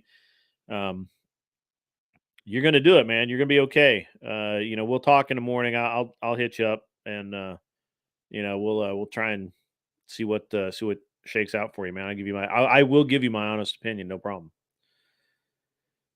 Family court veteran won 50-50 custody. Yes, that's a win. I saw a thing I can't unsee. Also trying to burn 30 pounds I gained from it. Yeah, I'm on that 30-pound train myself, man. I got hurt about a year ago, and I've been trying to get back at it, man. I've been I'm now able to go to the gym 3 times a week, and it doesn't overtax me and doesn't it used to like tear my leg up again, and I couldn't do any real hard work in the gym at all without it just being brutal, like just absolutely jacking me up. And you're pro on good terms, yeah. Oh, I believe that Andrew and Pearl are on good terms. I mean, I think that he has some issues with some of the things she says, but Andrew's a solid dude, man. I like Andrew a lot. He's you know what? He's one of those dudes that's just kind of it's just different, right? Like a lot of people say shit and never do it. I think Andrew's the kind of guy that if he says he's going to help you with something, he'll help you. If he says that he's not going to do something, he won't do it. And if he does, he's got a damn good reason, and he'll explain that reason to you, face to face, man to man.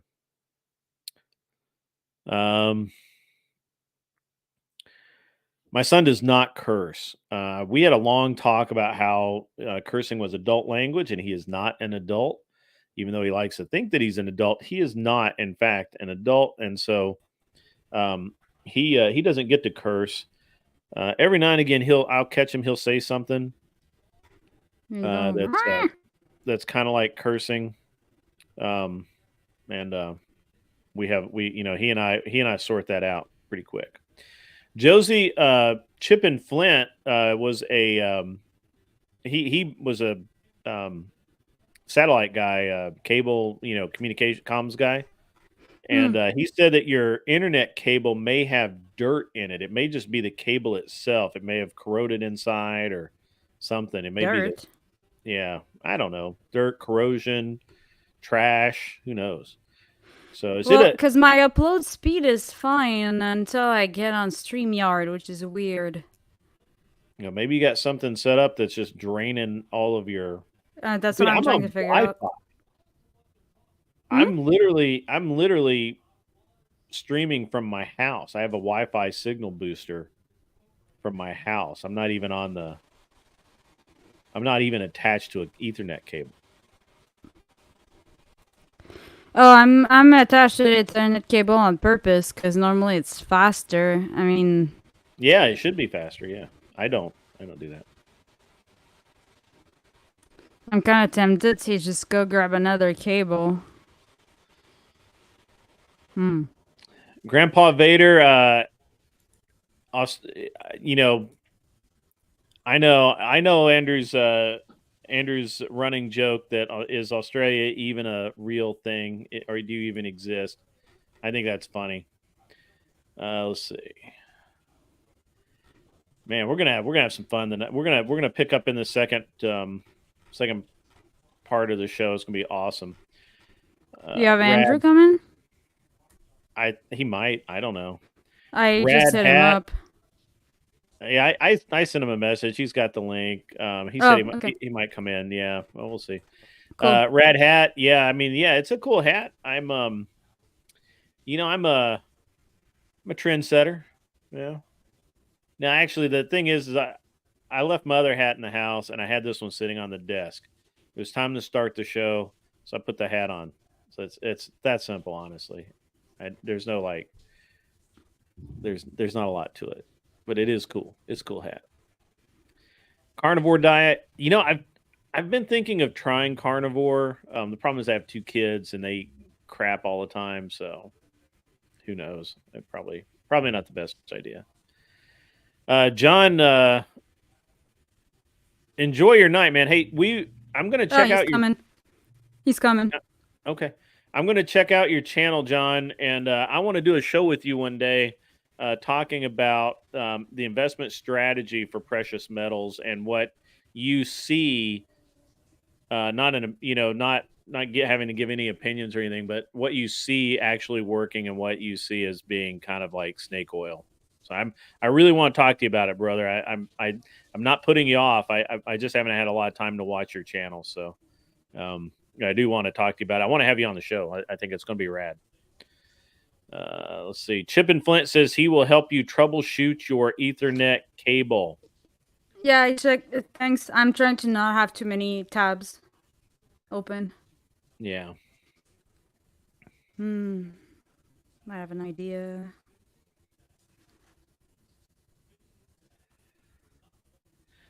Are you paid actors? I thought you guys were LARPing. You really? Are you're paid? I just thought they were LARPing. Golly. Y'all hiring or like LARPing, live action role play. They're paid actors. Yeah, that's what he says. They're paid actors. I thought they were LARPing. How are you guys hiring? Because are you hiring? That's funny. I've got an IMDb profile. God damn it! Yeah, you're not paid. You're just unpaid actor. Yeah, look, I understand you guys think you're in a real country and everything, but I think you're just LARPing. I think you're a nation of LARPers. Sheesh. Andrew, welcome to the show. What's up, man? I'm good, man. I'm good. We had Kat. I can't pronounce her last name on earlier, and that was great. And we had Darth, whatever his name is, from the Crucible on a little earlier as well, and it was a good conversation. And then, yeah, and who's Darth? Darth Octavius. Oh yeah, he's a good guy. Yeah, he's solid. He kind of walked us through how he's he's a single dad. He has custody of his full custody of his kid, and has since she was like 1.5 years old. It's crazy. I'd never heard. I mean, that's just something that's so rare to hear about. I was really, really interested in that. So yeah, there's all kinds of crazy characters around here, man. Yeah. We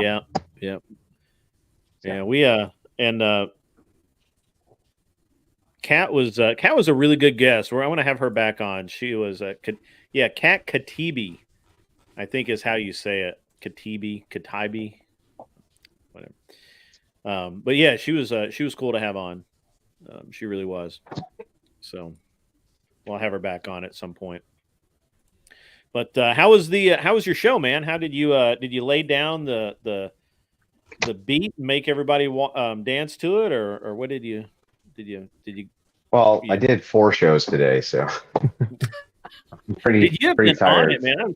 I was like, I don't think Andrew's going to come on. He's been on. He's got to have been streaming for like at that point. I think it was like 7 or 8 hours. Like I don't know how he's going to be on. Yeah, no, it's more like 10 or 11 today. Wow. But I have so much catching. Dude, these trips, they put me so far behind on my schedule, and so I'm like. From how I've always done things, probably the same way you have. If you get behind, you just work extra hours till you get caught up, right? That's right. Yeah, that's how it goes. Else, right? Yeah, so that's where I'm at. I'm like just working extra hours to catch up with everything. There's people who've been waiting in the wings to come on the Crucible for, in some cases months, and so the backlog is built so much. I'm like, dude, we got to start knocking some of this out because. Otherwise, we won't be able to get everybody through who wants to come through, And so I guess I'm not obligated to do that, but it's something Crucible's always done. Actually, I was just saying that about you. I was actually just saying that you strike me as the kind of guy, if you say you're going to do something, you do it. And I didn't. I mean, I don't know you that well or anything, but somebody was asking me what I thought about you, and I said I think that if he says he's going to do something, he's going to do it. And so that's I try. Very interesting. That less than an hour later, you're here saying the exact thing that I felt like you would say. So well, I mean, we gotta, I feel bad for him because some people have been super patient, and I know that they want access because of it's a bigger platform. Sure. So they want access so that they can come on and get some exposure for their channels and. I really want to let them do that. And so a lot of them have been super patient and they're like, man, I'm still traveling. I'm still doing this. I'm just not there to do it right now. And even then when I get back, I'll be backlogged. So it's just a lot of catch up. It'll be a lot of catch up for the next 2 weeks, basically. Just catching up. Yeah, absolutely, man. Well, hey man, at least you're man enough to do it. Yeah, well, I want to make sure people get a chance. So, hey, people had a question for you. How did you manage to have a concealed carry in Florida? Did you drive there? No. You can fly with firearms. I fly with firearms all the time. Oh. Yeah. Yeah. One of the scariest moments of my life was when the best thing to do is just ship them to an FFL and then just walk over and pick them up. There's they charge you $10. There's no paperwork because it's your gun. Yeah. So, yeah. Long guns you can ship ahead to a hotel in your name and then pick them up when you get there. You can do that with handguns too. Can you do it with handguns? I thought it was only long guns. Nope. Just depends on where you're sending them to. Yeah. I mean, contrary to popular belief, it's not illegal to send guns in the mail. You can mail guns to, friends, family, all kinds of things. It's not a big deal. Yeah. So I used to, I don't know as much anymore, but when I would travel to different matches, I would ship my heavier long guns ahead, and then I got a case, and it made it kind of irrelevant to do it. But and then I started, once I had the guns handled and I could take them with me and check luggage, I would ship ammo ahead. And that's you just have to kind of plan ahead on that, but it works out great. I like to ship things ahead, but I've had people who do handgun only. Actually, I have a friend of mine who's a nurse, and she had her handgun stolen out of her bag. What? And that it happened. I mean, it was actually part of a big ring out of Atlanta. This was about 10, 12 years ago. And they were like, I think it was like Atlanta and Chicago. There was a ring of thieves that were stealing like massive numbers of guns. And there's like a whole technique of keeping those safe. But my actual question, Andrew, is how do you when you go to California, are you just taking like a pocket knife with you, or are you like bringing the heat, or how do you handle that, man? I would never disclose any of that. Good job. So when I had a house there, I used a competition exception. I made sure that when I flew in, I was registered for a match, so that if somebody stopped and asked me that I was traveling to a match. Yeah. Well, you just want to make sure in California all your T's are crossed and I's are dotted. So absolutely. Yeah. So yeah, absolutely. Yeah. So how was the show tonight for you, or the last one with, I guess, with Pearl, where you're probably just came from? Oh, well, I was just doing debate prep for I have a debate with Lauren Chen on Monday. So nice. I was just prepping up for it. That's pretty baller. It's going to be a good debate. So yeah. Is she on your team or is she opposing? Well, hard to say. I think she thinks she's on my team. So, there's that. But is she? I don't know. Yeah, well, I mean, you never know. Well, there was Andrew for like a split second. Yeah, I pressed the wrong button. That's all right. Yeah. Anyway. Yeah. Well, that's good, man. I'm glad that I'm glad. Just don't ever press the wrong button while you're taking a piss. That's the. Well, yeah. Anyway. I haven't yet, but I'm always like, wait a second. No, I'm kidding. I'm joking. Make sure that's like. Do you start to like do that where you like every time before you do something, you have to like second think, oh, is there any camera on? Wait, everything's off, right? Yeah, all the time. I have to do it all the time. Yep. So I have a routine. I have a routine for shutting down electronics and everything else. So. Yeah, that's pretty interesting stuff. Oh, by the way, I sent you the video, the clips that your mods or your chat wanted me to send you. I was kind of hesitant sending it, but your chat really wanted me to send it, so I don't want you to think I'm like trying to steer stuff up. You mean the Rolo stuff? Yeah. Yeah, that's all right. Yeah. Okay. Just the mods were like, "Oh, send it to him. Send it to him." I'm like, "Okay." Dude, Paragon 84 reminds us of the time that you forgot to mute yourself on whatever when you were telling your chat that you were going to wreck them.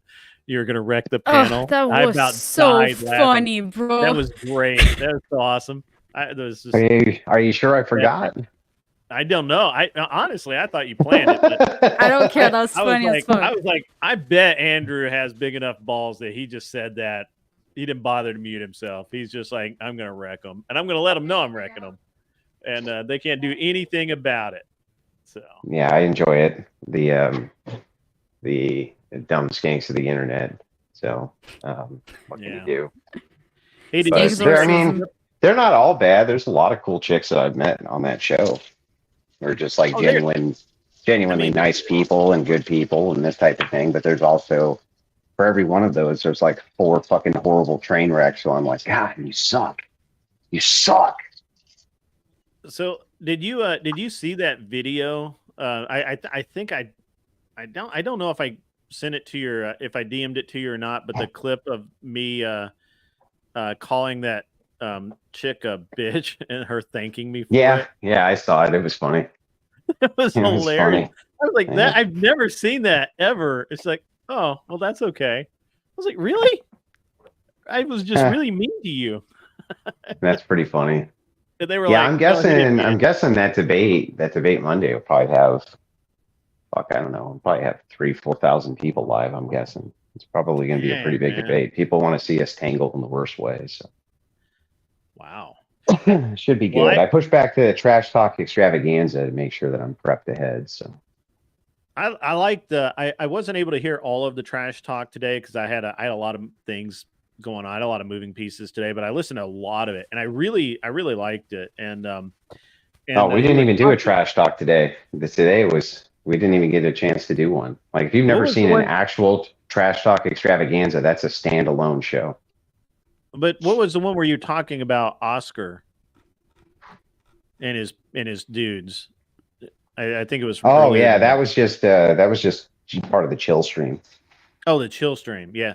That it's interesting how many people, and you warned me to be careful about it, and I'm really being as careful as I can about who I associate with and who I talk to, because every time I look in your direction, somebody is stabbing you square in the back, bro. No, dude, it's just backbiter after backbiter. But the thing is like, I don't take it personally because I'm glad. I understand that when you get to a certain point, I've talked about this on the show a lot.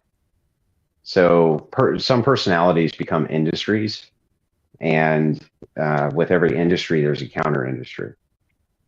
And so if people realize that they can make money off of you, whether they can make money off of you by supporting you or by attacking you, they'll do both things.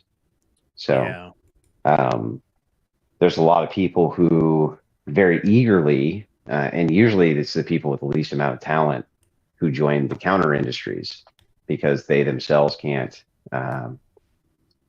create an industry unto themselves. So they just attack, and that's all they do is attack, and that becomes their entire persona, in fact, and that becomes part of the counter industry. And so, like video essays on people that make shit up. The counter industry. And so there's definitely a giant counter industry against me. There's no doubt that that's true. Brian has it way worse. Fresh and Fit has it way worse. A lot of people have it way worse than I do. But I also have a huge groundswell of support too. So a lot of creators support me as well. And so my philosophy on it is like, look, I want to do, because there's so many, the Crucible uniquely, because we run so many debates, we deal with so many different creators. And so we're in a really unique position where people have smaller channels. We can really get get them some exposure. And so kind of my philosophy on it is like, since we're in the position to do that, we should do that. And we have been. And I would say, probably 20% of the general live viewership of the Crucible are content creators, which is a massive amount. You're talking about maybe a couple thousand content creators who orbit the Crucible, and so for every backbiting scumbag there is, there's also 4 or 5 supporters who also have their own messages they want to get out. And so I don't take it personally. I understand that there's backbiters everywhere, and that's part of the industry. But I also understand that they usually don't go anywhere because they're untalented hacks who don't know how to work with other people, which is key to growth inside of any industry. There's no business that I'm aware of that does very well standalone, not working with people. So, well, that's true. That's very, very true. Yeah. Yeah, being in content creation sphere, I learned to value people who have integrity because there's a lack. Well, there aren't any. There aren't any. There's you. Well, you're talking about 2% of content creators who aren't complete backstabbing sons of bitches. I happen to be in a unique position of the guy you see on the camera is the guy I am off the camera. It's the same guy both ways. So that's just how I always act. So there's no difference. But many people see it's the opposite. So it's really funny. One guy put it like this. They said, most content creators act like they're nice guys, and behind the scenes they're actually fucking bastards. And Andrew is perceived as being a bastard but behind the scenes, he's the nicest guy ever. I'm like, I don't know that this is all upside down. Yeah, I don't know that I've ever really seen you in a position where I would say that you're a real bastard. I mean, you're direct. I mean, I will give that you're direct. Your humor is a little on the dry side sometimes, and it can be considered coarse. But I've never seen you be like what I would consider, truly, a bastard. No, I'm not. But I'm just, there's a perception, and the perception's built on a straw man and an effigy. And so people attack the effigy, and it's way easier to attack the effigy. Yeah, like I had this chick screaming at me this morning. She DM'd me on Instagram and was just yelling at me. She was like, in all caps, you're a piece of shit, motherfucker. That way that you treat people is horrible. Just going to town. I was like, listen, have you ever actually watched any of my long form content? She was like, no. And I said, well, why don't you go watch one episode, and then come back and say the same thing? She's like, I will. And then she DM'd me later in the afternoon, and she's like, yeah, I owe you an apology. She's like, I clearly just looked at video clips out of context, and I feel stupid. And I was like, well, you should. You should feel fucking stupid. So, but whatever. That's just kind of the nature of the game. So. Yeah, imagine being the first person you come across that has dry humor. What a sad life. Yeah. Well, I hope that whoever they burn in effigy has shaved their arms. Well, I hope so too. It's extra flammable otherwise. Yeah. You don't want the arms to go up before the rest of the body, Yeah, gotta be a hairless effigy. Yeah, that's right. That's right. That's why they shave witches. That's why they shave witches' arms. When they want to make sure that they burn from the bottom up, Bottom up, yeah. That's Oil funny. it up. Yeah. So anyway. So look, cool. yeah, go ahead. Sorry. No, I was like, it's so cool that you stopped by. I honestly didn't think you were going to stop by. I was like, it's getting too late. He's already been on for hours and hours, and yeah, I'm not going to stay very long like I normally would, because I'm really tired. But I did just want to pop in and say hi. I'm glad your stream's going good, and every time I pop in, there's another improvement. And I'm telling you, just keep at that, man. Just keep it. I remember I was in the exact same position you're in, man.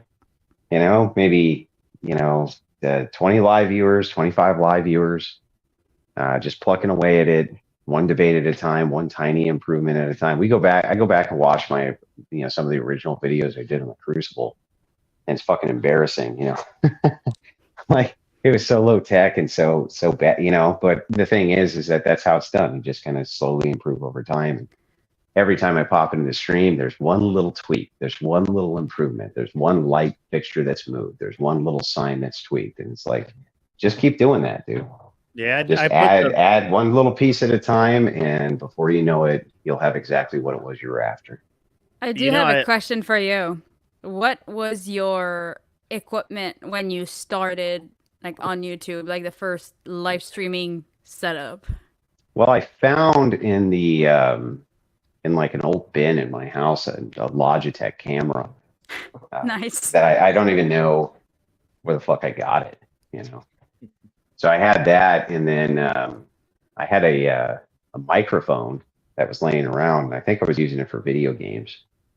So that was my setup, was this Logitech cam, and then I put like a paper green screen behind me with the Crucible logo, because that's all I could think of. And then the Crucible logo was behind me for, I don't know, the whole first year and a half of streaming. So until we built the static background and got better lighting, and, we just built it a piece at a time. But same computer? Oh, no. Nope. My computer died months ago, and I did a fundraiser and raised the cash for it in an afternoon. That was really cool. Wow. And so I got, there's basically no better computer on the market than what I got. So. Yeah, it's interesting. Which is good, because I needed it, Yeah. Like I needed it. It's an important thing. Yeah, it's a pretty important thing. So the crew got together and they sprung for it. Some guys just sent me parts outright. And we got the whole thing together, and we got it for a really good price. But yeah, it was way worth it to do. It was life changing, in fact, to have that kind of PC power. And then the benefit of it is, of course, I get to play all the modern games with maximum graphics, and I fucking love that, dude. Yeah. I just got a new graphic card, new RTX 4 series, 4000. That was my little investment there for Grid's podcast. My God, the difference is insane. I don't think I need a new camera. No, you need a new internet cable or something. Well, no, it's California needs new towers. I know. California needs a new California. Yeah. No, it doesn't. No, it doesn't. It just needs to not have any California. There you go. Yeah, it's interesting. I do something all the time. Like I put in the background, so we have the matrix, the red matrix, not a blue matrix. I do have it in blue, but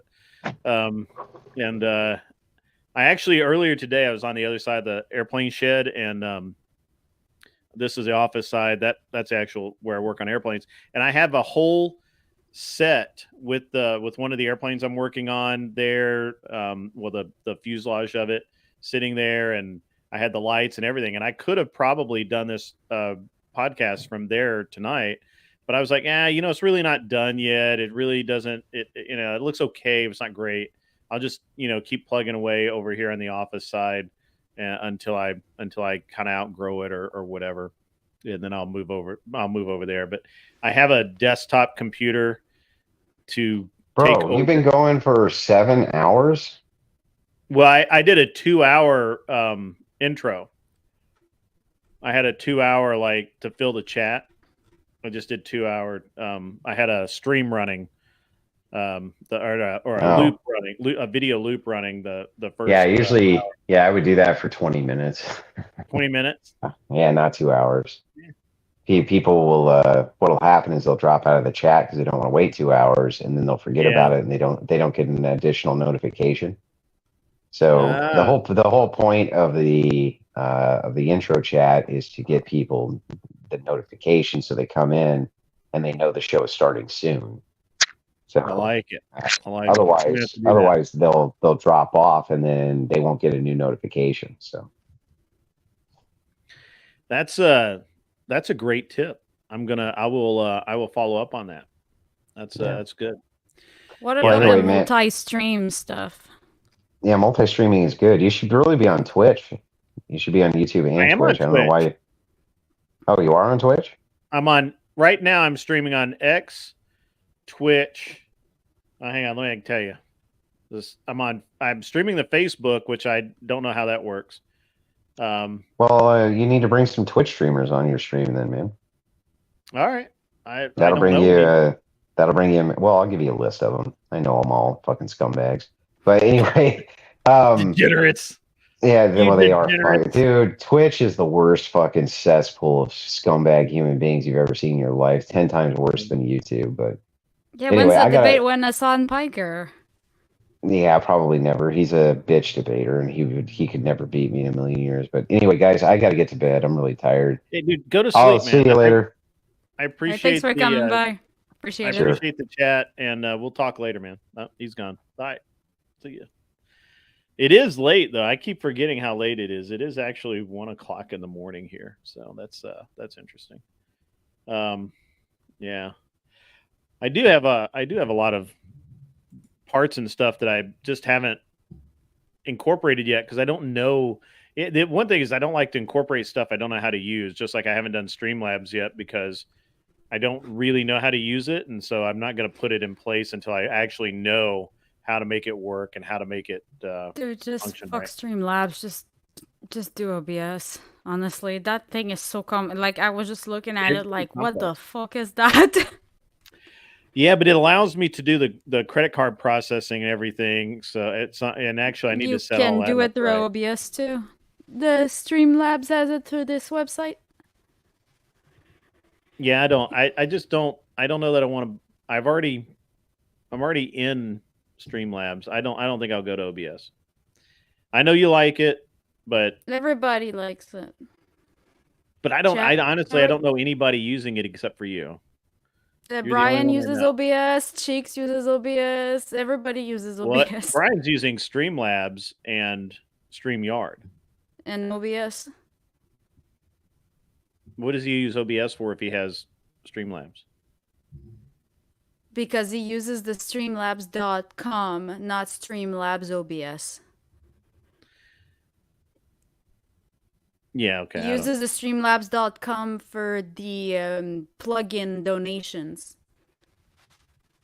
For the donations. He doesn't do it through Streamlabs platform. He just uses their extensions. Streamlabs.com and Streamlabs OBS are two different things.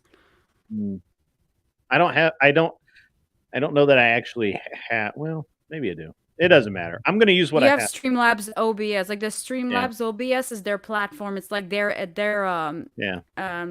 interface of OBS. Yeah. I don't know that I'm going to change. I kind of like it where it is. I just need to understand it more. But I don't incorporate anything I don't understand.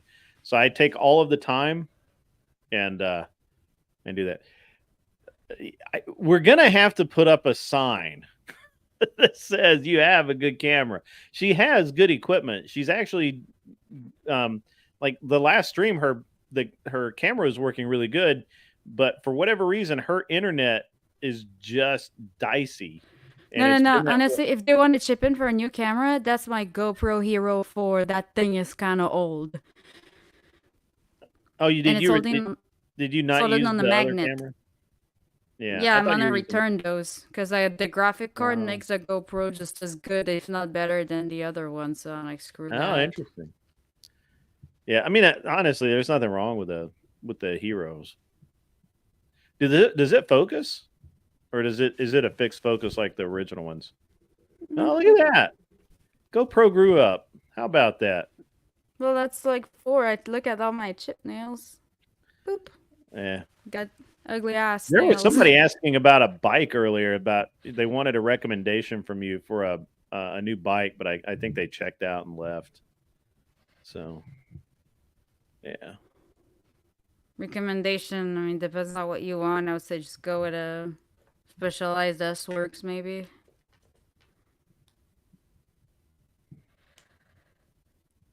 No, I didn't forget about the camera. That's mean. That was the first thing. I got a graphic card. Yeah, she had to upgrade she got such a good camera, she had to upgrade her graphic card to work with it. No, I just had such a shitty equipment. Yeah. Because I lost it all in a fucking divorce. Yeah. Divorce. Stochastic decay. Sup? Yeah. Yeah, we know. Now, seriously, if you want to chip in, man, I'll put my Streamlabs down there, and tips are super appreciated because at some point, like, my boyfriend's gonna be like, "You're doing this all evening, and you don't bring any money from it. So what's up with this communism here?" And he's from Vietnam, flee communism, so I'm not gonna put up with it. You know. Yeah. Yeah, I actually did. Hold on. Maybe if I can. Woo. Boom. Like back there. No, you can't see it.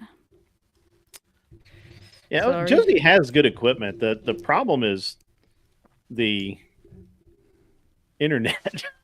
No, I have terrible equipment. I'm just good at making the best out of it. So I get I'm gonna pop this. I get two sides to this where I should push Twitch or I just but then other people say Twitch is kind of dead. So yeah, I don't know. What do you guys think, man? Give me some info. Well, let's see. Oh, this guy. Tolerant Cam.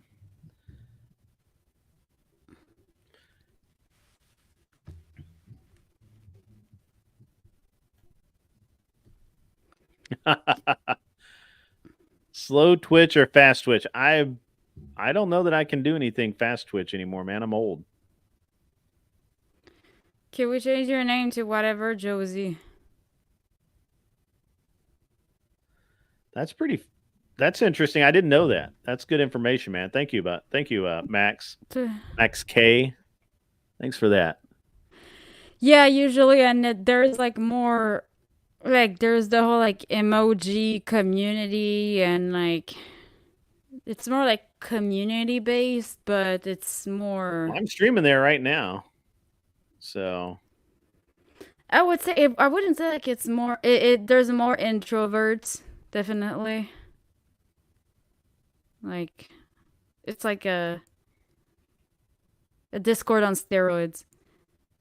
No, Steven doesn't use Twitch anymore. He got banned. He's on Kick now. He signed a contract with Kick along with XQC, I think.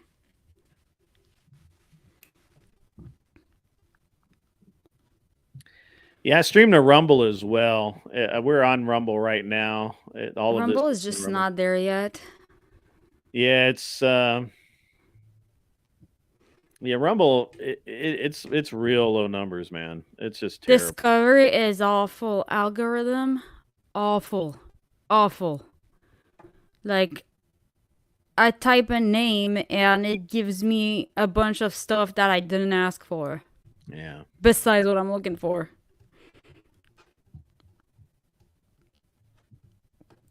See, I just think YouTube is YouTube's where everybody is, and it's just going to stay that way. I think everybody. Oh, I love YouTube.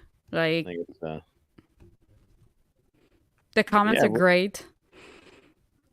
Yep, I'm over in. I'm on Rumble right now. Rumble in the jungle. Yeah, Andrew's hard to find too.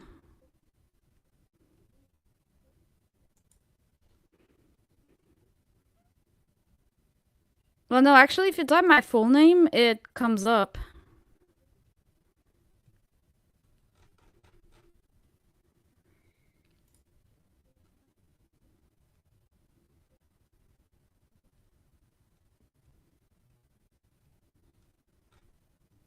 Yeah, I'll have to get that list. I'll have to get that list from Andrew tomorrow. That'll be great. What list? Of Twitch streamers to like debate? Yeah, no, not. I don't debate. Not debate, but, talk to. Yeah, to have a discussion with. Yeah. Yeah. And if you kick streamers. Yeah, I don't know how Rumble works out for, if you're trying to start out or whatever. I know that some people are really good at it, and I think if you're really good at promoting yourself and like making sure your links get in front of a lot of people, it works out. But I don't know. Here how it works. I know a certain Nick Fritos, but that might get you in trouble. Who? Nick Fritos. Who's that? I don't know. I'll put in private chat. I'm not even sure I'm allowed to say that on here.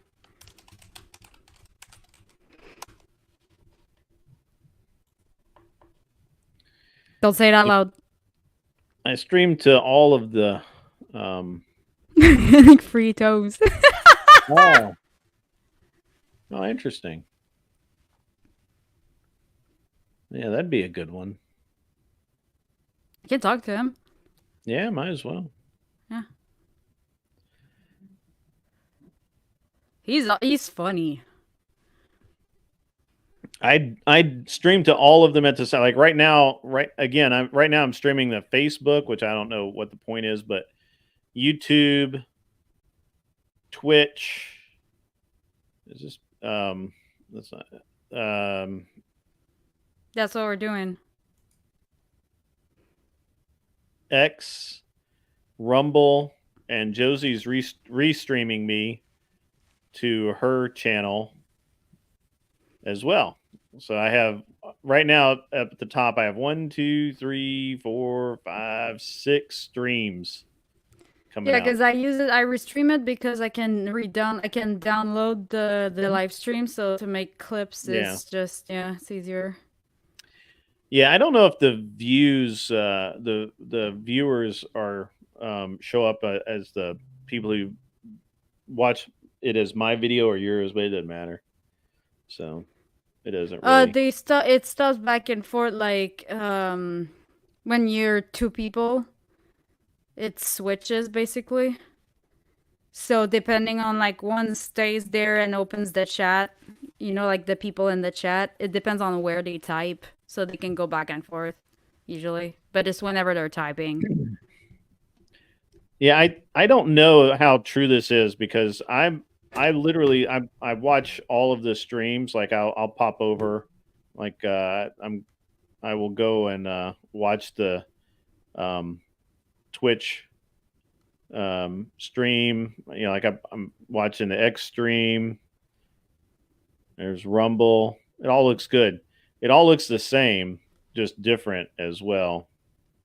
So Rumble has better quality though. If you have like a really like if you get like a badass lens or something, like you really want to make the most of it.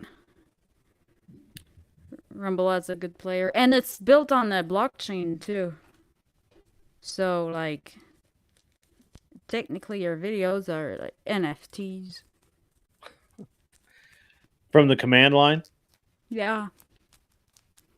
From scratch, from the command line. No. If you buy my course for $1,000. So buy my course. It's spelled weird. Hang on, let me can I give you the link? How do I give you the link? Let me go to Rumble. Yeah. Rumble's UI is awful, sorry. Like their search is just messed up too. Yeah. There's just no discovery. It fucking sucks. Like you already have they just make it so that like if you have a platform, a big platform somewhere already, you like drag it over. Yeah. So that should be the correct link. I don't know.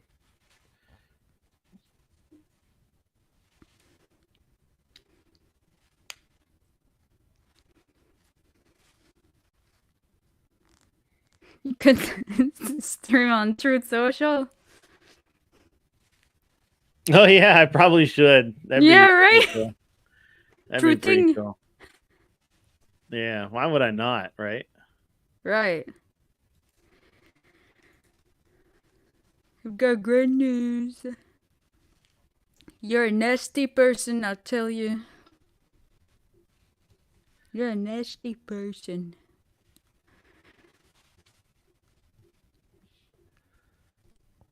What is Andrew's channel? The Crucible.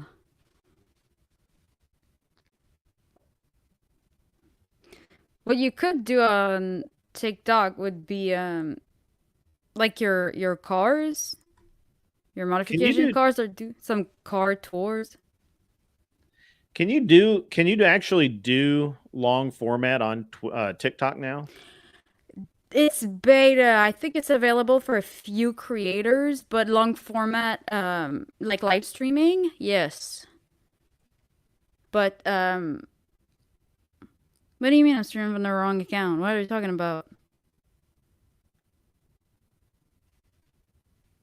Distraction. What the fuck? No, I'm pretty sure that's the right account.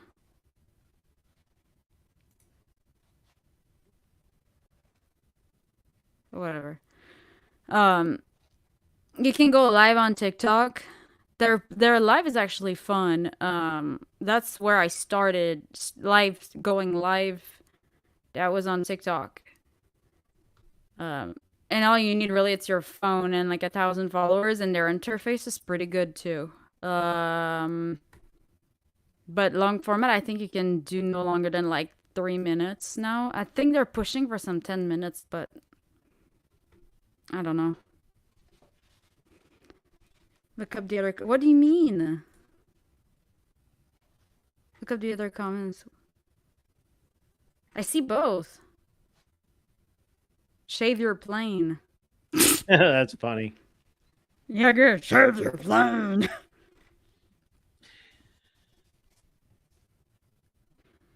Yeah, man. I'm literally I try and find something new to tinker with, not every day, because I'm always playing with. I'm playing with my airplanes. I'm playing with whatever, stuff I have going on. You should totally do the flight simulator on Twitch, though. I think that'd be. I haven't seen anybody do that. Like nobody do that. I have a sim rig, but it's not set up to like stream or anything. I mean, it's just a pretty cool sim rig for actual like flight training.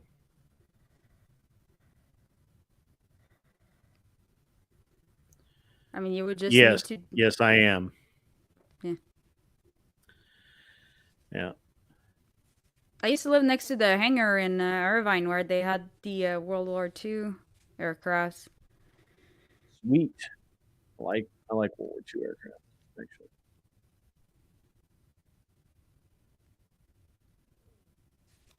It is pouring down rain here. What do you mean when I streamed to this account? I don't.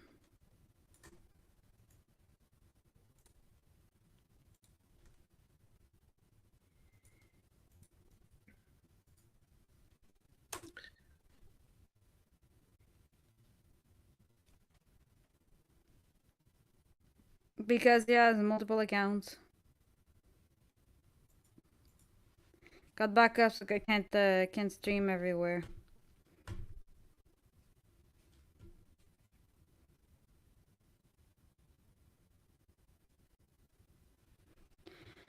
Yeah, we're good. Working on it. We don't pay for shit. Am I missing a conversation somewhere? Yeah, your Rumble. Oh. I would like to help you upgrade your Rumble and YouTube channel so that you can have more followers, and viewers.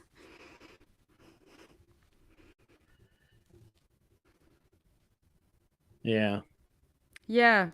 For $1,000 a month, you can purchase my course. I don't know how I ended up with 2 Rumble accounts. It is strange. I don't know why I have 2. For the same reason, yeah, you ended up with 2 YouTube accounts. Well, no, not really. I didn't have a Rumble account, and then I opened one, and then for some reason I ended up with 2. With YouTube, I have like I have airplane accounts. I have the racing account left. I have a personal account left. That left over. I don't even know how many YouTube accounts I actually have. I have a lot. So.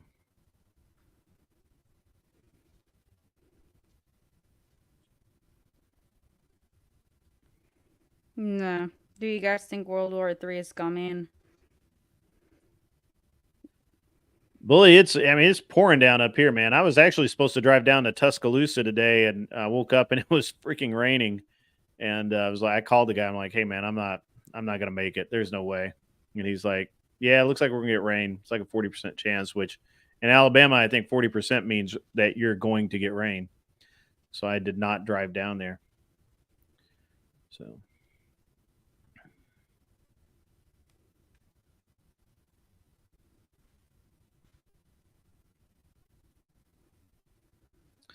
Guys, if you haven't already, go over and subscribe and do all that cool stuff. And like it, subscribe, do all the stuff for the channel. What we got here? Yeah, guys, don't forget to like this video. Hit the like button on this video. Subscribe. And if you really, really want to support the channel, you can hit that notification bell. You can find the show on Discord, and the podcast is available on all platform wherever you get your podcast, as long as I hurry the F up to upload it. Sorry, I didn't get to finish uploading the previous one because it's kind of long, so it's having a hard time uploading. But if you are on the road, you can listen to our beautiful voices. Yeah. Let's see. Missed something. So, Grandpa Vader, no, My favorite World War II airplane is the P-40 Tomahawk. I really like that airplane. It was underrated by a lot. Or the P-38 Lightning. I like that one too. That's a really good airplane. My dad's grandfather flew one in the Korean War. I don't know what airplane we're talking about there. Oh, model P-51 Mustang. Yeah. As far as radio control stuff, I have a bunch of RC airplanes. When I was a kid, I flew them. I have a kid. He flew them, and now they just sit on the wall because he's moved on to other things. He's too cool for that now. He'll come back to it, but it'll be fine. And then I have several airplanes, and I'm just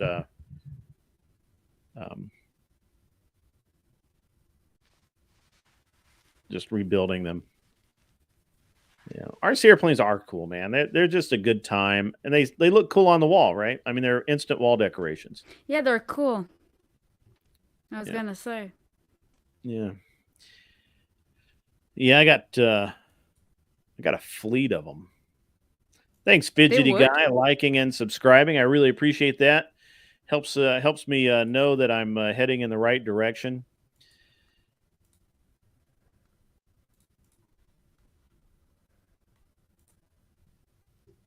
Smarter than most Brian's guess. You know what? It's I wanted to talk to Andrew about this, but before he, I mean, obviously he's super tired, and I'm actually starting to feel it too now. I mean, it's 1:30 in the morning here, so I'm gonna probably tap out here in the next half hour. But he was talking about how Brian has a lot of, obviously Brian has a lot of haters, and so does the Fresh and Fit guys. They have a lot of haters. The interesting thing is that it's always interesting to me that there aren't a lot of people out there that just publicly support what Brian is doing. It's like even the guys that watch the show, they will. What do you mean? But a lot of the guys but a lot of the people who watch the show, they don't support the show the same way that, well, let me say, it's not that they don't support it. The way they support it is kind of lukewarm, right? Like they want people to think that they're weird or something because they watch whatever and find it funny and all of that. Oh, you mean that Myron is gonna have a problem with? Yeah, the same thing. Yeah, and I get them in my I get PMs all the time, and you'll see them if you go through the comments on some of the videos. Spending a bunch of money supporting whatever. Why are you doing that? Blah, blah, blah. All this kind of nonsense. It's just really stupid. It's just really, really stupid. Well, you did super chat once to Fresh and Fit. Yeah. I saw that. I did send one because I was supporting Jim Bob, and I need to get Jim Bob on here. Let's see. Jim Bob's funny. No, I won't be a drone pilot. My kid might, but I'm much better with a rifle than a drone, so that's really good, like one shot 500-yard hits. So on the clock. Yeah, let's see what else we got. No, honestly, I like Fresh and Fit. I know some of the guys who work there. They're nice. They have a nice community. I don't agree with what the way that Myron talks about Brian. That's really giving never meet your heroes. I can't. I can't. I mean, and I know Andrew says that he gets along with because they're straightforward.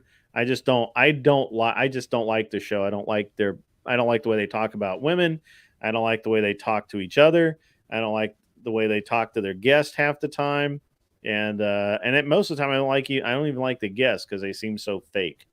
And definitely the women they bring on is just like if you think Brian's bringing on trashy OF girls, wow, you should really look at the ones they bring on Fresh and Fit. They're like Miami ratchet ghetto hoes. They are like ghetto hoes. Like they need whatever. I would like to discuss how we got to 30% LGBT in Generation Z. Hey, that's a great point. We actually were talking about that earlier tonight, and I made I made a controversial.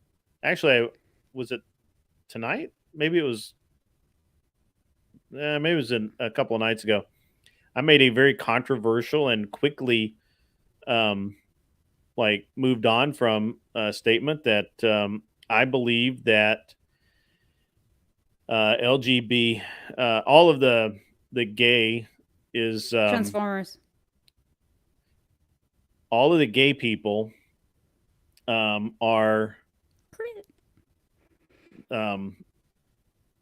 I think that this push is because it's in the schools. It's learned behavior. I don't believe that it's. I don't believe that you can say that it's a natural thing that people are born that way or anything. I honestly don't believe that anymore. I kind of thought I did at one point. I was like, maybe you're born that way. You're just weird, whatever. So yeah, but no, I don't think that anymore. And the reason I say that is because the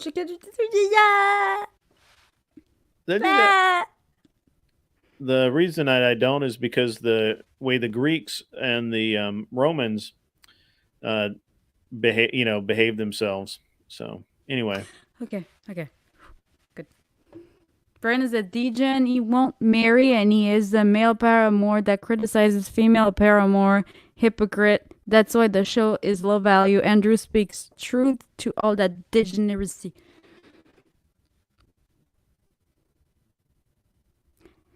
Looks like someone's mad. That would have been a lot funnier if you hadn't frozen solid in the middle of it. It was funny, but it was funny. It was really funny. Looks like someone's mad. Yeah. Well, cry about it, bitch. I'm trying. I didn't scroll down. I gotta scroll. Continue to scroll. It's a meme. That's actually accurate. That's true. Can't argue that. What do you mean froze again?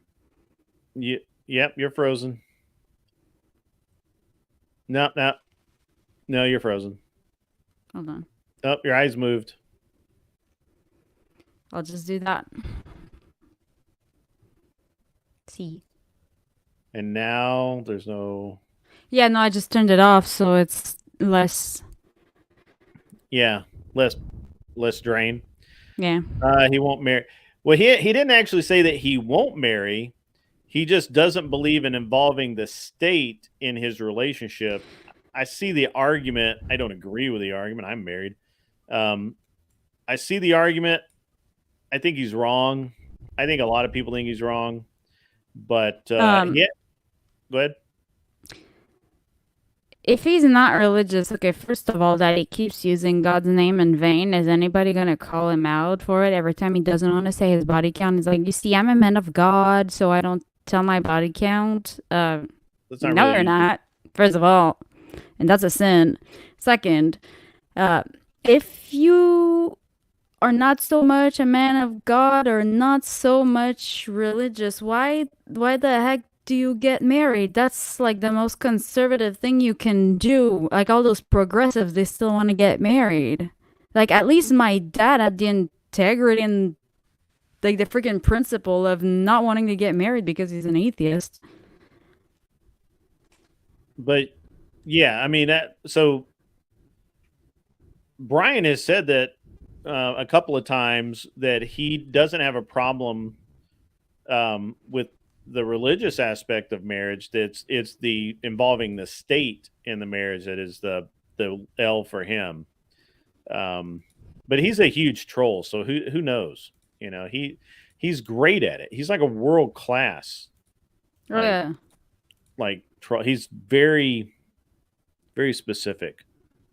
He's a male paramour that criticizes female paramour. I don't know that he is. I don't know that he is. What does paramour mean? Well, he misspelled it, but it I believe it means a sexual partner. I believe. That's I believe that's the way it's used in this sentence. Oh, lover. Okay. Yeah, sexual partner. Yeah. I don't know that. I don't know that he's a male paramour. 'Cause I don't think that. First of all, it's not spelled right, and we're not using the right word usage. So that doesn't make him a hypocrite. That's why it shows low value. Andrew speaks truth to all that degeneracy. Yeah, and Andrew has problems with Brian, and he says so. It's okay. It's fine. I mean, disagreement, not problems. Yeah, disagreement. Brian doesn't really have any problems with anybody. Yeah. Again, I one of the interesting things about Brian is I think that he really is his armor is so well made that it's impossible for you to tell what he is really thinking.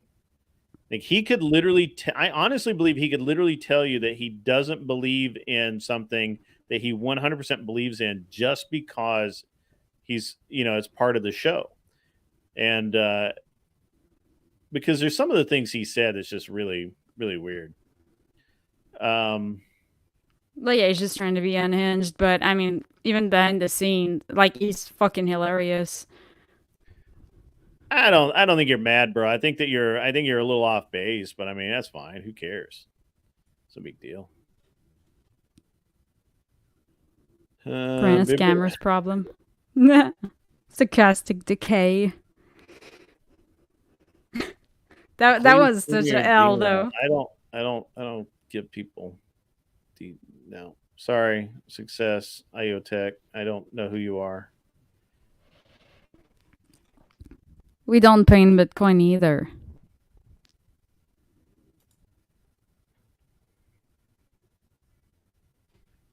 I can't keep up with the chat right now, man. I'm trying to go through this. Too popular. No, I'm just reading really slow. I'm actually pretty tired. Do you want me to read? No, I got it.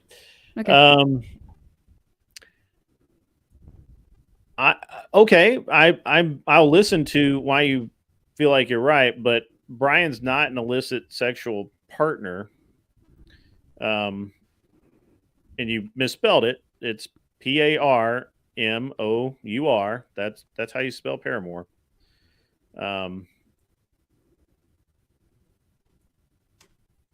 And yeah, I mean, I'm not arguing with you, man. I want you to be accuracy matters, man. So, and it technically paramour is a lover, especially the illicit partner of a married person. So Brian doesn't mess with married people. So again, accuracy matters, man. I'm not trying to pick a fight or anything. I'm just telling you. Oh no, like if a chick is in a relationship, he's not even going down that road. Like it doesn't even. Cross his mind. I actually had somebody I had a girl tell me that she had done some work with Brian and that or maybe I don't know, maybe she had been on the show. I don't know, but she was basically telling me that Brian had expressed interest in her, but she, I guess wasn't as interested in him, and then they didn't talk for a few weeks. She got a boyfriend. He called her back. She said, "I've got a boyfriend. I'm sorry. I started seeing somebody. I think it's going to be pretty serious." And Brian's like, "Yep, okay, see ya, done." Yeah. Yeah, just totally like, okay, yeah, no problem. Yeah, I just don't think that you can attribute. I think that he's a weird dude, man. He's like, he's not weird in my specific. I'm weird too, so I get it, but he's a typical film student. Let me tell you. Have you guys ever watched his prank videos? Dude, those are fucking. That's actually how I found whatever to start with. Was his prank videos were fucking hilarious. Dude, his pranks used to go viral like every time they would release it at my school, and my school didn't even speak English. Like it's so massive, man.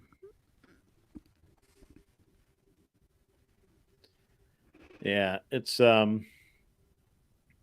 Well, he doesn't want to be that preacher who gives life advice. He does entertainment. He doesn't do male self-improvement and trying to sell some courses and shit. He just has a panel of women that come on. He lets them speak.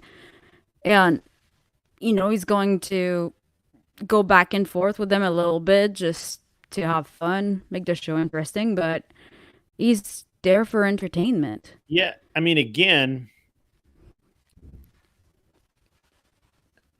Dude,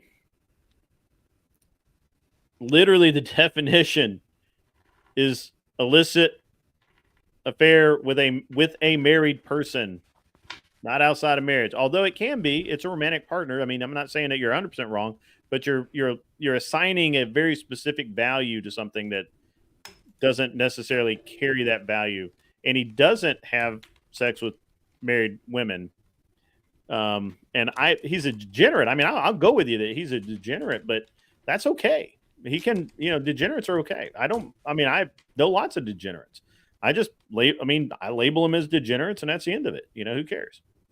It doesn't mean that his message and and what he's doing is any less valuable because he himself is a degenerate. He has gotten he's gotten to where he is because he's able to think in a way that other people have decided not to. So,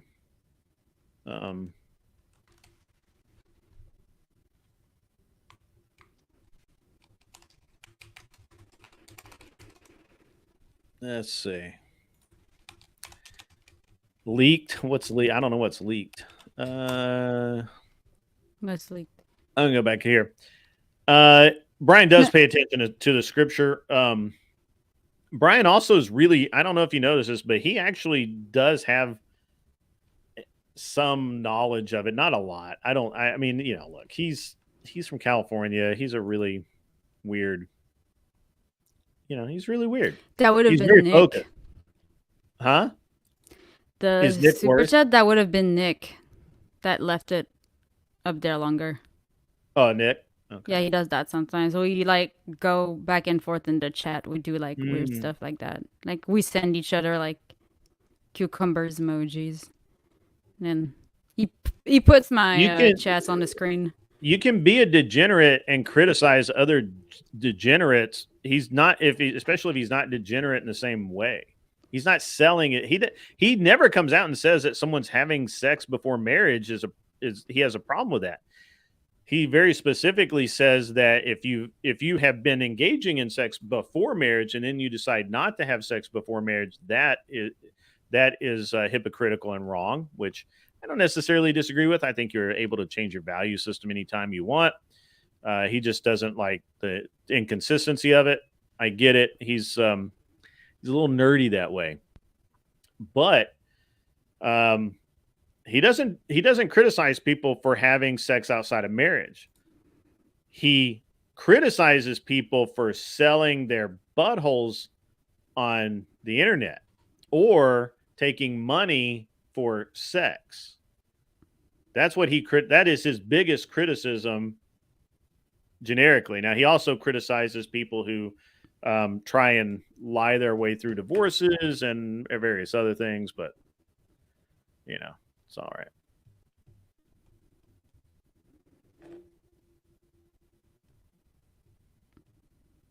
Yeah, let's see. I'm gonna go. You sure you don't want me to help you go through the chats? No. Okay. I like this part. I enjoy it. All right. Okay, I'll give you that. The point is, he's degenerate. Yeah, he is a degenerate. But he's. It's okay that a degenerate in one aspect can criticize another degenerate in another aspect. I mean, who cares? I mean, it's just, that's the very Puritan way. It's just, to me, from where I'm from, it's just kind of normal, and that would have been the kind of thing, Americans being all uptight and shit. But it's just, I don't know, you're from a university town, you're from Santa Barbara, and it's not like he's disrespecting anybody. So Andrew is certainly worthy of being listened to, but so is Brian. And Brian is doing something that other people are not doing, and that is shining the light of truth upon a bunch of degenerate OF girls and not making them out to be these vaulted icons that people should endeavor to model themselves after. So don't get it twisted, man.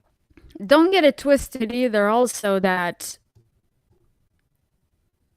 I'm really under the impression that no, not all men are misogynistic and don't want to listen to women. But have you thought that I've never met someone that's not a hypocrite ever. You just point out the guy that's not been a hypocrite. Yeah, exactly. That too. Also, like,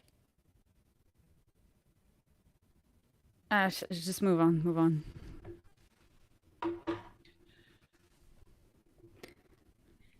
You are the circus, sir. That's you right now. Have you thought that maybe you don't like the Whatever podcast because Brian actually lets women speak, and that's just something that, as an average frustrated chump, you just don't like to hear women say stuff? Look, he's made good points. I mean, he's backed up when he's been backed up into it, when I pointed out the correct things. Look, I'm not a hypocrite very often, but I am sometimes, and I will admit it. I was a degenerate for a long time. That doesn't stop me from pointing out the degeneracy in others.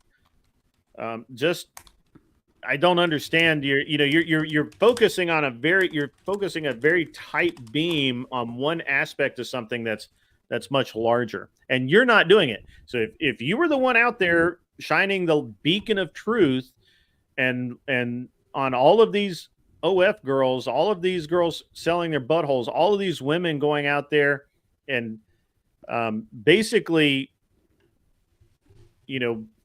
I wouldn't say stealing from men. What's the word I'm looking for here? They're just using men left and right, and their minds are so jacked up that dating is a hellscape. If you were the guy doing that, I could have a little more sympathy for what you're saying, but you're not. The degenerate that you're talking about is doing it. He is, and he has had an effect. So that's it. You skipped a chat, I did? Yeah. Sheba Shaba. Sheba Shaba. To be honest, your money would be better spent on the Crucible. I do spend money on the Crucible. Oh, are you not supporting degeneracy by being a top donor? Did you do that one? Huh? What? Are you not supporting degeneracy by being a top donor? Question mark. No, I'm fighting degeneracy, you morons. Do you not understand? Do you not understand that you complaining has no effect? You have to have somebody out there who's willing to get in the trenches and do the dirty work that you're sitting on your high horse and not doing. I can't do it. First of all, I couldn't be stuck in a room with those women for more than about 30 minutes before I would lose my shit. To be honest with you. I almost lost my shit tonight just hearing about, the woman marrying her husband's or her ex-husband's best friend. Kind of that fucking was so bullshit bad. That? I was that in the was like kitchen that. going I was like, fucking hell, mate. That's just fucked up. Dude, there's no way you would let that fly. And then under no circumstances. No, I couldn't do it. I couldn't do it. Yeah. I mean, mentally, I couldn't do it. I couldn't sit in a room twice a week with 10 girls and listen to them prattle on about all of their bullshit. But without Brian doing that, you don't hear about it. And they would be out there selling their buttholes on OF. What are you doing to be critical of a man who's doing the job you won't do? I'll tell you what you're doing. Nothing. You're doing nothing. You're sitting in here and you're acting like you know something that you obviously don't know. I will give you that Brian's not Andrew. Okay, cool. Andrew is also not Brian. Andrew doesn't sit in a smelly ass room twice a week with a bunch of whores. I couldn't do it. I would lose my shit. I would say things that are so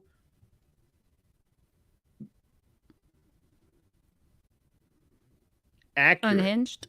No, accurate. No, I would say accurate. things that are so accurate that the amount of tears would flood the room. I promise you, I'm not a nice person. I've always said that. But Andrew's not the only thing worth listening to. Let's see where I'm at. Degeneracy is not normal now. I appreciate what you're saying. I just see it as a circus. I saw that. My messages are being skipped. Why I bother? I didn't skip your message, man. I did. We went over it. That was the one I went back to. Yeah. Brian is black pilling you.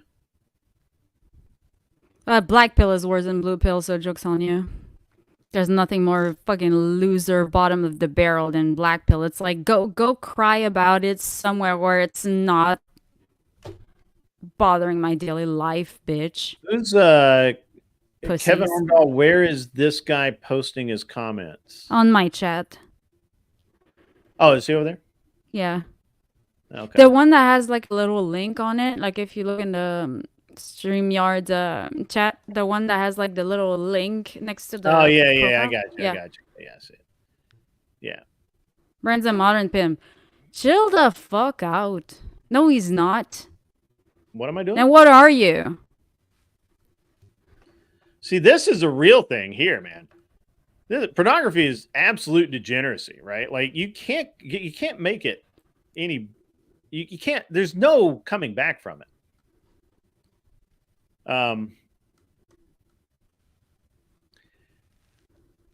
I've just scrolled down, man, and I don't hit every comment. No, I said that your statement is not accurate. Am I right?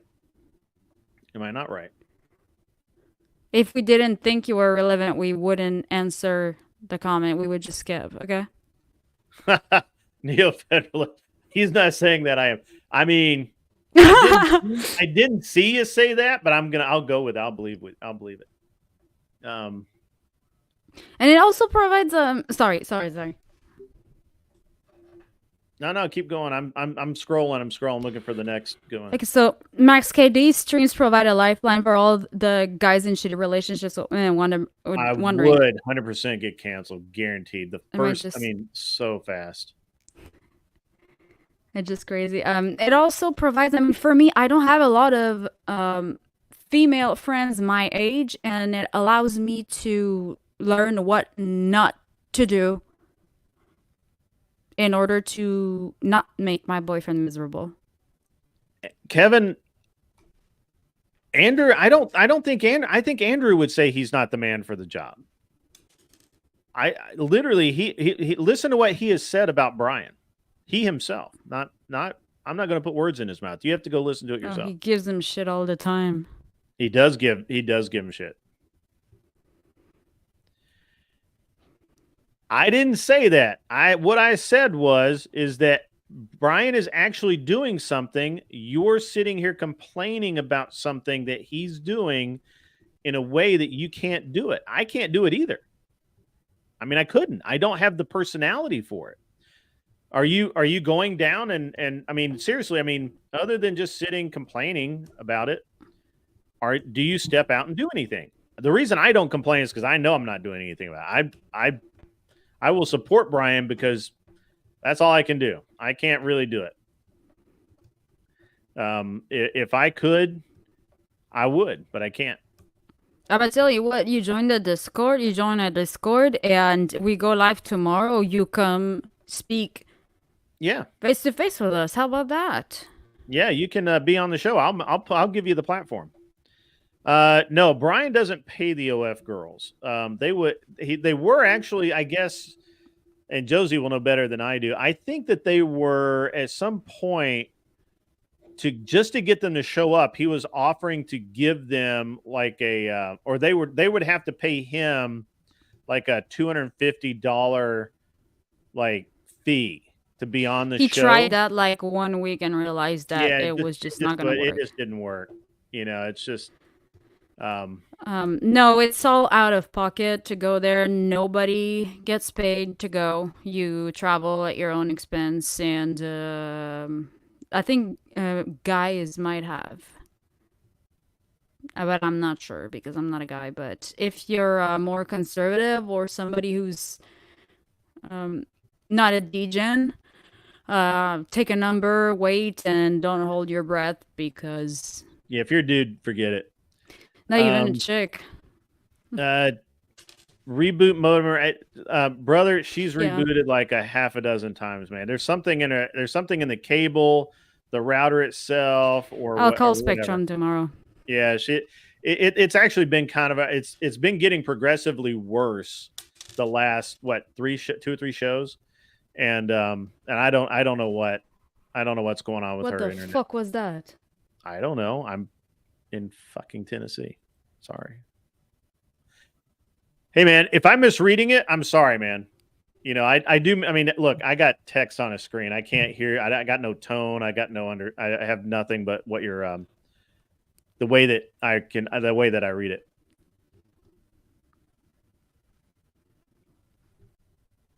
Are you talking about Dr. Ruth? Let me know. Are you talking about Dr. Ruth? Dude, I had forgotten that show existed, bro. He is talking about Dr. Ruth. The old lady talking about the man's penis. You take the man's penis. So fucking funny, man. So fidgety guy, I don't know, because look, I barely talk to Brian. We're not buddies. We don't hang out. But I think he got sued by an OF girl or maybe a stripper because she lost money. She lost subs or whatever because she was on the show and she looked like a complete nut job on the show. And she lost, and instead of gaining 10,000 subs or whatever, she actually lost. And I think he got sued over that. He's also been stalked. He has he hasn't been stalked yet. He did have a stalker. No. I mean, stalked. Sorry, I thought you said doxed. But he was stalked. He's had at least one. He had a few stalker, and he had at least one stalker, and he had some other he gets threatened all the time, and all of that. He wishes they would pay him. Don't give him any ideas. Yeah. No, I don't think he's converted. I don't even know that we can convert them. I think the thing that we have to do when we're talking about whatever, we just have to remember that we're doing that. What's really happening is basically 2 things. First, you're shining the light of truth on the glistening butthole that they're showing on the internet and selling their ass, right? And so that normal people will look at that and go, yeah, okay, I shouldn't do that. That's dumb. That's a low conversion rate, but it does happen. The second thing we're doing, which, I mean, I don't know. I think the other thing you're doing is we're showing men and women everywhere. Well, lost Josie. We're showing men and women everywhere that you don't have to do this. And if you do it, it's going to be, it's bad. There's no good. It's all bad. Sorry. And we're frozen again. Sorry. That's all right. It's okay. But I heard there was gunshots out there, and now there's cops. Oh well. You're in California. Yeah, I don't know. Brian, I don't think Brian's trying to convince the girls. You know, he's really just trying to show everybody in the country what losers they really are. $100 deposit would they don't even care. They just don't even care. No, they're not gonna show up if they have to do a deposit. There's no fucking way. You can barely get a chick to show up without having to pay. Come on. Yeah, I used to think I used to think that they got a bunch of subs and everything out of that, but I don't think they do. Like I said, I think there was a lawsuit about that. Fresh and Fit does, according to Jasmine Jafar. What's that? According to because I spoke I met I still talk to Jasmine Jafar. She's probably like the only OnlyFans chick that I actually like to have discussions with. Like we don't agree on anything, but she's fun to hang out with. And she told me like she made like an extra $10,000 like in like 48 hours after going on Fresh and Fit, and she actually lost money going on whatever, but she still went just because she looks so stupid. And Fresh and Fit just makes her look like one of the better of the more attractive hustler. Hey Kevin, no, your opinion's cool, dude. It's just the way that you kind of went after it, and maybe I misread the room. I am a little tired. I could be a little cranky. So we'll never know. But yeah, no, I value opinions. I just, sometimes I can I can be a dick, man. I'll freely admit I am a flawed human. Hey, if we didn't care, we wouldn't read it. Okay. I think this is again, this is wrong. I mean, yeah, they do, Shauna. Yeah, all right. I'll go with that. And Neo-Federalist, stop being butthurt. Yeah, I mean, you're being read. Stop whining. Yeah, I mean, no, look. I came out a little hard. I may have misread the room. If he's saying, it's just my opinion. Hey, if it's only your opinion, that's cool. The way you kind of stated it was pretty strong. So I don't know. I'll watch the video tomorrow and see if I think I was a complete dick. And you can let me know if I'm in the chat if I was being a complete dick. If I was a dick, I'm a dick. I made mistakes.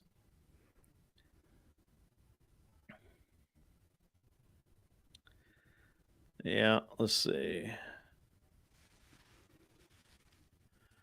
I'm just going to roll through some of these. Don't get mad if I skip you, bro.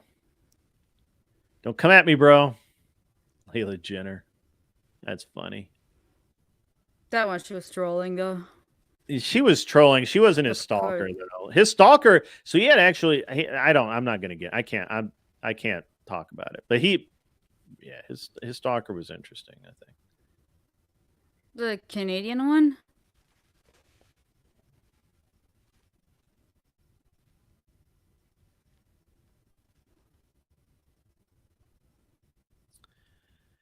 Let's see. Rip Josie, yeah.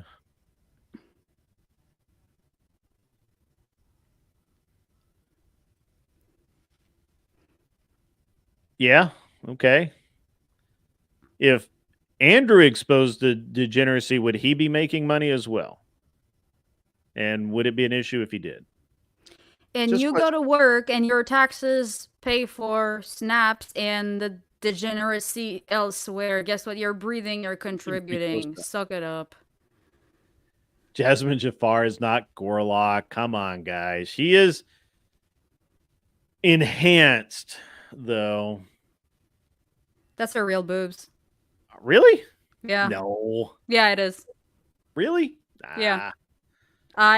Yeah. Well, you've been playing with Jasmine's boobs or something? No. Okay. All right.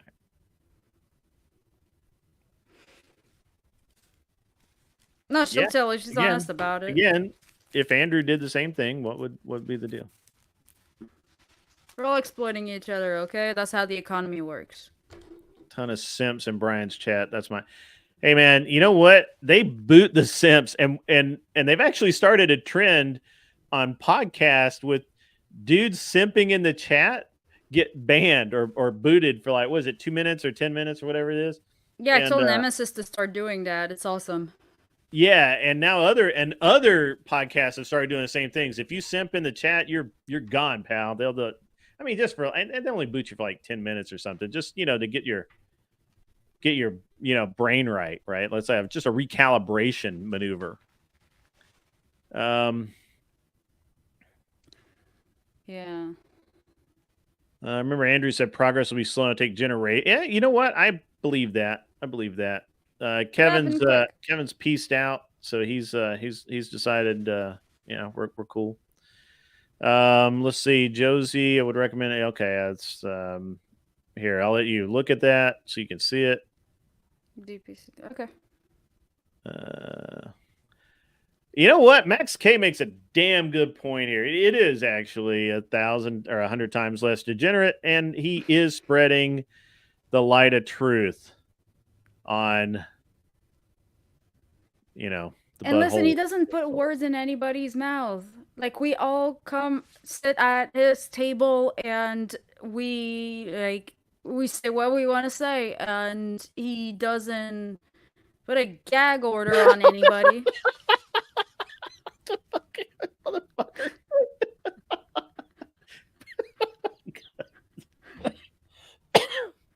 All right. Leave them All right, you got me, bro. alone. You got me. Where's your milk? Oh, fuck. I must be tired as shit. Attorney milkers. Attorney. Attorney. I know an attorney.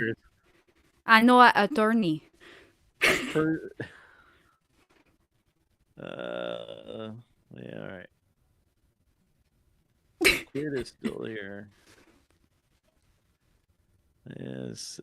Okay, I'll go with that one. All right, we got it. I'm gonna replace that. That was fucking hilarious. So thank God. That was well, is that the it? only one who's allowed to simp, it's me, okay? Don't come from my Simping job. is an epidemic. Yeah, guys, I'm gonna it's 2:07 in the AM here. I'm gonna go to bed.